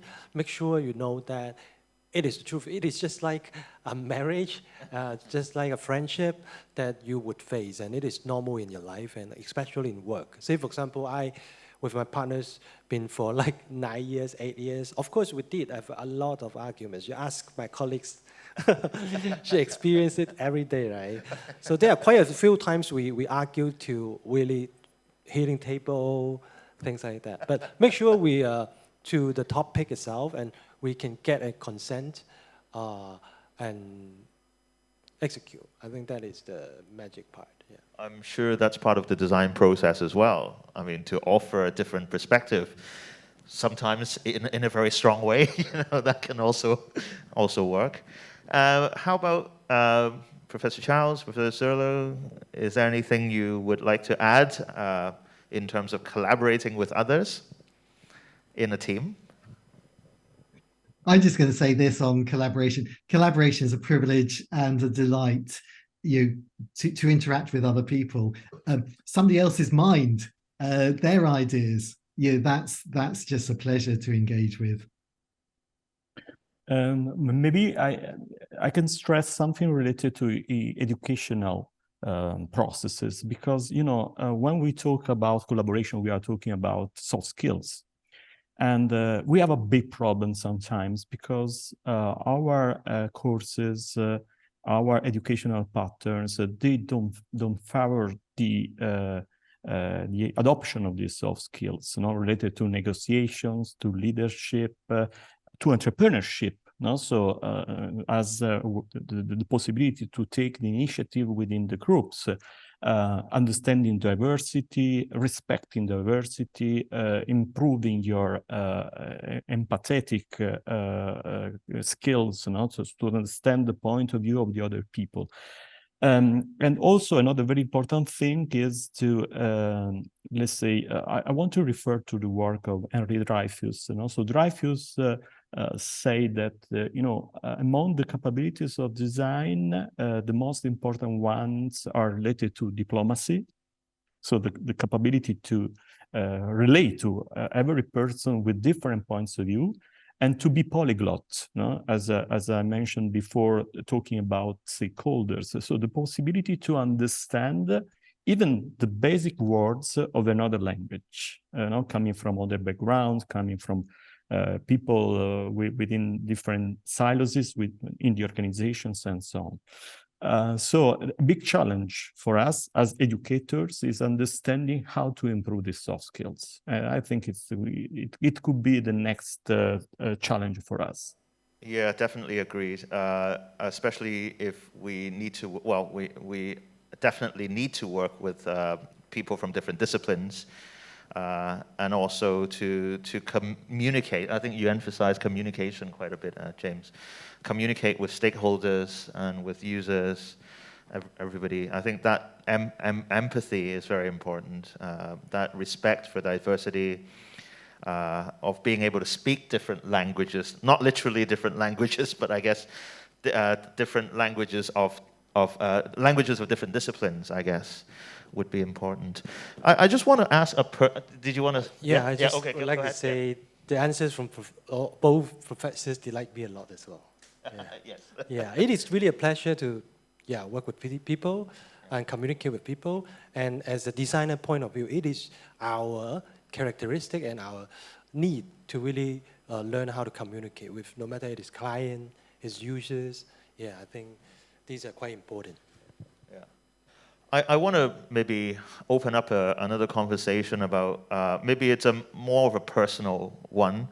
I guess we studied design at different places or different times, and now the world has evolved really a lot. I mean, since we were in school. Do you think that the design education then prepared you to face the present day problems now? Or, for me personally, I don't think, I could imagine anything like what we are facing today, although there are a lot of transferable skills. How do you guys feel in terms of your personal experience with design education? Who would like to start first? Maybe Professor Charles, would you like to have a go at it? Okay, so I'm having fun in design education. Had the privilege of learning design, learning engineering, setting up degrees, setting up a school of design engineering, and engaging around the world in design education. So my personal experience is it's just a fun world. What I really love about the subject of design is doing design and setting people off. So you meet an 18-year-old who wants to learn to sketch and then wants to learn gravity sketch as well. So they go from sketching straight into a VR headset. This is just an absolute privilege to engage with. You then meet older people who may have been around the block and they've got business experience or work experience, and they're in pivot, they're pivoting, and they discover design thinking. And this, their eyes are open and they realize and they embrace this notion of exploration and experimentation and working with people and for people. What is better than design education taken broadly? I've set, yes. Francesco, I think I've set you up to engage in this one. Go for it. Anyway, this is a $1 million question. So because it's not so easy to understand how to plan new educational patterns and so on. But, we need to consider a very important thing that, the cognitive models of the new generations is changing. Because it's a more, synthetical way of learning by, let's say, a kind of continuous pattern recognition, no? Because of the way they interact with digital devices, with the short information. Think about Twitter, or think about the TED, the TED Talks. And also most of my students, they learn a lot, but with just 20 minutes of communication. So my idea is that we need to consider this, and we need to leave even, the institutional shape of the professors. So becoming maybe more coach for our students to let's say to push their soft skills.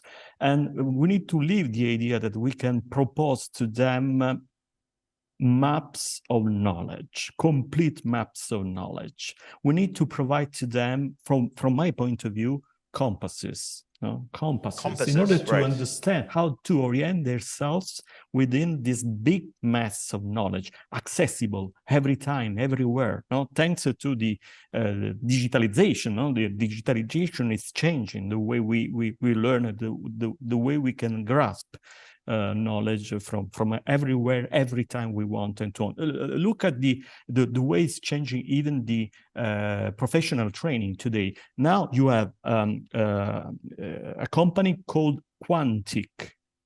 Quantic proposed asynchronous micro-learnings about business administration. And this company, it is getting a big success. Comparing this company with Harvard Business School, with MIT, with Stanford, with the temples of teaching business issues. So new actors proposing a different way of learning. We need to consider that the environment is changing. So if you want to plan really activities and way to engage students differently from the past. I guess the school or the university is only one of the touch points of the entire learning experience, and I very much agree with that. As a teacher, we're very much facilitating the experience. Or sometimes curating. I mean, even that is quite a strong word, I think, because there are so many sources, so many channels for learning. How about James? Yeah, that's also a meeting question to me. But I think one key thing I could think of is to bring in the perspectives of the modern society into education. I think that is quite critical part of the future education of about design or any other subjects. Say, for example, technology. Technology has been changing us, right? The older methodology of thinking design may get evolved based on this evolvement. So I think a bit of different perspectives can help quite a lot. Say, for example, battery, right? We used to have that big battery with only a small amount of voltages, and now it is compact as like this. and it is offering us enough energy for the whole day, for the whole family, things like that, right? So these kind of technology change gonna bring some disruption, and these disruption could trigger, or use your word, curate, the creative sparks of all students for designing for next generations. Say, for example, technology on interfaces. User interfaces and user experience have been of the most demanding position in the world right now, right? Yeah. Why is that? It's because technology. I think bringing different perspectives, especially on the technology to education, would be one of the big things to encourage from. But I guess the thinking that we develop in the students or in ourselves would be to be able to kind of think through every kind of possibility in the future that are not really there yet. You know, to think of how to deal with that would be important. I think transferable skills would be, you know, very, very key to all this. And I guess, you know, we've moved on so much from kind of like a production kind of mentality, making things. We still make things, to more of a knowledge production mode of learning. I see, you know, the way we teach or the way we learn is knowledge production as well, isn't it? And it kind of moves things forward. We don't have even the grasp of what's the body of knowledge of design, or where is the boundary of this discipline. We don't have a grasp of that. But that is an opportunity for us, I think. Any questions from the floor at the lecture theater? Would anybody like to ask a question? Yes, Sylvia.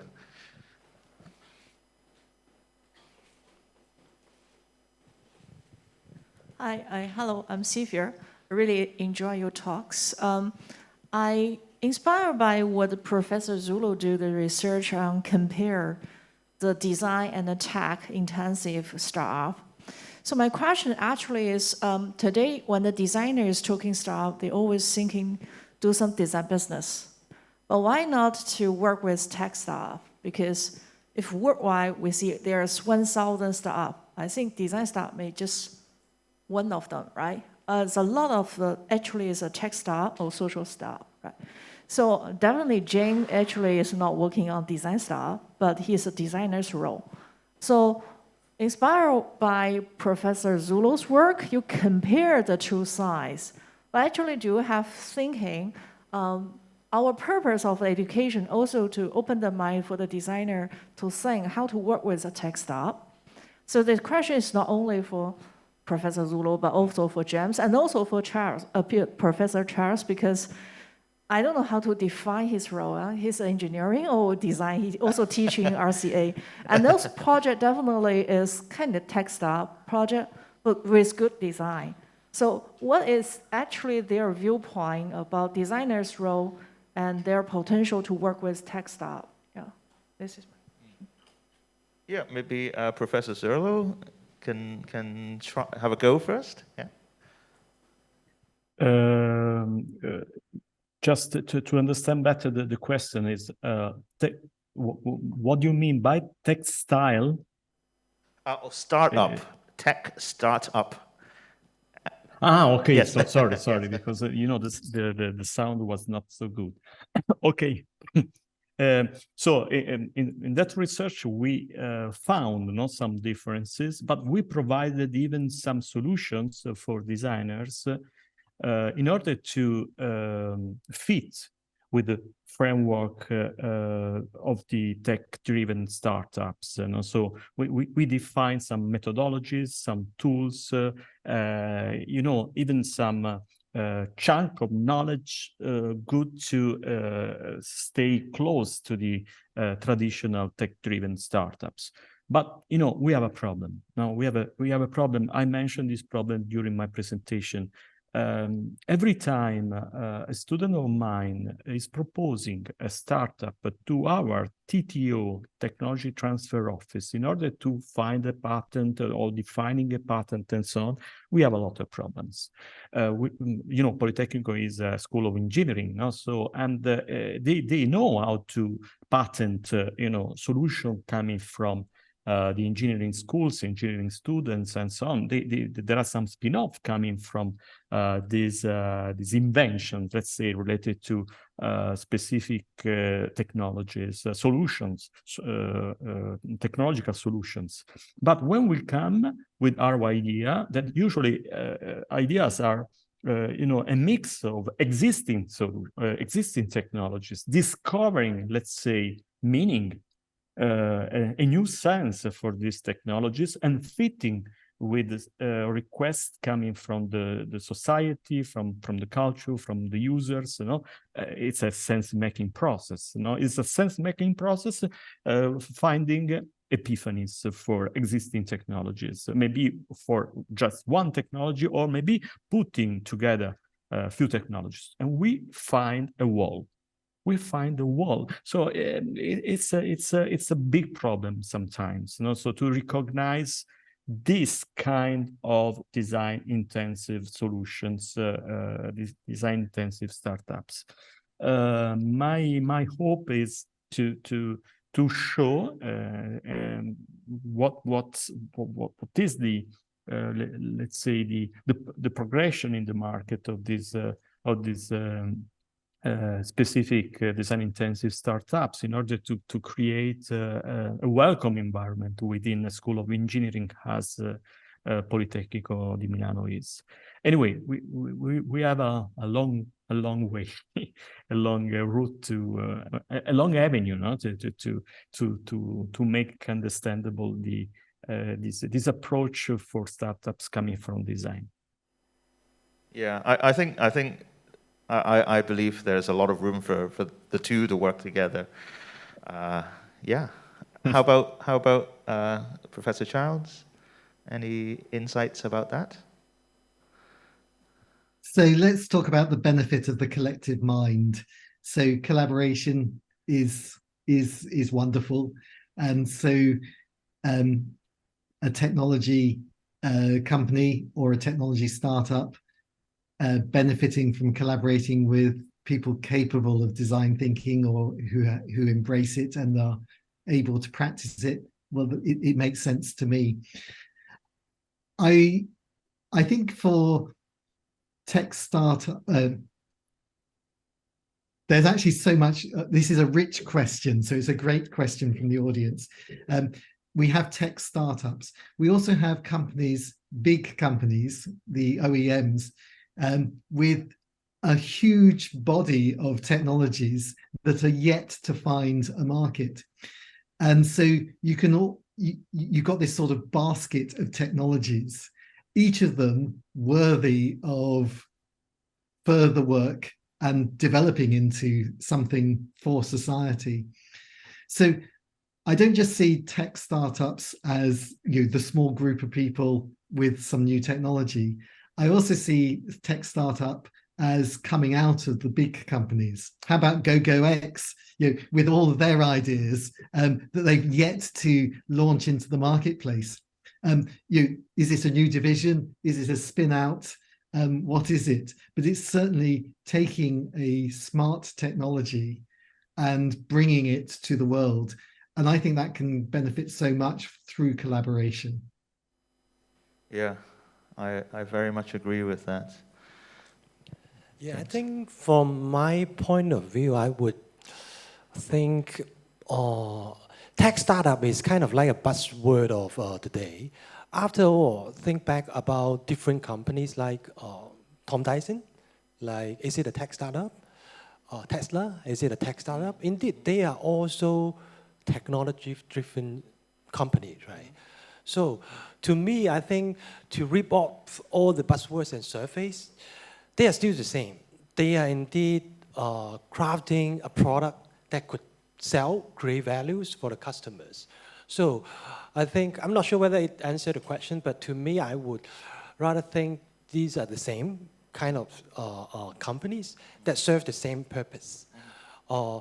It is maybe a bit of different technology behind, but the core or the human behavior is the same. We are creating some products, no matter it's SaaS model, it is an actual product, it is still a thing that could sell. Yeah. So the core or the belief of the stakeholders or the owner should be the same. Create a product that serves the purpose of customers. Right. Very good answers. I don't know if we have time for one more question because we've been talking for almost an hour, believe it or not. Yeah, just one word answers, okay? Because we need to close this session. What is the most essential skill for a design graduate to survive in the industry next year? One thing. I know this is going to be very difficult, but I'll give you 2 seconds to think about that. I'll go communication. Right. And then? For me, curiosity. Sorry? Curiosity. Curiosity. Mm.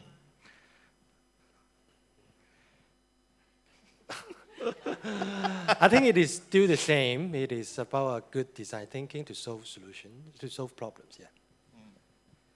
I'll have a go as well, collaboration.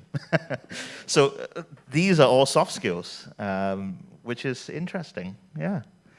Well, it's been fantastic having a conversation with Professor Charles, Professor Zerlo, and also James. But like all good things, we need to end. And I want to thank all of you for the stimulating talks and also the animated discussions. Hope to see you soon. Yeah, thank you. Thank you very much. Thank you, Professor. Let's thank the speakers. Maybe in present. Thank you so much. Thank you Thank very you so much, everyone. Thank you. Goodbye. Bye-bye. Bye. Zaijian. Right.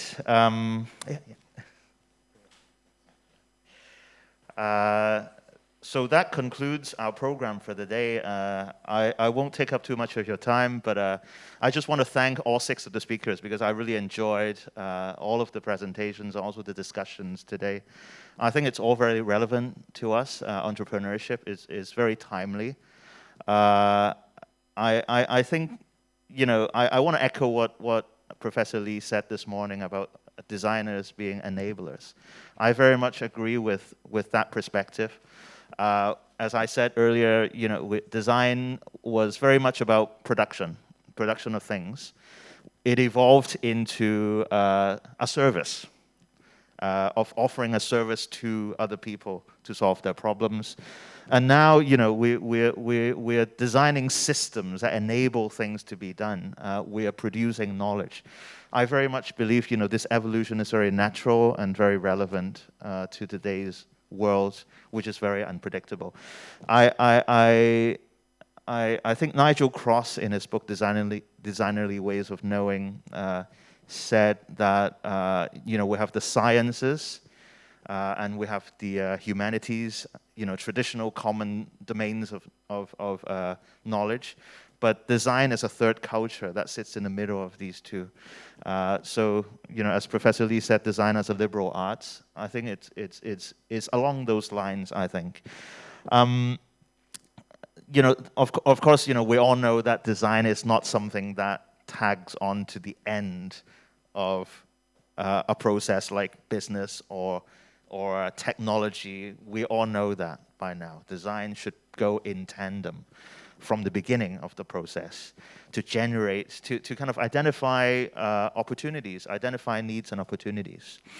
So I think in the last panel, we agreed that soft skills are very important in the 21st century, especially when we're in an age where we need to kind of be resilient because we don't really know what's going on. The traditional way of looking at education as a repeatable kind of model. I know in scientific thinking, you know, we replicate experiments and we should expect the same outcomes, but increasingly we're not dealing with that anymore. Design is a little bit different. So I also want to quote Bruce Mao. He says that designers should be optimists because we are always future-oriented.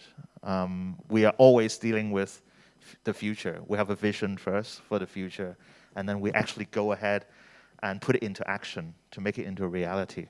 So by default, if we don't have that kind of optimism for the future, it's impossible for us to make improvements and to contribute to humanity. So I very much agree with that. And you know, design was developed from commerce, you can say, with capitalism, with the Industrial Revolution. But we've moved on so much from that now. We are designing not just for human beings, but we're designing for the planet that we're living in as well. So you know, we used to say, design is to create desires. So people spend more money. Good design is good business. I think we need to rethink that. And I think as entrepreneurial designers, we need to even think a little bit harder about that. We've explored alternative models, circular economy, you know, the triple bottom line. I think these are the things that we really need to kind of address and keep on coming up with alternative models to practice design. So I'm from the Hong Kong Design Institute. We have more than 20 high diploma programs in design.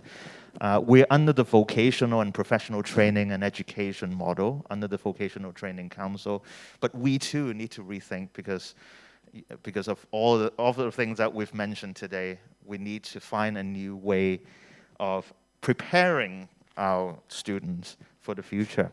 So design thinking has been a very much the heart of the main underpinning of all of our programs in the Institute.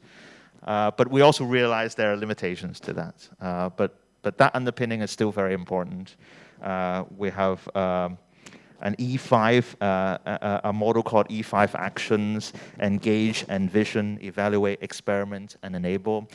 And one of the major challenges that we feel about teaching design thinking or user-centered design is the idea that I mentioned earlier about understanding design as a procedure, which is very much not the case. So kind of be able to move fluidly between these types of actions, that's very important in what we're trying to educate our students. We've also been providing training to government departments on design thinking.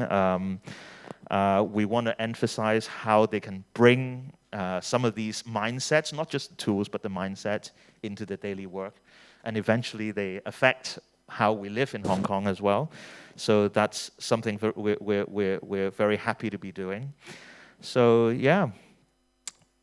Yep. So in closing, I'd like to thank the speakers again, all 6 of our speakers today, for sharing the valuable insights in the presentations and discussions. And I'd like to thank the Poly School of Design for being a partner. It's been quite a few years. It's been a very happy partnership. And I want to thank Professor Lee for the support, and for Dr. Liu, and also staff at Poly U who've helped to make this event possible. So last but not least, I'd like to thank our audience for attending today's forum, and I hope to see you again next year. Thank you very much.